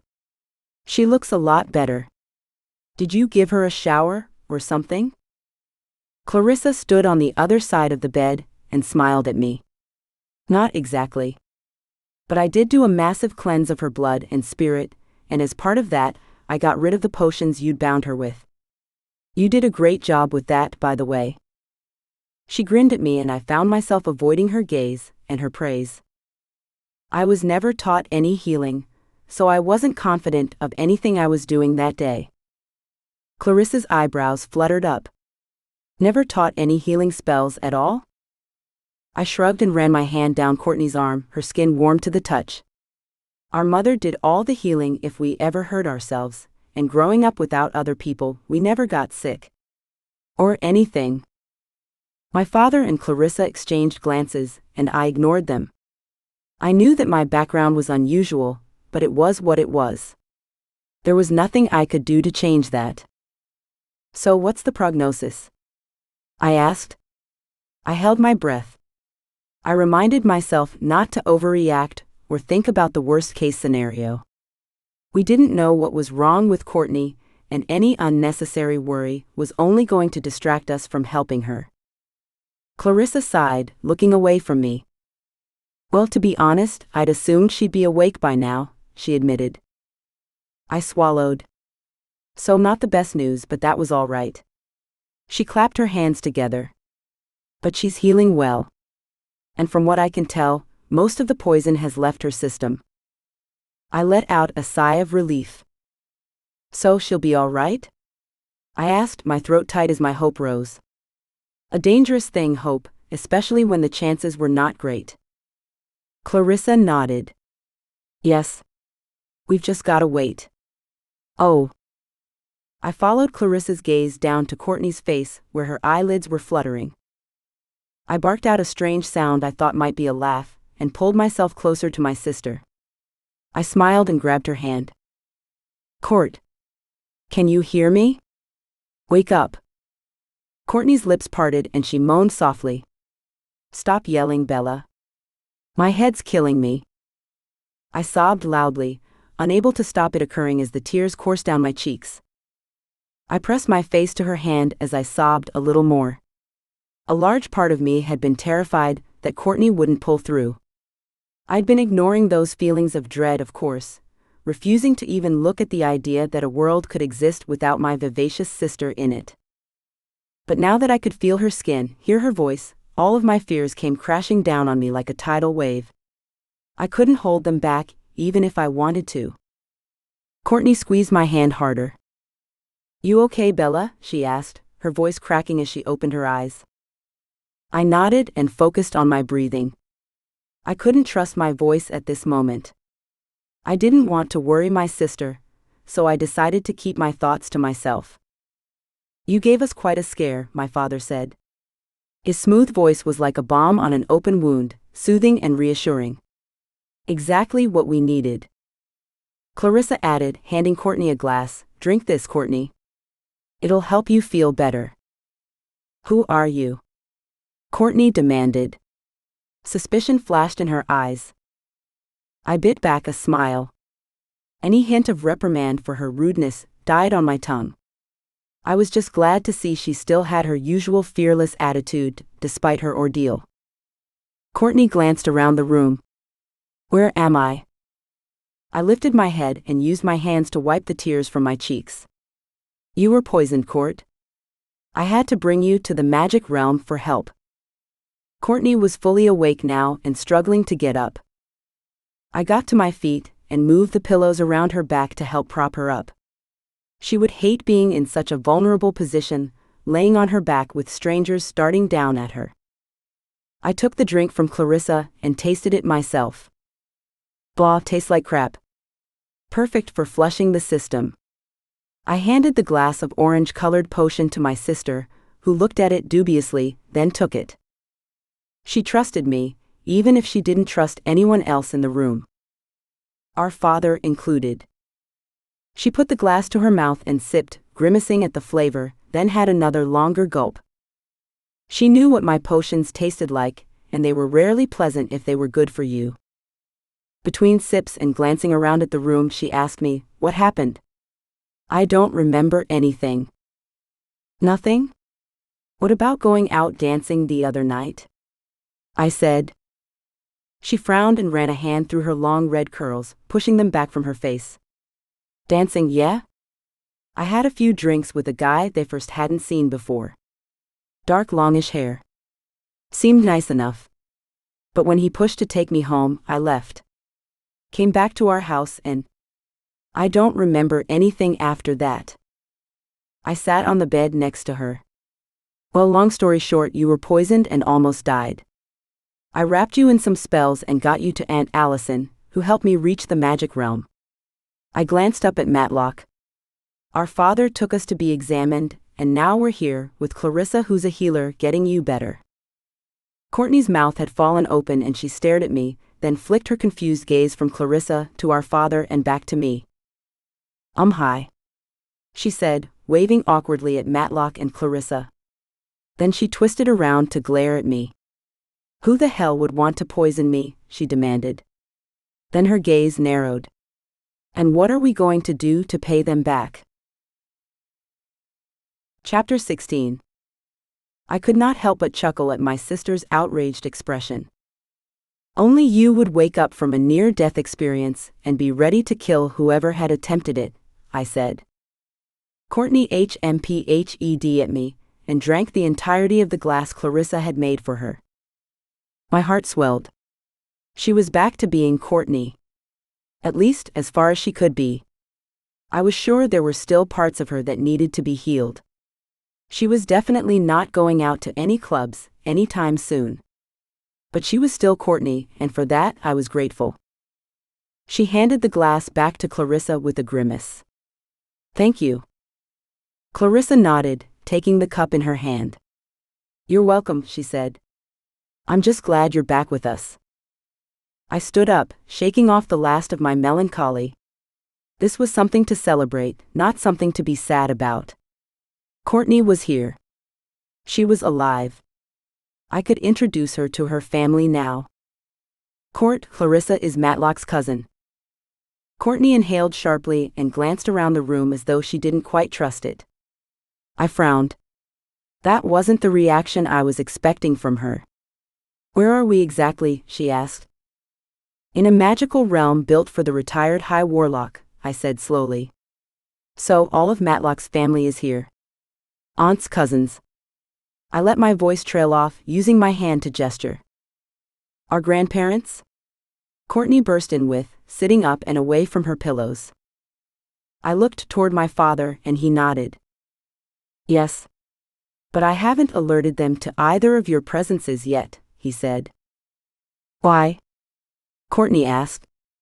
"Ashamed of us already?" "Courtney," I admonished, but she just rolled her eyes and flipped back the covers. "I think I need to get up," she said, throwing her legs over the side of the bed with no regard for anything else. "And I think you need an attitude adjustment, miss," Clarissa said, folding her arms over her chest. She narrowed her eyes at Courtney, pursing her lips. "Excuse me?" Courtney said, with as much defiance as possible, considering she was struggling to even stand up. My mouth fell open. How about thank you for saving my life?" I shook my head, disappointed in Courtney's response. My younger sister had always been feisty, but she wasn't usually this rude. I shouldn't be surprised, but it amazed me that not even an attempt on her life could calm her down or change her attitude. She continued to struggle, and Clarissa's glare didn't even make her hesitate. When she was finally standing next to me, she turned to face our father and his cousin. Clarissa furrowed her brows. "It's obvious you get your fighting spirit from your mother, may she rest in peace, but I suggest you aim that fire somewhere else," she snapped. I couldn't be sure, but it seemed as though this was Clarissa's way of not doing any magic. Arms were just as powerful as wands, and powerful witches could do spells simply by thinking of them. Your father has done nothing but risk his life for Ava, and now you too, since he discovered your existence. It's certainly not his fault that he never knew about you three. Don't you think as a father he would want to know he had children with the woman he loved? Or do you truly think he's that cold-hearted? Courtney glared back, and as she opened her mouth and drew in a breath to fire back, I grabbed her arm. I think it's obvious the fire doesn't all come from the Melfi side, I said with a smile. But she's right, Court. These two helped me save your life, so I suggest you just calm down a little, eat something, and we can devise a plan. I stared at Courtney, watching the fire flicker in her eyes, then glanced over at the other two people in the room. There was a similar look in Clarissa's gaze, whereas my father simply seemed pensive. So there were multiple facets of the cream and tea line as well. Interesting. I am a little hungry, Courtney admitted. Her voice was not as boisterous as it normally was. She did not like being lectured, especially when the lecture was warranted. She needed to realize she could not get whatever she wanted, simply because she wanted it. She could not talk to people in that manner, because they did not deserve to be treated as such.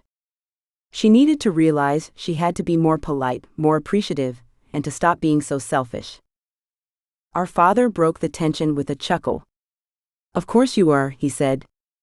It's been days since you ate, and if I remember correctly, your mother wasn't up for any in-depth conversations unless she had a cake in one hand. I had to laugh too. I was grateful my father knew what to say, because I certainly did not. Courtney's the same. I nudged my sister with my shoulder, in what I hoped was a playful way. A real sugar addict. Well, I have plenty in the kitchen, Clarissa said, her tone still bordering on annoyed but less so than before. I suppose it was the best that could be expected, especially after Courtney's outburst. Lead the way, I said, and Clarissa left the room with our father in tow. Courtney grabbed me, pulling me back. Are we seriously in the magic realm? She asked in a low voice. I nodded. One of the magical realms. And yes, Matlock and I have already gone up against the council. That was fun. I rolled my eyes. Courtney pressed her brows up, demanding more explanation. They had me tested for my abilities, have already assigned me a job, and they want you as well. Courtney's eyes bulged even further. Are you serious? I shrugged. There was no reason for me to be upset. What happened happened, there was no changing it. I did not want my emotions to upset me. I had to bring you here, Court, I said. You would have died if I'd stayed in Mother's realm. Courtney swallowed hard, her eyes shining with unshed tears. So you left the safety of home and exposed us all, to save me? She asked, her voice smaller than I had ever heard it. I nodded, emotion swelling in my chest. My sister and I had always had a strained relationship. We were so different. It felt like we would never truly understand each other. Part of that was my fault, and part of that was hers. Regardless, I cared about her and Ava more than I cared about anyone else, and despite our differences, that would never change. I swallowed, trying to blink away my tears cropping up. The last thing I wanted to do was to start blubbering in front of Courtney. I had to be strong for both of us. I love you, Court. I'd do anything to protect you, even if it means coming here. Courtney threw her arms around me and hugged me so tight I could barely breathe. But I returned her affection with gusto, closing my eyes and relishing the feel of my sister. It felt nice having her in my arms. She was warm, happy, alive and well. She was everything I wanted her to be. A rough cough and clearing of a man's throat broke into the silence around us. We jumped away from one another, and Courtney wiped at the tears on her cheek. It was our father, with a soft smile on his face. Cake's ready. Courtney nodded, lifted her chin in the air, and marched onwards. I smiled as I watched her go. She was the most stubborn person, and even though I hadn't known a vast amount of different people, I was pretty sure Courtney would hold her own amongst the rest of them. I walked into the living area and found the table laden with delicacies of every kind. We chatted about nothing for a while, and I found myself getting more and more comfortable. As I munched on a few snacks, my lips curved into a smile. It was so easy to forget I wasn't home. It was so easy to let my guard down. I wasn't sure if that was a good thing or not, especially considering I hadn't made up my mind about what I wanted to do now that Courtney seemed to be okay. Would this be the realm I would live in if I moved here? Would I be able to make my own house, live the life I wanted, surrounded by family? Did I have to move to the magic realm where the council resided? Could I choose to stay here instead? More importantly, was that the life I wanted? There was a sudden knock at the door, and we all turned to look. I furrowed my brow, shifting in my seat, waiting. "Who's that?" Courtney asked. Clarissa shrugged. "Don't know," she said. She didn't seem too perturbed by it. "I'll go check." She went to the door, there was a little chit-chat, then an older couple walked in. I stared, barely blinking. The man looked like Matlock. And the woman, she looked like an older version of Bella. Courtney hissed in my ear. "She looks just like you." I nodded. She did. Even more than Clarissa. She had long dark hair, glasses, and my nose. "You're our grandparents," I said, unable to be intelligent. The woman, our grandmother, smiled, and her eyes began to well with tears. "You're even more beautiful than I imagined." I glanced over at Courtney, but she was staring at me. Matlock stepped up closer. "Mother, father, this is Bella and Courtney," he said, gesturing at each of us as he introduced us. "Girls, my parents, Beatrice and Stephen." I smiled at them, but what could I say? I wanted to say everything, but I couldn't find the right words. Instead, I gathered up the courage to say something bland and expected. "Ah, it's nice to meet you." My voice cracked. I cleared my throat, feeling my cheeks pinch. This was not the first impression I wanted to make with my grandparents. Courtney stepped from side to side, then rushed forward, hugging first our grandmother, then our stiff and unmoving grandfather. I covered my mouth with my hand, unsure whether to be horrified or amused by her boldness. I grinned at the shock on their faces, Courtney's long curly hair falling down her back, swishing in the wake of her movement. When she pulled back, I grabbed her hand and tugged her back to my side. The poor people looked totally overwhelmed. Especially our grandfather. "Come in and have some cake," Clarissa said, waving us all over to the table. She created a few more chairs with a flick of her wrist, and we all settled down around the sugar feast. It was strangely awkward, but Clarissa was soon making drinks and buzzing around, breaking the tension. Then Matlock turned to his parents. "When did you hear we were here?" Stephen smiled. "You know I monitor everyone who comes in and out of the realm for safety's sake." Matlock nodded. "Yes. I was wondering how Bella and Courtney would show up on your security spells." Beatrice's gaze flicked over to Courtney. "We didn't actually detect your youngest daughter. How did you sneak her in so well?" Matlock chuckled before he told them the whole story about what happened to Courtney, and what we had to do to keep her safe. I tried not to pay attention too much. It was difficult for me to hear, only because I did not want to relive it. Courtney turned to me with a dropped jaw. "You shrunk me to a jewelry box size?" she asked me. I couldn't stop the smile that spread across my face. "Yes," I said. "It was rather fun." "You could have killed me," Courtney pointed out. I looked away, my stomach wrenching with guilt. She wasn't wrong. There had been a risk, but all I thought about was making sure my sister was safe. "I did the only thing I knew how to do, Court," I said. And like I said before, Clarissa interrupted, her tone harsh once again. "You owe your life to your sister. By casting that spell, she saved your life." Yes, it was a risk, but like she said, there weren't many other options she could have done. I don't know many witches or warlocks who would have acted so smartly, so rationally. "Bella, you are to be commended." Courtney swayed on her seat and I reached out for her as she paled. Then she stood up abruptly, her hand holding her stomach. I'm sorry, Bella. I'm still not feeling myself. I jumped to my feet and grabbed her, glancing anxiously at Clarissa. Could there be a secondary infection, or something? Courtney's pretty sassy but not quite like this. Clarissa started backing away. Bring her back to the room. I supported my sister's trembling body until she was once again tucked into bed. I'm going to put you back to sleep while I assess what's going on, okay, Courtney? Clarissa said. Courtney's eyes closed and she nodded. Thank you, I'm sorry I'm being a bitch. She let her voice trail off, turning her head away. I could tell she was trying to hide her shame from me, and I wished she wouldn't. Before I could respond, Clarissa waved her hand over Courtney's face, and my sister slid back into sleep. I wasn't sure I would have put her to sleep so suddenly, but I hoped it would help. Clarissa sighed.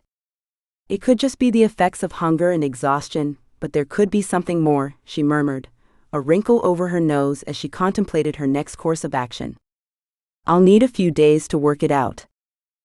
I'll stay, I said, magicking up a chair next to my sister's bed and plonking my butt down into it. Clarissa smiled at me kindly. Bella, go meet your grandparents. I'll stay here and work on your sister. She's in good hands. I promise. I glanced down at Courtney, not wanting to leave, but what good was I to her? Well, I'm just in the kitchen if you need anything. Clarissa chuckled. I know. Go. I walked back into the room to find Matlock and his parents in a heated discussion. They stopped the moment I stepped back into the room. Beatrice got to her feet, and I noticed this time that we were almost the exact same height as well. Is your sister okay? She asked, putting a hand to her chest. I smiled as bravely as possible as I sat back down at one of the dining chairs. Matlock turned to me. Mother and father have expressed a wish to offer you a home here. I told them I'd need to speak to you about it, because you have been very forthright in your expression of wanting to go home to your mother's realm. But we really would love you to stay here, Beatrice jumped in.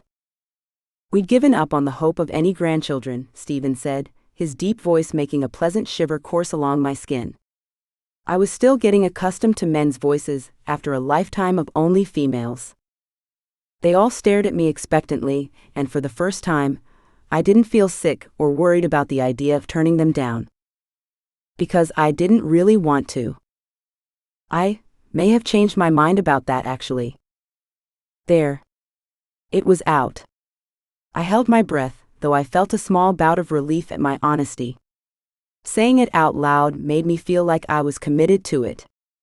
And oddly enough, that wasn't as scary as I initially believed. Matlock's eyebrows flickered up and Beatrice clapped a little. Really? My father asked. I'm surprised. I sat up straighter. I can't guarantee anything.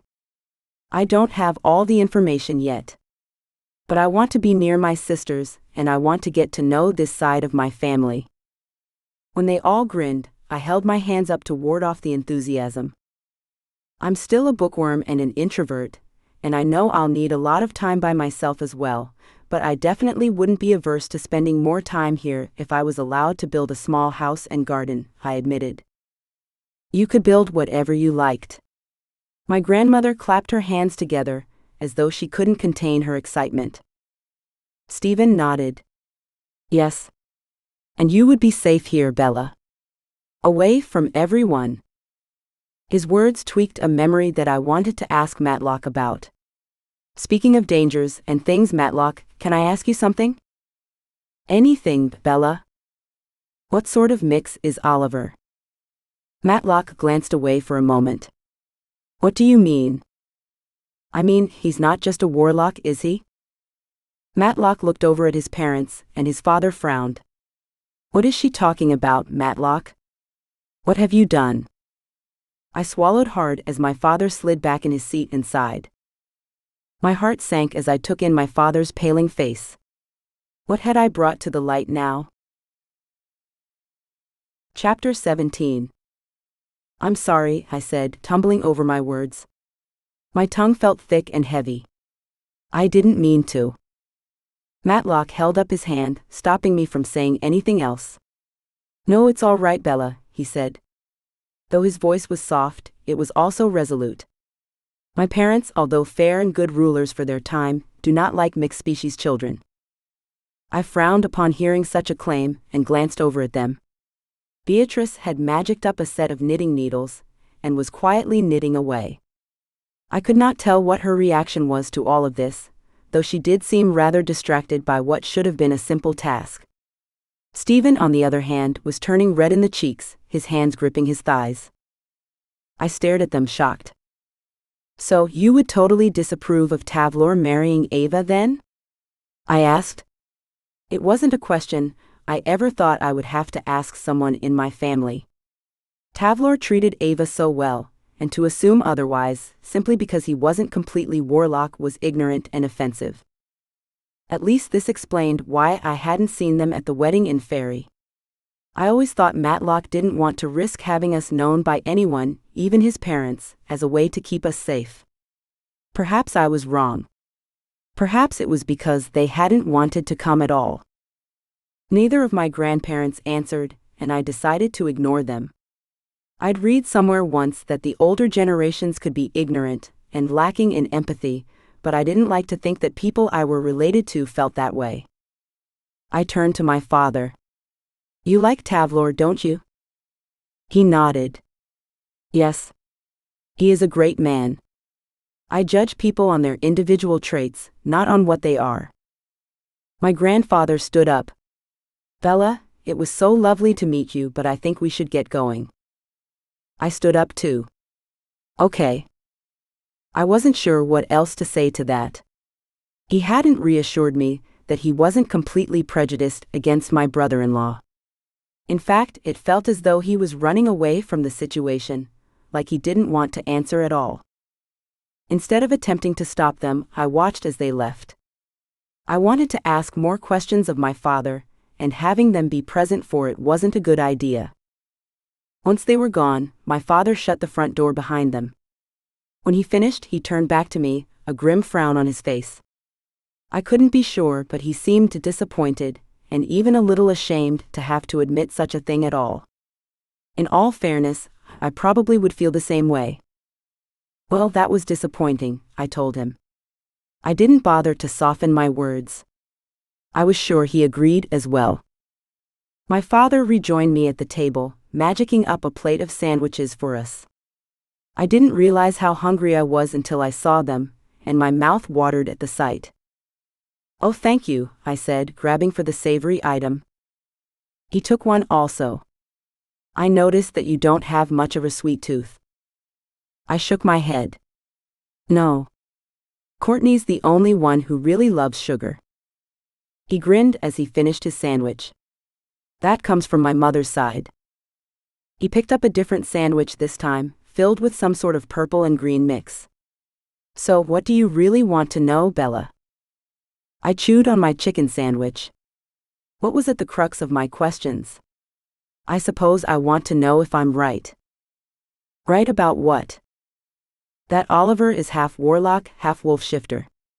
Or something like that. My father jerked strangely, then he created 2 glasses of what looked like homemade lemonade. The sweet sour smell made my nose tickle. I brought the drink to my lips and took a long sip. The cool drink refreshed my throat and tension eased out of my body. How did he know that that was exactly what I needed? So you're really asking me about your instincts, he asked, watching me with sharp eyes. And whether you can trust them or not. I nodded. Yes, I suppose so. That seemed like a good way to categorize it. He sighed and looked away. His fingers tapped the glass, the small ding ringing in my ears. I've been sworn to secrecy in regards to this matter, so it's very hard for me. Literally, to tell you the truth, he said, regret in his tone. Oh. I set my lemonade down on the table and replaced my hands in my lap. I've read something about this. Did you commit to some sort of spell to hide his identity? My father nodded, but he didn't seem to be able to answer further. I frowned. This was where good deduction skills in regard to people reading would have come in handy. Instead, I was left trying to decipher some hidden code on my father's face. More and more interesting. Well, can you tell me if the man who walked in to visit Oliver just before I got arrested by the council police was part wolf shifter? I asked. When I thought about that man, my heart skipped a beat. He was more handsome than anyone I had seen before, and even though I didn't have many people to compare to, the feeling I got was enough to make me curious about him and how he might be involved in these tangled webs.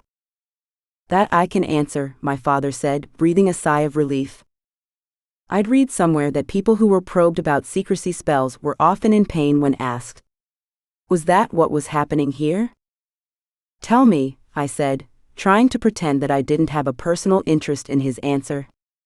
Because there had been something about that man, something attractive to me. And after Aunt Allison's weird premonition talk, I was subconsciously aware of my feelings. Now, more than ever. He's a full wolf shifter, actually. I've met him at the shop before, my father said. My mouth dropped open and my eyebrows wrinkled my forehead. Really? My father tilted his head at me.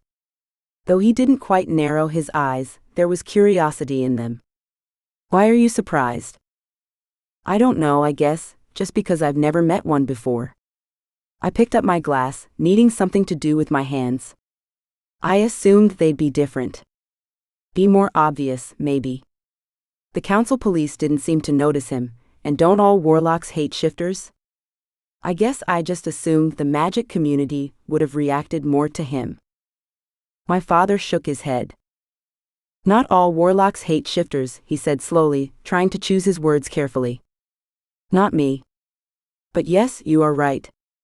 He isn't easily identifiable, and that has a lot to do with my friend. He makes potions for a lot of shifters to help them control their tempers, make them blend into our society. So they live in the magic realm undetected? He nodded. Pretty much. They have a small town they've built outside the city that I sanctioned. Most of the witches and warlocks know that there's something strange going on out there, but they don't ask or go looking for answers. I smiled at him. It was difficult for me to wrap my mind around what he said, though I shouldn't have been surprised.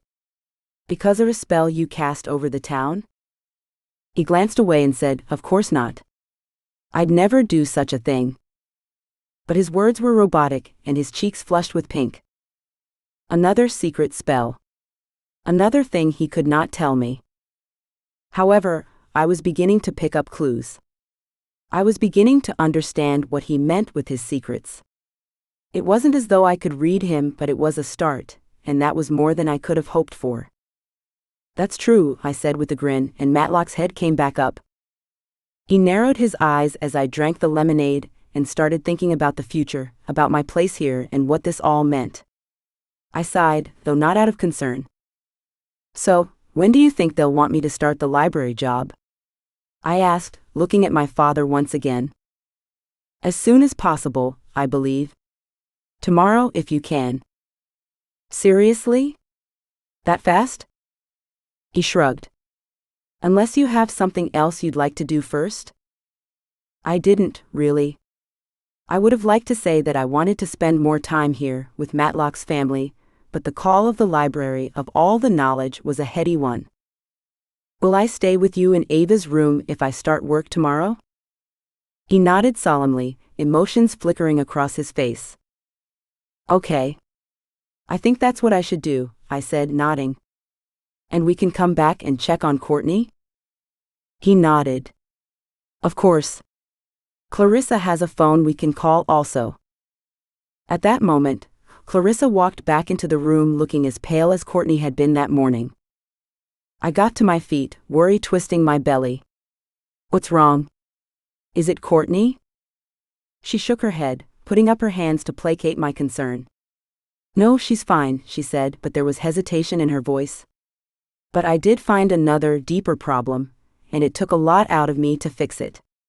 She collapsed into a chair and wiped her forehead. Her body melted into her seat, and it looked like she would be there for a long amount of time simply because she didn't quite have the energy to move just yet. I think I'm going to need a rest after that. I gaped at her.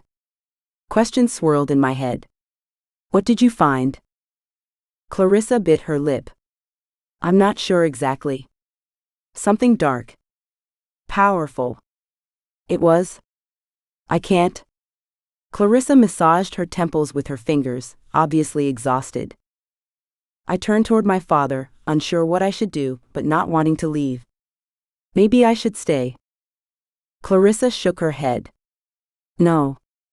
I work better with less people around, and I think Courtney's going to sleep for another day or two now.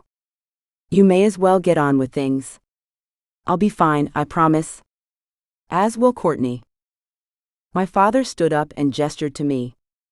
I think we need to leave Clarissa alone for a little while, Bella, he said.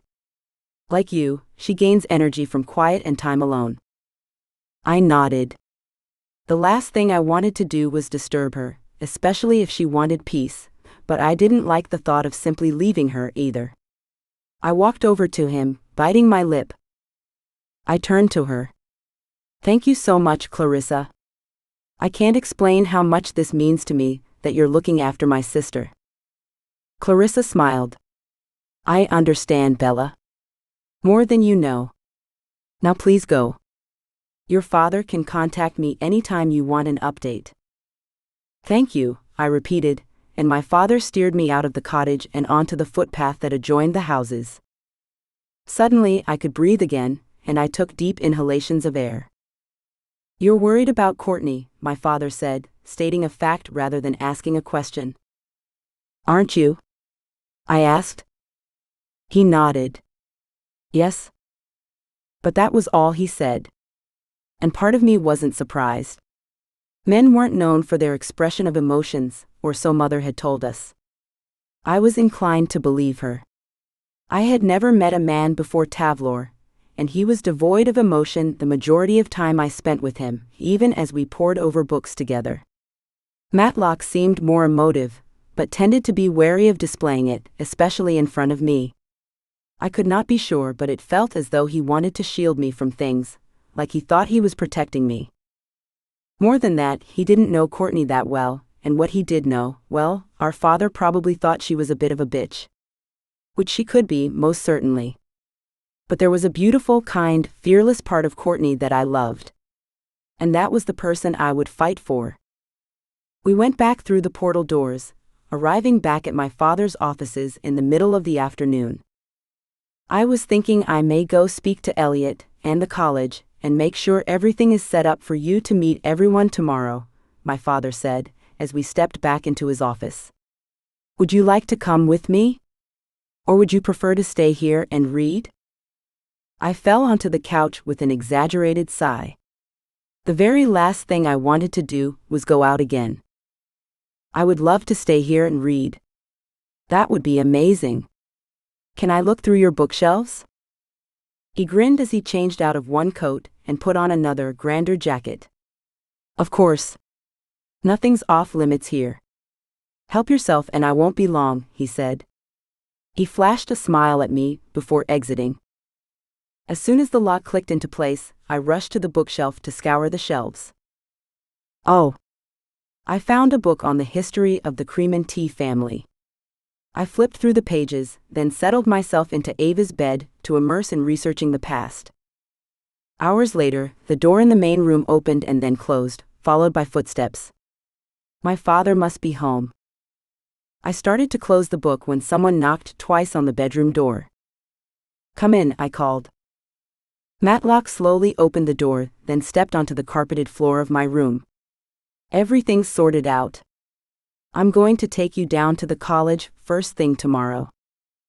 I smiled at him, a tremor of trepidation pulsing through me, but other than that, I was feeling relaxed and calm. Which was unusual and kind of nice for me. I really like this room, I said, my gaze going over the furniture and especially the books. I feel unusually safe here. Matlock nodded. I can imagine, he said, a small smile on his face. Tavlor put an inordinate amount of protection over Ava's room when she was here. I can't see it, but I can feel it. He cares very much for her. Me too, I said, placing the book down on the blankets. My hand lingered on the comforter, the softness caressing my skin. What have you got there? Matlock asked, without coming any closer. He nodded at the book, curiosity in his gaze. A family Bible? I laughed, brushing my hair back behind my ear. Something like that. It's your family tree, and a history on the high warlocks from the last 200 years or so. Not the most exciting thing I'd ever read, of course. But I loved any kind of knowledge. I was never sure when I would be able to use it, but if the last few months had taught me anything, my memory was an asset. Would you like some dinner? He asked. I shook my head. I'm fine, thank you. I was just going to stay in bed with a book or two, until morning. I wasn't sure what he thought about me, being so incredibly different to Ava, but when he smiled brightly, I like to think I didn't disappoint him. I'm the same, he admitted. Always have been. I sat up taller against the pillows. Really? Mother never said. He chuckled. She probably didn't know, not really, he said. I kept that part of myself pretty well hidden from people. And unfortunately, Genevieve and I didn't get a lot of time together. Not as much as I would have liked. Not as much as I would have given her, had we the opportunity. I wanted to ask something, and normally I would never have the courage to do so. But in this place, with all new things and only my father and I to talk, anything seemed possible and my courage was easier to access. So, I swallowed nervously. You're not disappointed that I'm not like Ava? I tugged at my fingers, my eyes on them rather than Matlock. Though I was brave, I could not seem to look him in the eyes. I mean, she was Mother's favorite by far and she's super impressive, so don't get me wrong. I know I should be a disappointment compared to her. My father began to laugh and held up his hand. Bella, stop. Please. Ava is wonderful. I'm sure you know that. I nodded. Yes, the oldest child. The perfect one. But she intimidates me in lots of ways, he continued. Just like your mother did. I laughed and swallowed against all the uncomfortable tightness in my chest. Yes, me too. I know we haven't spent a lot of time together yet, Bella, but I think you're more like me than the other two, and I hope we can. He trailed off and I filled in the gap with, be good friends? He nodded. Something like that. And to answer your question, you couldn't disappoint me. Never. I love that you're a bookworm and quietly strong. It's great. I bit my lip to stop the tears that would have started to roll if I'd allowed them to. Thank you for saying that, I said, barely more than a whisper. Matlock grabbed the doorknob. Well, I'll say goodnight and see you in the morning. I gulped down the tears, forcing them away. My first day of work. He nodded. Yes. It's a whole new world. He left me to think about the changes that had already occurred and everything that might happen in the future. I had the terrifying feeling that Ava's crowning, Courtney's poisoning, and this new job for me was only the beginning. Chapter 18. Matlock and I stood in the foyer of the college, and while my heart beat in my chest like I was running a marathon, everyone around me seemed calm. Part of me wished I could reach out and secure their peace for myself. I didn't know why I was so nervous, but I wanted this opportunity to test myself, to learn. A woman strode outside. She was dressed in a blue cardigan and black business pants, her hair pulled from her face into a bun. She seemed nice enough. Then again, I still needed practice reading people. My father indicated to me. Bella, this is Audrey. The principal of our college. Audrey, this is my daughter Bella. I believe Elliot spoke to you about her yesterday? The woman nodded, her eyes fixed solely on my father. Yes. He did. I could not be certain, but her voice sounded like there was a current of judgment in it. It might have been the fact that she hadn't looked at me at all, or maybe it was that her hardened stare was directed at my father. Either way, she did not seem happy with him. It was quite a surprise to learn that after going 20+ years without an heir, Matlock, you now have two. I glanced at my father, wondering if he was going to correct her, or whether I should. Matlock cleared his throat. Actually, there's three. Bella is the middle of three sisters. Audrey's composure shifted as her mouth dropped open. 3 daughters. I couldn't stop myself from interjecting. Shocked? Surprised? Audrey stared at me, her sea-green eyes as piercing as they were intelligent.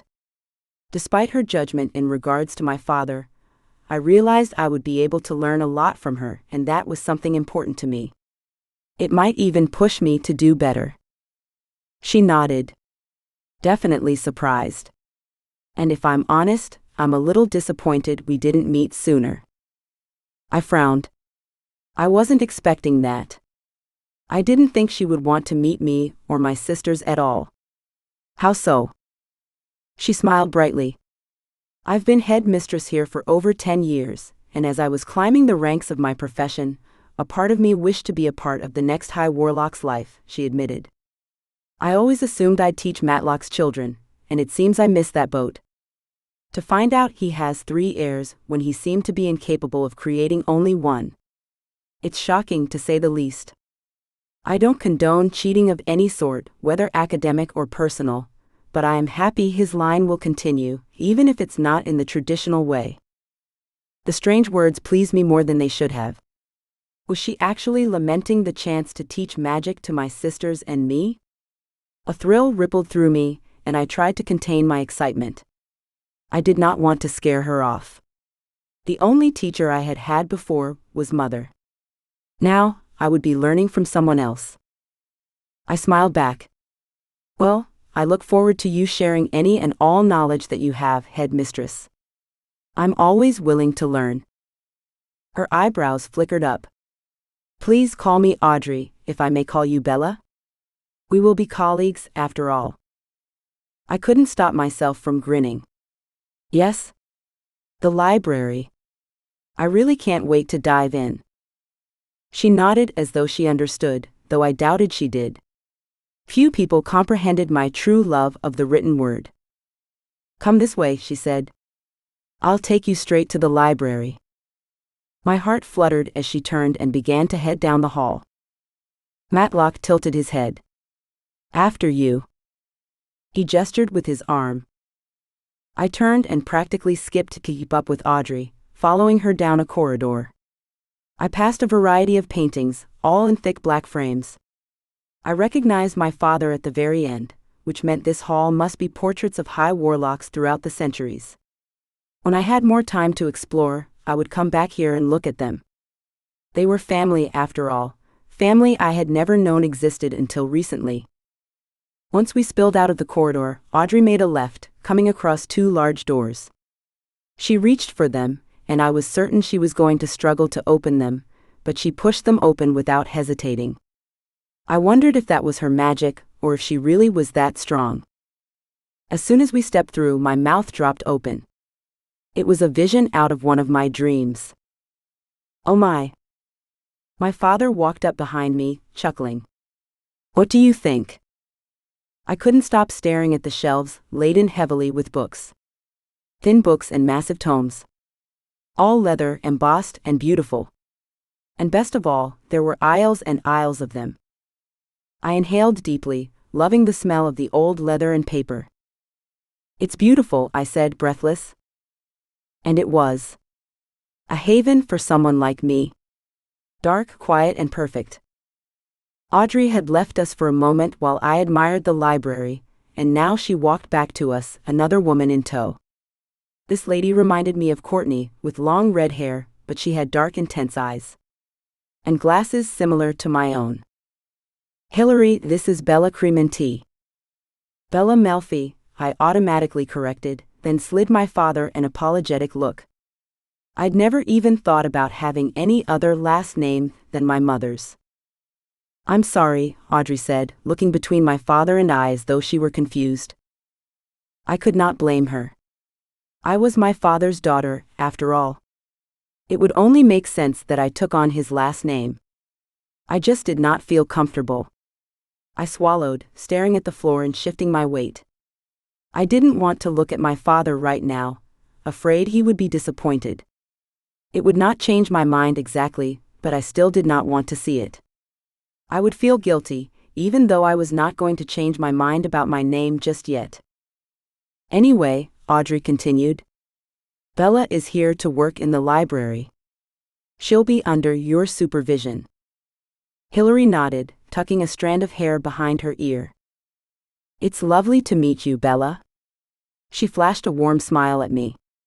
I'm never going to say no to another pair of hands, although Elliot also said you may be doing some teaching classes at the college as well? She tilted her head to the side, raising her brows. I glanced around the huge room. The prospect of teaching caused my stomach to flip, though I wasn't completely against the idea. I'd happily stay in this place forever, I said, but refrained from commenting on what Elliot wanted. He wasn't the person who got to make such decisions, and I wasn't going to humor possibilities. Then you and I are going to get along fine, Hillary said. My father squeezed my elbow. Are you all right to get back to my offices after you finish here, or would you like me to come back and pick you up? I can get back by myself. It's fine, I said, smiling at him. There were streets and portals and all sorts of things to walk down and step through to get back to my bedroom. But I was pretty sure I could do it by myself now. And Matlock, being the High Warlock, surely had things to do with his day other than babysit me. Okay, he said. I'll see you tonight then. My father left with Audrey, and I turned to Hillary.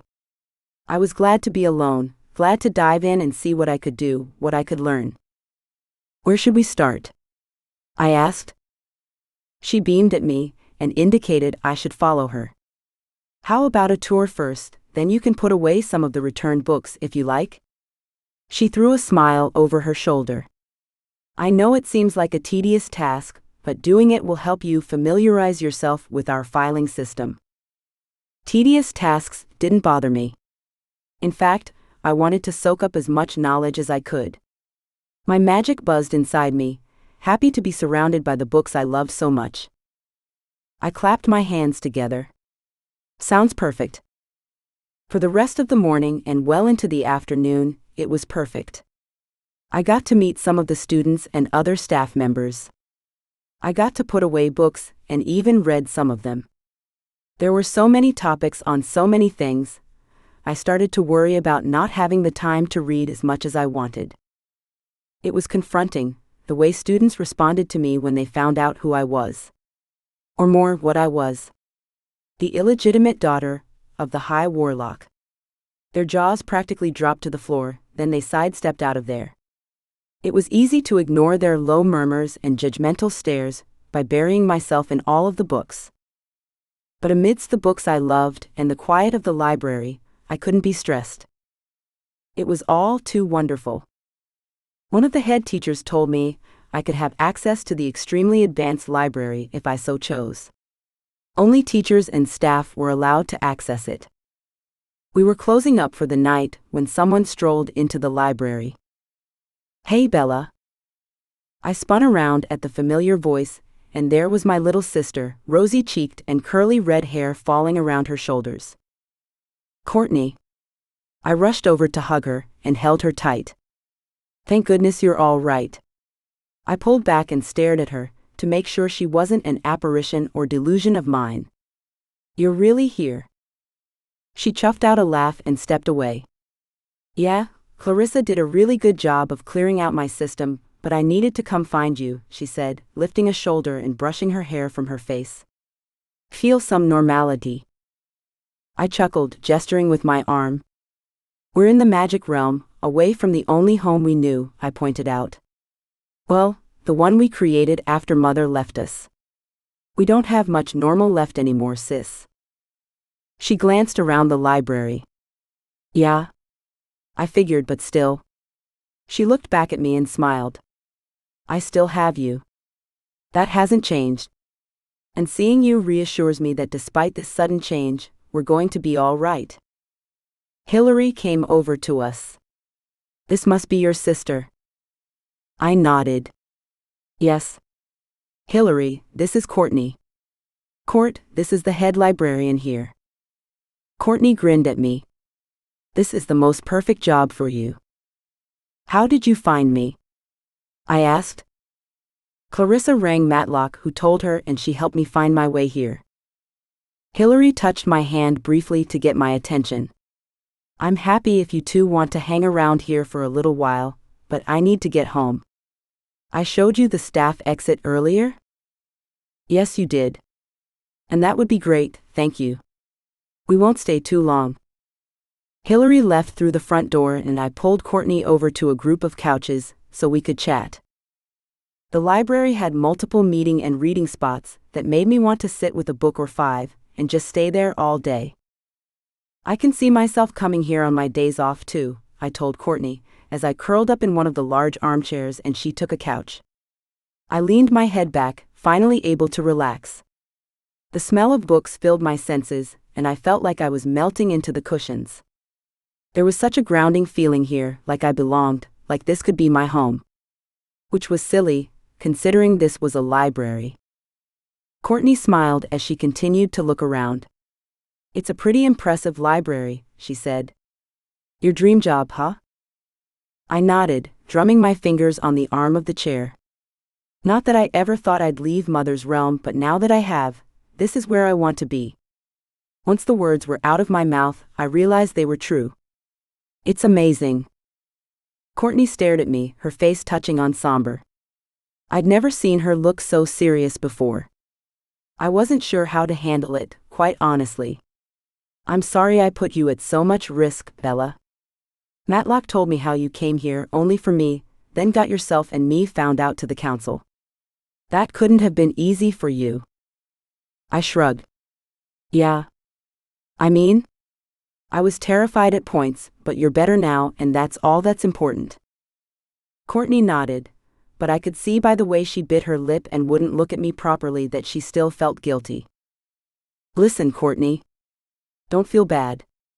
This was going to happen at some point, and really the best things possible have happened. Courtney lifted her head to stare at me. What do you mean? What did I mean? I hadn't really thought about what I said before I said it. Well, you're better. I got to meet our grandparents, and we're not being put on trial or any of the shit that Ava went through. I'd say, I've had a pretty good run of it. And when I thought about my stressors for the last few days versus what poor Ava had gone through, I really had no complaints. I wasn't going to think on all the bad things that could have happened as a result. Anything else was wasted emotions since we could not change our actions.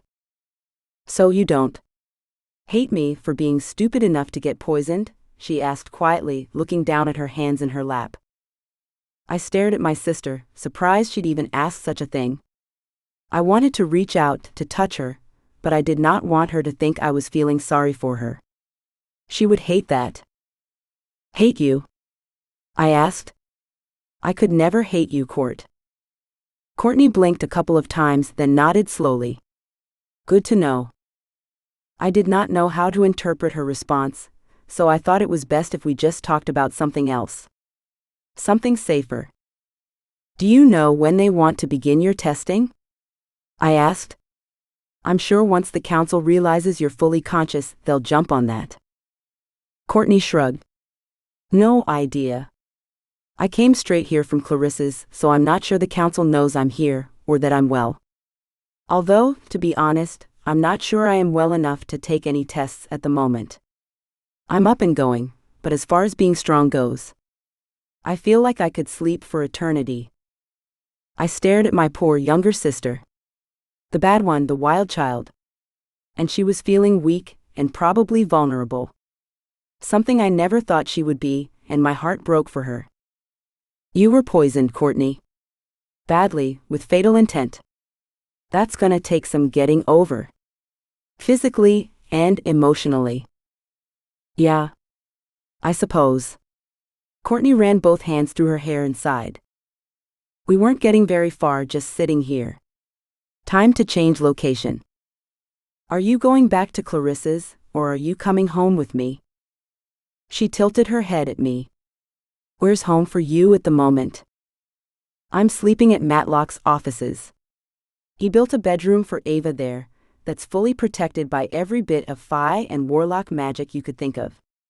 We could share the bed? Or I could just build you another one. There's heaps of room. Courtney stood up as I did. Where does Matlock sleep? Doesn't he have a wife somewhere? I nodded and tried not to smile. It seems like they fell out of favor when she pretty much tried to kill Ava. So he sleeps at the office too, in a separate bedroom of course. Courtney was nodding, taking it all in.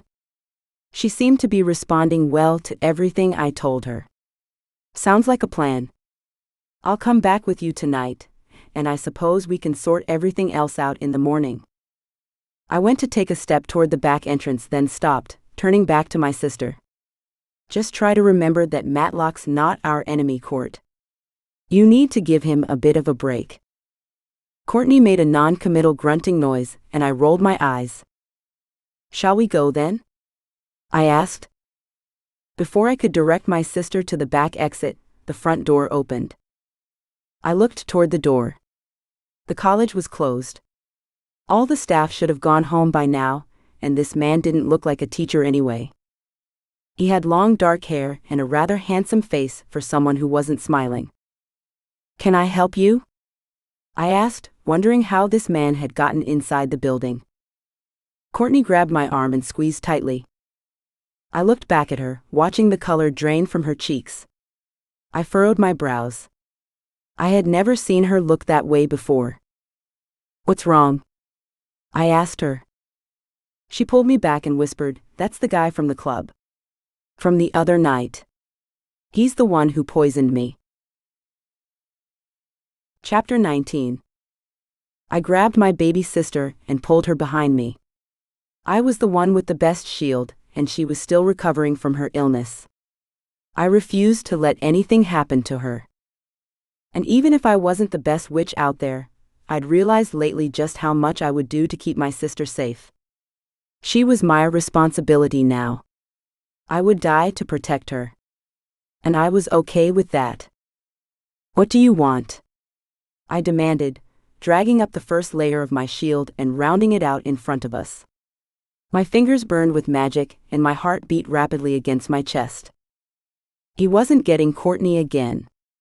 I wasn't about to let that happen, no matter what I needed to do in order to protect her. The man threw back his cloak so that his arms were exposed and free to create the deadly magic I knew was coming, then grinned at us. He was oddly handsome. I could see why Courtney would have had a drink with him. But the aura around him was black, and every cell in my body was on alert. Where's Matlock when you need him? In fact, where was anyone when we needed them? It was oddly quiet, despite the disturbance. The man blocked the main entrance to the library, but luckily for us, it was not the only exit. What do I want? He muttered. I want you both to die. But first, I have some questions about your sister. I spoke the few Phi words I'd learnt while reading today, pulling forth the magic I'd gathered from Micah and interlacing it with my own shield. This man was a killer. He was well trained and obviously had motive. We were going to have to fight for our lives here. I swallowed hard against the tightness in my throat. He hadn't cast any magic yet to stop us from leaving. To detain us. I would have felt it. Why did he want to kill us? What had we done to him that he was so upset about? It didn't make any sense. Why do you want to kill us? Courtney demanded, trying to muscle around me. No, I whispered. Stay behind me. She glared at me, obviously wanting to fight the man who'd already done so much damage to her. She looked at me the same way she looked at Mother, when Mother was trying to keep us from doing something we thought we were capable of doing. I didn't want her to look at me that way. I never wanted her to think I thought her unable to handle this. Regardless, I needed to protect her. She reluctantly stepped back to just behind my left shoulder. The Warlock smiled at us. I suppose you'll be dead soon, so? He shrugged and his nonchalance made my teeth clench. Don't count on it. I'm part of an organization who wants the High Warlock to step down, he said, with more pomp and importance than I had ever heard in a person's voice before. To be honest, I was surprised that he would even admit such a thing, but his arrogance seemed to know no bounds. Yeah, and what's that got to do with us? Courtney demanded, from behind me. The Warlock flicked a lock of his long dark hair out of his face with a flourish of his hand. You're the heirs to the High Warlock, he said. Once you are gone and we take care of Ava, there will be no one left to stop us. I frowned at him. How did you even find us? Perhaps it wasn't a question most pressing by any means, but the girl, curious for the reasoning behind his madness, pressed on. No one knew that Ava had sisters except Matlock and Tavlor. It wasn't that half-breed bastard, if that's what you're thinking. The Warlock spat in my direction. I wasn't sure if he could read my mind, or he was just that good at accurately knowing what I was thinking. It unnerved me more than I cared to admit. Relief flooded through me when his words sunk in. The idea that Ava's husband could betray her so thoroughly went against everything I believed about him. He didn't seem like that sort of person. Then how? I asked, my voice cracking. He smiled at me with condescension. We have our ways. I practically rolled my eyes. It was like he wanted me to beg him for information, which I wasn't going to do. I decided not to ask again, because the most likely answer was they'd followed Ava. Or looked inside her mind during one of their many trials and torture sessions, and found something they could use against her. So I asked the next question. And what could you possibly want to know about Ava? Surely, they knew everything about her. She wasn't exactly a closed book. But if the only reason he was letting us live for the moment was Ava, there had to be a reason. He nodded, his brows lowering. My superiors want to know where she is. We're having trouble tracking her. I laughed.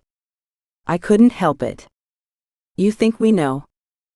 I had to assume that his superiors were some pretty powerful witches and warlocks. If you can't find her, why would we be able to? I asked. I placed a hand on my hip and shot him a look. I was getting exhausted with his half-answers. It almost seemed as though he liked playing these games. He frowned, obviously not expecting me to find him so hilarious. Clearly, the situation wasn't one for humor, but it could not be helped. Not when he was making assumptions and acting ridiculous about everything. You're her only family, he said. She must contact you. I shook my head. No, we're not. She has her husband. She's with him. There's no need for her to tell us anything, especially when we know nothing about this world. So you have no idea where she is? Where Tavlor is? I narrowed my eyes at him. Why don't you? It's obvious you're part of the council, or some sort of radical extension of it. Why don't they know where the heir to the High Warlock is? Ava had called me a few days ago, but that conversation had mostly been about Courtney and her recklessness, not Ava's location. And she deliberately told me nothing, except she was off fighting a shifter war. I certainly wasn't telling this murderer that. The Warlock glared at me and began to move his hands in the air. Well, if you don't have any answers to my questions, then you are of no use. He fired his magic at us. I threw my hands out, putting every bit of strength I had into my shield. Courtney shrieked and jumped at the noise as our magics hit. There was a massive crash. I clenched my teeth, my shield holding against the blackness of his intent. Sweat rolled down my back as I fought off the spell. I didn't want to absorb it. My arms shook. I needed to deflect the magic, push it so it was somewhere else. I wasn't sure how I was going to do that, so I used every part of my magic and moved my arms so they faced a nearby wall. I grunted as I cast it to the side, the magic dropping to the carpet and burning a hole in the ground. I could feel the heat from where I stood, how the flames of his deadly magic tried to dance over and consume me. He fired again. I didn't have any chance to recover. I threw my arms up, rushing to put the shield back in front of us. I wasn't fast enough. A piece of red spear got through, clipping Courtney in the shoulder. She staggered back, blood gushing between her fingers. It had all happened so quickly, she hadn't even had the chance to scream. "Courtney, run!" I yelled. "Just turn and go." Courtney held onto her injured shoulder, but didn't listen to me. Her eyes were on me, tears dripping down her face. My arms burned as I held up the shield. I loved her, but I didn't have time to explain. "But what about you?" She sobbed, but I couldn't turn around. I had to stop this warlock from getting to my sister. I had no offensive skills, but my defense was up to the task. "I can handle him," I yelled without turning around, concentrating all my magic into the shield I held in front of myself. The warlock threw ball after ball of fire at me. My arms ached and my heart pounded with fear. If he got much closer, I wouldn't be able to fight him. "Go get help," I growled at Courtney. "Go." With a hesitant glance at me, Courtney made a run for the back door. I sent up a silent prayer of thanks. If I died here today, my sisters were safe. Both of them. My belly began to burn. I remembered the tattoo I had etched into my skin, and it gave me hope.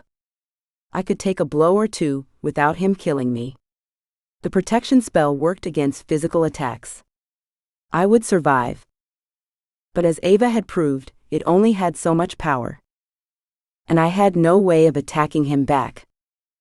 I needed to figure something out, or he was going to win, no matter how well the protection spell worked. I sucked in a deep breath. I wasn't good at thinking on my feet. I needed a way to kill time, to allow my mind to come up with a solution. The warlock stopped firing magic at me, his eyebrows fluttering up. "I'm stupid," he said, shaking his head. "I forgot what they told me about you. Incredible defensive skills, but no offensive." He laughed, but it didn't reach his eyes. There was something dark, something sinister about it. Chills wove down my spine. He strode toward me like an angry bear. Oh fuck. I had nowhere else to go. If I didn't think of something quickly, I was stuck. Then my memory flared to life. One of my mother's teachings, stepping into the light. A lesson in the library. Yes. I whirled my hands around in a quick motion, speaking the ancient words she taught me. I worried I was going to say them wrong, or I was going to forget a word. Instead, it felt like muscle memory. The words came out without issue. Suddenly, I was grateful that my mother forced me to recite these things constantly, even though I hadn't understood the merit in doing so. I hurled the offensive spell at him, hoping to knock him on his ass. He flicked it away with his hand, as though it were a child's spell. I started backing up, my limbs shivering with fear as he swung a punch at me. I couldn't get a shield up in time. The fist connected with the side of my head, pushing me off my feet and slamming me into a bookcase. My head exploded with pain, and my belly burned with the protection of my spell. I shook myself and planted my feet again, trying to think of what to do. If it wasn't for my tattoo, I would be out cold and he could do whatever he wanted to me. Thank God, Ava had etched it onto my body. He growled, and his anger seemed to inspire his movements. I wasn't sure if I could take advantage of his obvious displays of emotion or not, but I had to think of something or we were toast. I had to run. I couldn't see another option except that. I stumbled against the bookshelf, then started running down the aisle, toward the back entrance. If I could get outside, I had a chance of getting away. I couldn't fight him. Not yet. There was no way for me to do so. Instead, I had to buy myself time, get away and figure this out because I highly doubted he was just going to stop. A powerful spell blasted me in the back, knocking the wind from my lungs. I fell flat on my face. Every part of my body ached. I tried to push myself up, but couldn't find the strength to do so. I groaned as I tried to get into a kneeling position at the very least. My belly burned even hotter, making me wince. There was too much pain from different parts of my body, cocooning me into an ordeal I never thought I would be in. That spell should have done a lot more than knock me down. I was grabbed and flipped over, the Warlock straddling my waist and pushing my arms into the ground with his big meaty hands. "Get off me!"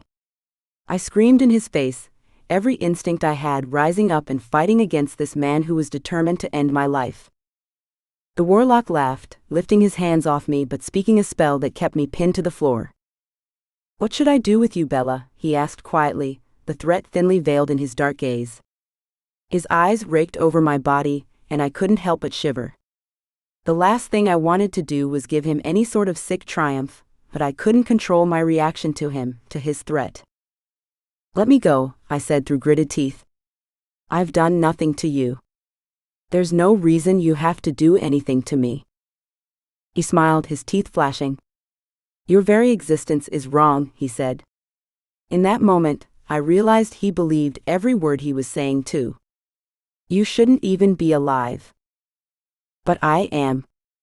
I screamed, tugging at the bonds that held me, and wishing to heaven that I knew more magic than this. I should know what to do to get out of this. What else had I been doing with those books if not reading them, devouring the information I found in there?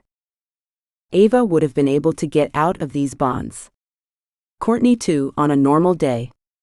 Why was I so helpless? Why couldn't I figure out a way to escape? His gaze turned lascivious as he glanced down my body, hovering over my breasts.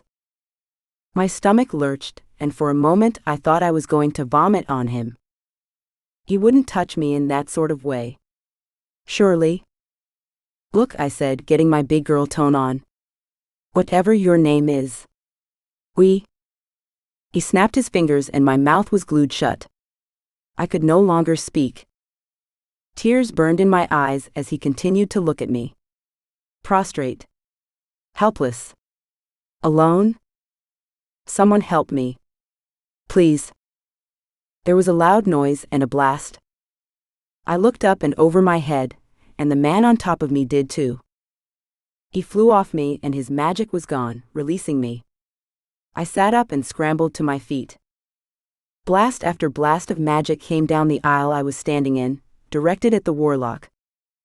I pressed my back against the bookshelf to get out of the way as my father, Matlock, the High Warlock of the Realms, charged past me. "Oh my God. You're still alive?" Courtney yelled as she ran up to me, grabbing me by the arm as we both turned to watch the show.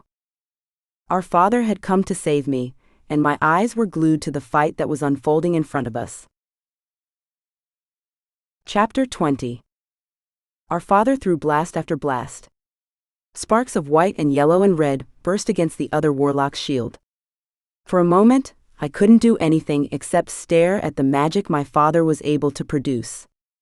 I knew my father was the High Warlock, but I just took for granted how powerful he really was. The Warlock who had attacked me was injured from that first hit my father had landed to get him off me. He cradled one arm against his chest and held up an ever-weakening shield. I almost felt sorry for him. Almost. He couldn't fight back, or at least, that was how it looked. I wondered if it was possible to even pretend to fake such an injury. I wasn't sure what good it would do. It wasn't like we were arrogant enough to believe him, at least, not in this moment. My father threw another shot.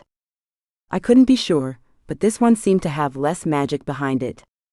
It was as though my father recognized he was winning, and while he did want to stop it, he also didn't want to kill the Warlock. I like to think it was because my father wasn't the type to kill, but the practical side of me said it probably had to do with the fact that we needed answers and he could give us them. With one final massive blow, the Warlock fell to his knees and dropped his arms, unable to continue. My gaze flew to Matlock. Was he going to finish him off? Was everything I just assumed wrong? Our father held a ball of glimmering silver magic in his hand, but he'd paused. A part of me wanted Matlock to kill the other Warlock. But another part of me was so proud to see my father's control and empathy. Obviously, his integrity didn't allow him to kill an essentially unarmed man. "Who sent you, Travis?" my father demanded. My eyebrows flew up. "Matlock knew this Warlock?" "Of course he does. He probably knows everyone. But if that were the case, why hadn't he warned me? Although, maybe he didn't think something like this could even happen in the first place." Travis laughed, though the sound was bitter. "You know who?" My father walked closer, his gaze narrowing. "Spell it out, Travis," he said. "I don't have time for games." "Now?" Travis shook his head at my father, still laughing. A truly evil sound. His eyes narrowed as though my father was some pathetic, insignificant insect. "Never." He began to build a ball of light in his good hand. My mouth dropped open. Did he really think he was going to be able to attack my father, even though it was obvious who had the upper hand? My father said, "You're no match for me in this state." He probably wasn't a good match for my father in any state. Travis nodded. "I know. But I can still take them out." Before I could pull up my shield, if it was even possible with the shaking of my body, Travis lifted his arm and turned toward us with a malicious look on his face. I inhaled sharply, fear freezing me in place. We were going to die. Before I could react, my father hit him in the chest with something black. Something deadly. Travis keeled over like he'd been struck by lightning. A gasp stuck in my throat. Our father rushed over to us. "Are you all right? Did he hurt you?" He grabbed me by the arms, then lifted my chin to look into my eyes. It was as though he didn't quite believe that I was unharmed. "Bella," he said, shifting his gaze from one of my eyes to the other. "Are you okay? Please talk to me." I threw myself at him, and he enfolded me in his arms. I wasn't sure why I did such a thing. I wasn't the sort of person to be so comfortable with such physical affection, especially from a man I barely knew. And yet, I couldn't help myself. I needed to feel safe, and I knew my father could give me that. I closed my eyes and sobbed as Courtney held my back and I clung to my father from the front. I needed to gather my bearings for a moment. Then I could step back. I just needed a moment. "Hold on tight," my father said. He kept his arms around me. "Both of you. We're taking the shortcut home." I nodded against him and squeezed my eyes shut as cold air whirled past my face and all around us. Then it stopped. All was dark and quiet once again. There was stillness that brought peace rather than discomfort. The tension in my body eased, and I practically melted to the floor. "It's okay," he said, kissing the top of my head. "We're back at my office again. We're safe now." I didn't want to let go of him, but as Courtney stepped away, I felt the need to do the same thing. I didn't want him to think I was some clingy girl who didn't have the capability of being strong. I straightened up and opened my eyes, wiping at the tears that had fallen on my cheeks. Our father conjured food and drinks on the table, and invited Courtney to sit on the couch as I staggered to one of the chairs. "Drink this," he said, handing us each a mug. "It has some healing properties that will help with any internal injuries, then we can get you to Clarissa." "I'm okay," I said, but I still took the mug and sipped at the potion. It had a lovely tangy orange flavor and soothed my thick throat. Peace and contentment filled my body, and the muscles inside of me seemed to melt. I could still feel the tears that needed to be shed, and the knot in my shoulders. But with time, a good cry, and a long shower, I was sure I would feel better. We were safe once again. My fingers shook as I brought the cup to my lips. I drank more of my drink and sighed. Warmth filled me and I relaxed even further. I sighed into the cup before shifting my eyes over to my sister. "You okay, Court?" She was the one I was concerned about. If this asshole harmed her even more than he already had. I refused to think about what I would have done. Knowing Courtney's poisoner was within reach, and I needed to be saved by my father, made my anger flare. I should have done a better job at protecting Courtney. I should have been stronger and more aware of what was going on.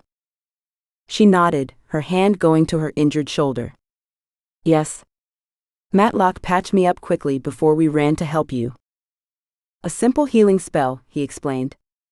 I'd like Clarissa to check you both out properly when you're ready to go out again. Ready to go out again, what a statement. I'm not sure I want to leave Ava's bedroom ever again. I joked, trying to smile, but found that the tears had begun to flow again. Matlock leaned forward and squeezed my hand. Bella, I am so sorry this happened to you. I sobbed into my hands, and Courtney came to my side, holding my shoulders as I let my emotions out. I'd been so scared. Not so much for myself, but for everyone else around me. Especially Courtney. She had already gone through so much, and I didn't want her to have to endure such torment again. I let the tears flow, even though usually I would fight like hell to stem them. Now was not the time. I understood emotions. I understood the healthy way to release emotions as well. I had not been doing a good job allowing myself to feel. I wanted to change that, even though it would be hard work. It was like training myself to undo a habit I wasn't quite ready to let go of. But God, this felt good to just release myself into them.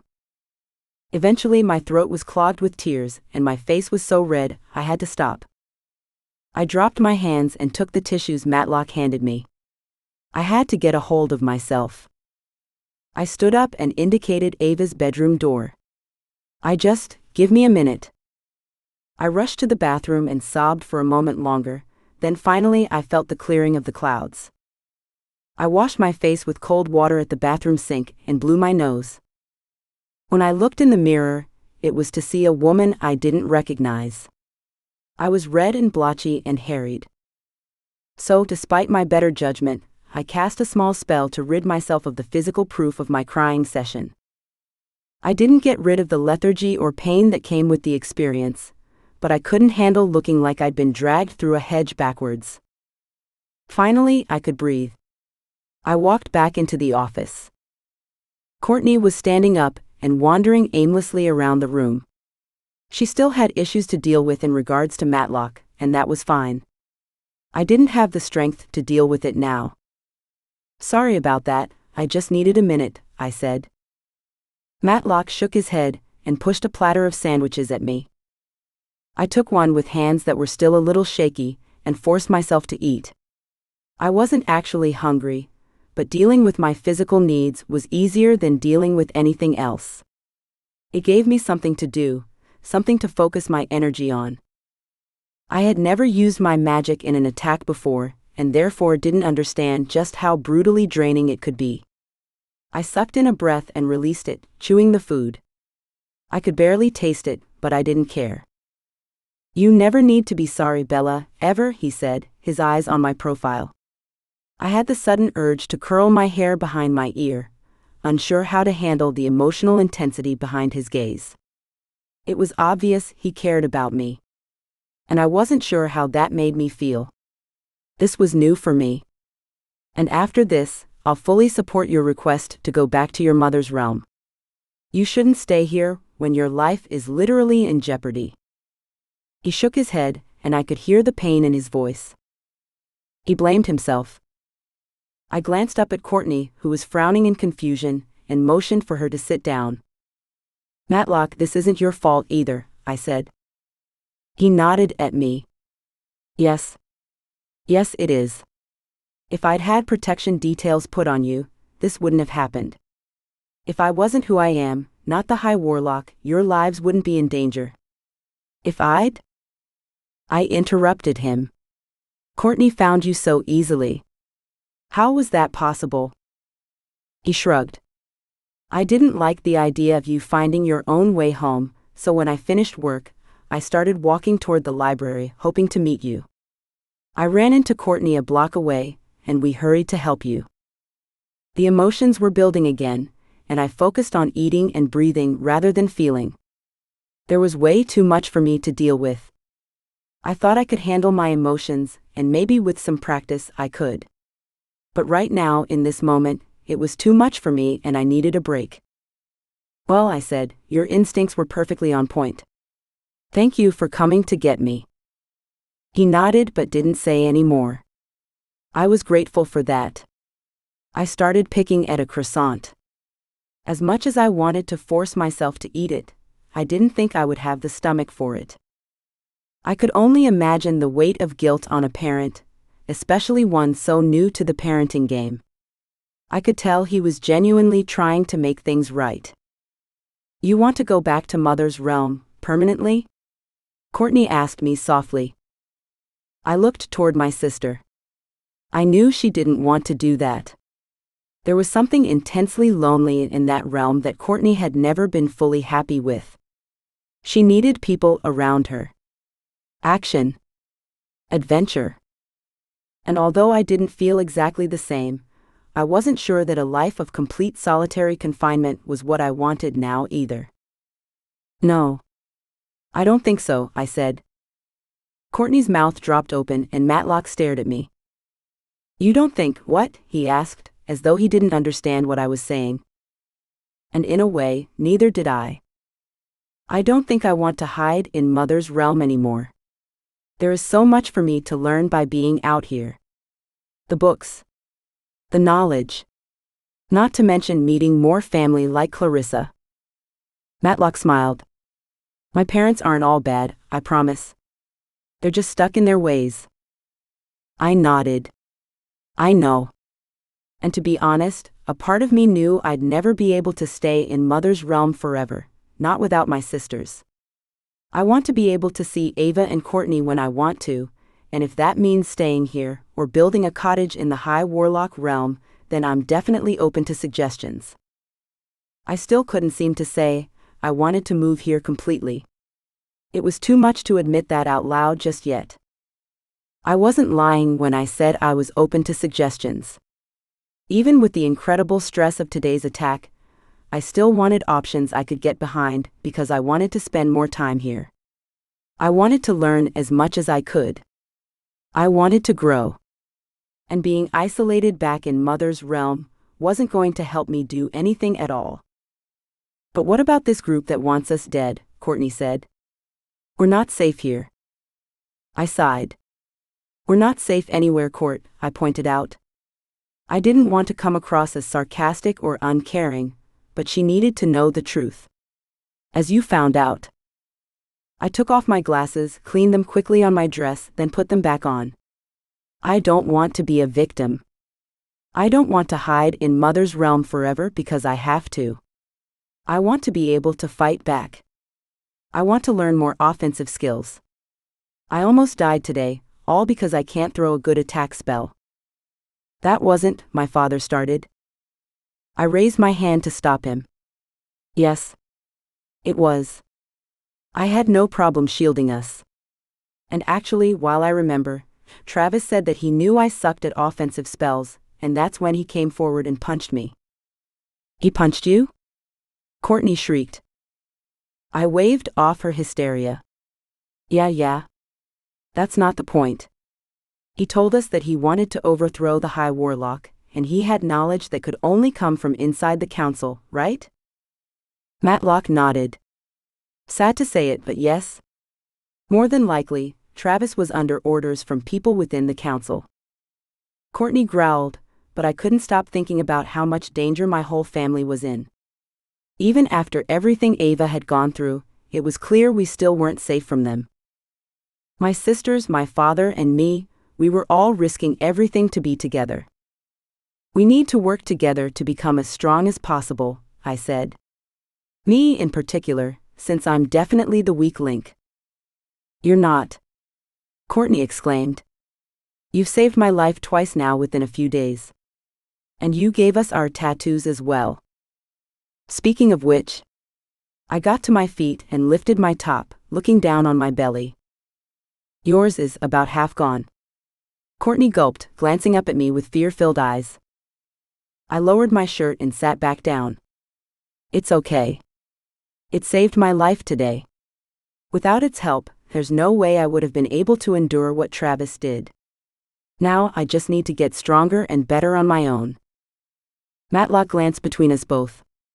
Well, you know you're both welcome to stay here for as long as you'd like. Or I can set up a house for you in my family's realm. I'm willing to do anything to keep you safe. You'll take on the council? I joked. He nodded anyway. Absolutely. Anything. I glanced over at Courtney, and a wave of love passed between us. We were a long way off having the sort of relationship with our father that I'd once dreamed of, but we were on the right path, and for now, we were safe. The end. Read on for Book 2 in Bella's trilogy, Forbidden Magic. Here's a sneak peek for you. Forbidden Magic. Book 5 in the Daughters of the Warlock series. By Amelia Shaw. Chapter 1 of Forbidden Magic. Bella. Once the shock surrounding the attack on Courtney and I had passed, I wanted desperately to go back to work. But that just didn't seem possible. My father, the High Warlock of all the realms, wouldn't budge. I pressed on, pleading my case and appealing to the bookworm inside him. The library was exactly where I felt like I belonged. It had books upon books, stacked with knowledge even a voracious bookworm like me still needed to learn. And I wanted to. I just couldn't do that if I was trapped in my bedroom within the council's realm, for my own protection. After days and days of convincing, I finally succeeded in convincing Matlock that it was best if I went back to work. I always got through in my own quiet way when it was important to me. You ready to go? Matlock asked, walking into my bedroom with a smile on his face. He rubbed his hands together, as though he too was excited to return to some kind of normalcy. We were still staying in the bedrooms attached to his office. In fact, he'd magically built a third for Courtney, so that we could all stay together in this strange mini-realm attached to the council. I was just glad Courtney had agreed to stay. Even with danger lurking for us, I wasn't sure my sister would want to. Courtney was a free spirit, looking danger in the face and laughing. I am, I said, glancing down his body and realizing he was dressed to go out. He wore what I referred to as his royal robes. Purple cape, embroidered suit. I cocked my head to the side. Are you coming with me? He grinned. Of course. I rolled my eyes. Nothing's going to happen. I'll be fine. Oh, I know you will, he said with a little too much enthusiasm. I narrowed my eyes at him. What have you got planned? Who's got what planned? Courtney asked, walking into the main office that was now central to all our bedrooms. At the way he was adding rooms, we would soon need another floor or else we'd get too cramped. Courtney wanted more space, even though she'd managed to get a bedroom twice as big as mine, not to mention an awesome bathroom as well. I myself was content with my room, though it had occurred to me that if I did have more space for myself, I could fit many more books on my shelves. Matlock seems to think he's walking me to work today, I said drolly. Courtney rolled her eyes, but the expression was directed at me. Which was odd because, while I wasn't sure how Courtney was going to react to our father, siding with him on things wasn't exactly what I expected. I can't believe you want to go back into that job, she exclaimed, crossing her arms over her chest almost as though she was protecting herself. Especially after what happened last time. I sighed and picked up my jacket. It was difficult to explain to my sister why I loved the library so much. Not even an attack on our lives would dampen it. If I knew she was going to be in any mood to listen to my reasons, I would try to explain. But she wasn't. She never really was.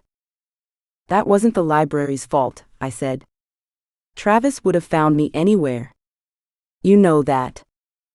Not if you'd stayed in the safety of the council buildings, Matlock said.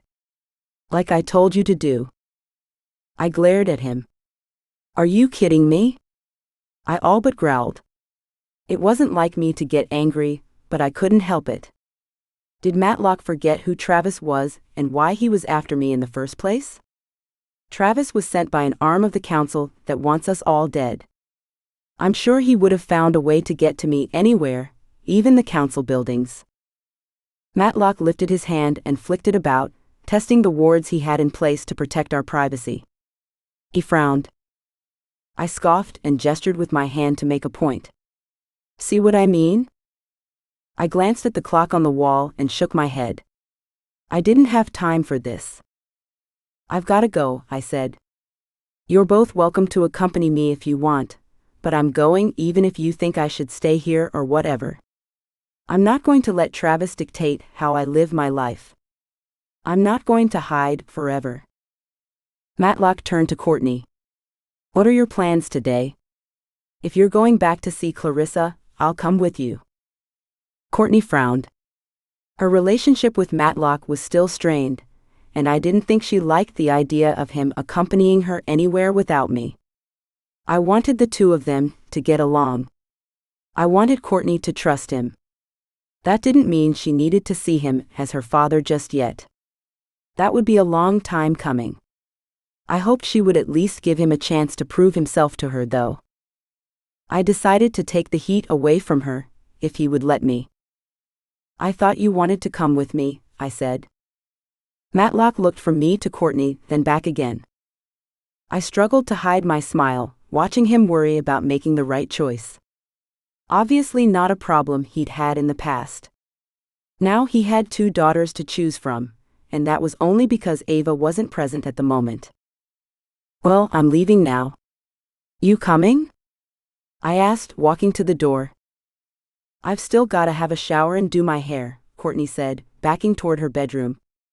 I can't leave looking like this. Are you mad? Courtney had incredible red hair with long tight ringlets. A lot of it was natural, which she didn't appreciate as much as she should have. However, she always made sure to take care of her hair, and it was obvious because, whereas my hair would frizz at the hint of humidity, hers didn't even know what the word meant.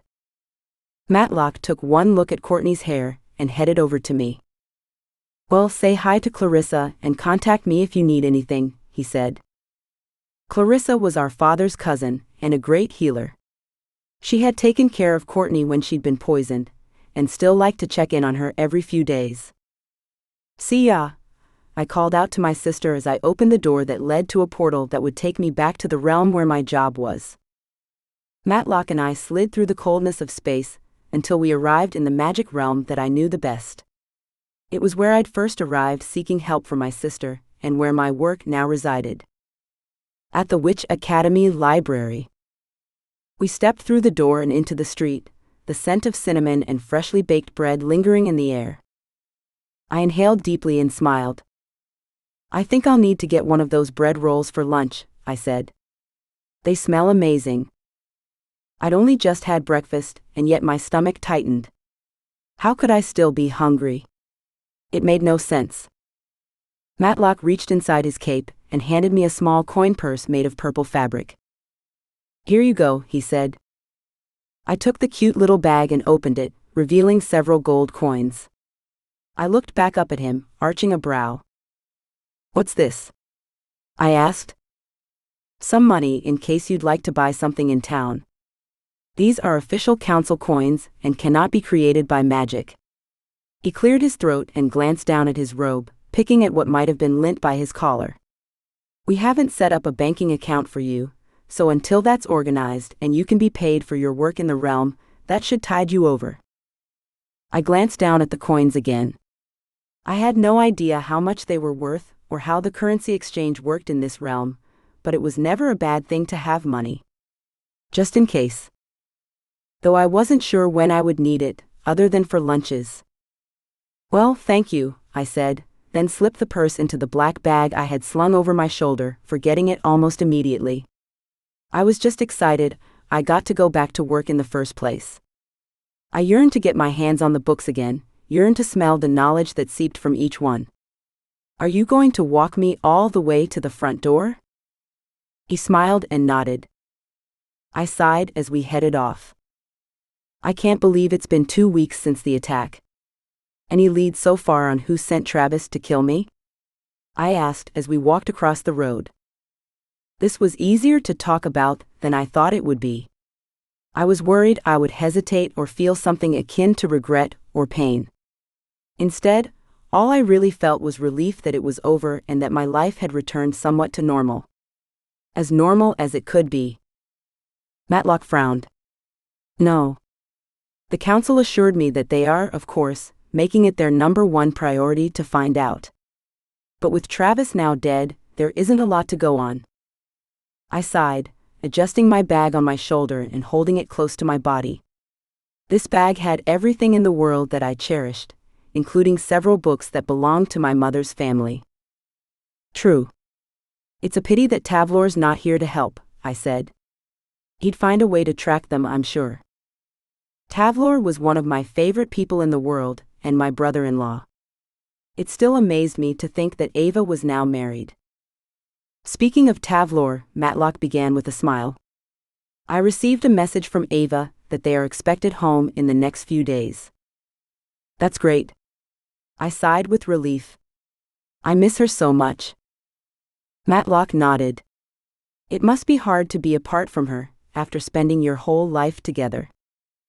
I huffed out a laugh. For me it is. For Ava and even Courtney, it's not. They want adventure and fun. And if that means leaving me behind, I don't think they care.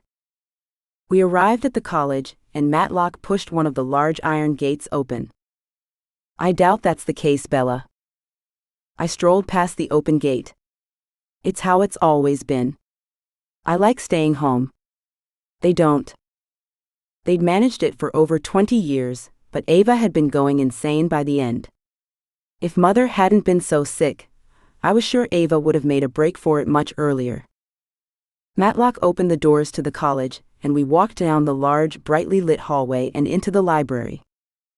Happiness filled me as the smell of old books and leather bindings caught in my nose. I looked around the dimly lit room, staring at rows upon rows of books, and my heart just melted. I was back. My father shook his head. I still can't believe someone came into the college, into a library, and threatened to kill you. I laughed as we walked into the library, the smell of the leather books and the heavy amounts of knowledge these books possessed making me slightly giddy. Well, it wasn't just me. He threatened Courtney too. I know, but I don't think I told you at the time how proud I was of you, Bella, he said. His voice was hesitant. For protecting your sister. For standing up to him. For fighting. I know it's not natural to you. You're much more of a pacifist, which I understand. But the fact that you're willing to do anything for your family says a lot. I glanced up into his dark eyes, then looked down again. His words touched a part of my heart that had always longed for admiring words. The love of my father. His respect. His admiration. I didn't realize I had wanted it before now, but spending more and more time with him, I discovered I did want that. I wanted him to be proud of me. Thank you. I know that I don't fit into our family very well, but I would die for my sisters. He inclined his head. It is obvious that you love your sisters very much.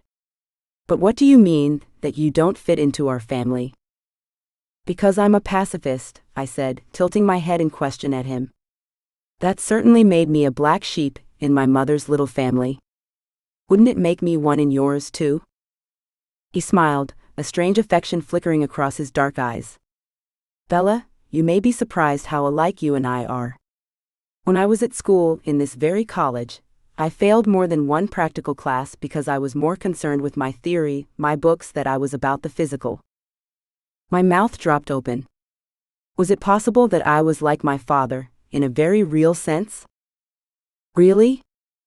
He chuckled. Very much so. My memory tossed up visions of my father fighting Travis, and everything Ava had told me about him. He couldn't possibly feel guilty about what happened, could he? About killing the man who'd tried to murder us? But you saved me. And you saved Ava. She told me that you're the strongest warlock in all the realms.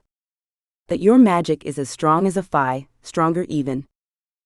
My father smiled, and there was no longer regret but kindness in his face. I worked hard to become this powerful, and not because I wanted to, but because I had no choice. If I show any weakness, then my enemies will attack, and now that I have you and your sisters to protect, well, let's say that my magic lifts up in times of stress.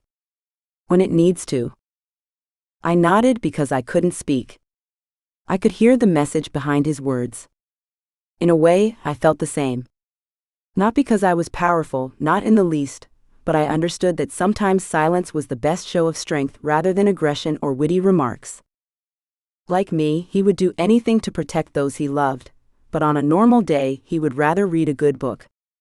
It was strange having so much in common with a near stranger, but at the same time it reiterated just how alike we were.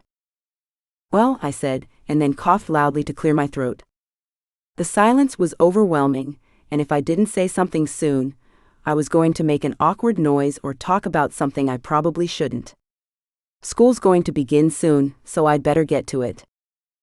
I waved to Hillary, the librarian who was standing behind the check-in desk, frowning at one of the books in front of her. I wasn't sure if she actually saw me, but at least I was doing something with my hand. Yes. I'll see you for dinner, he said, and began to walk toward the exit.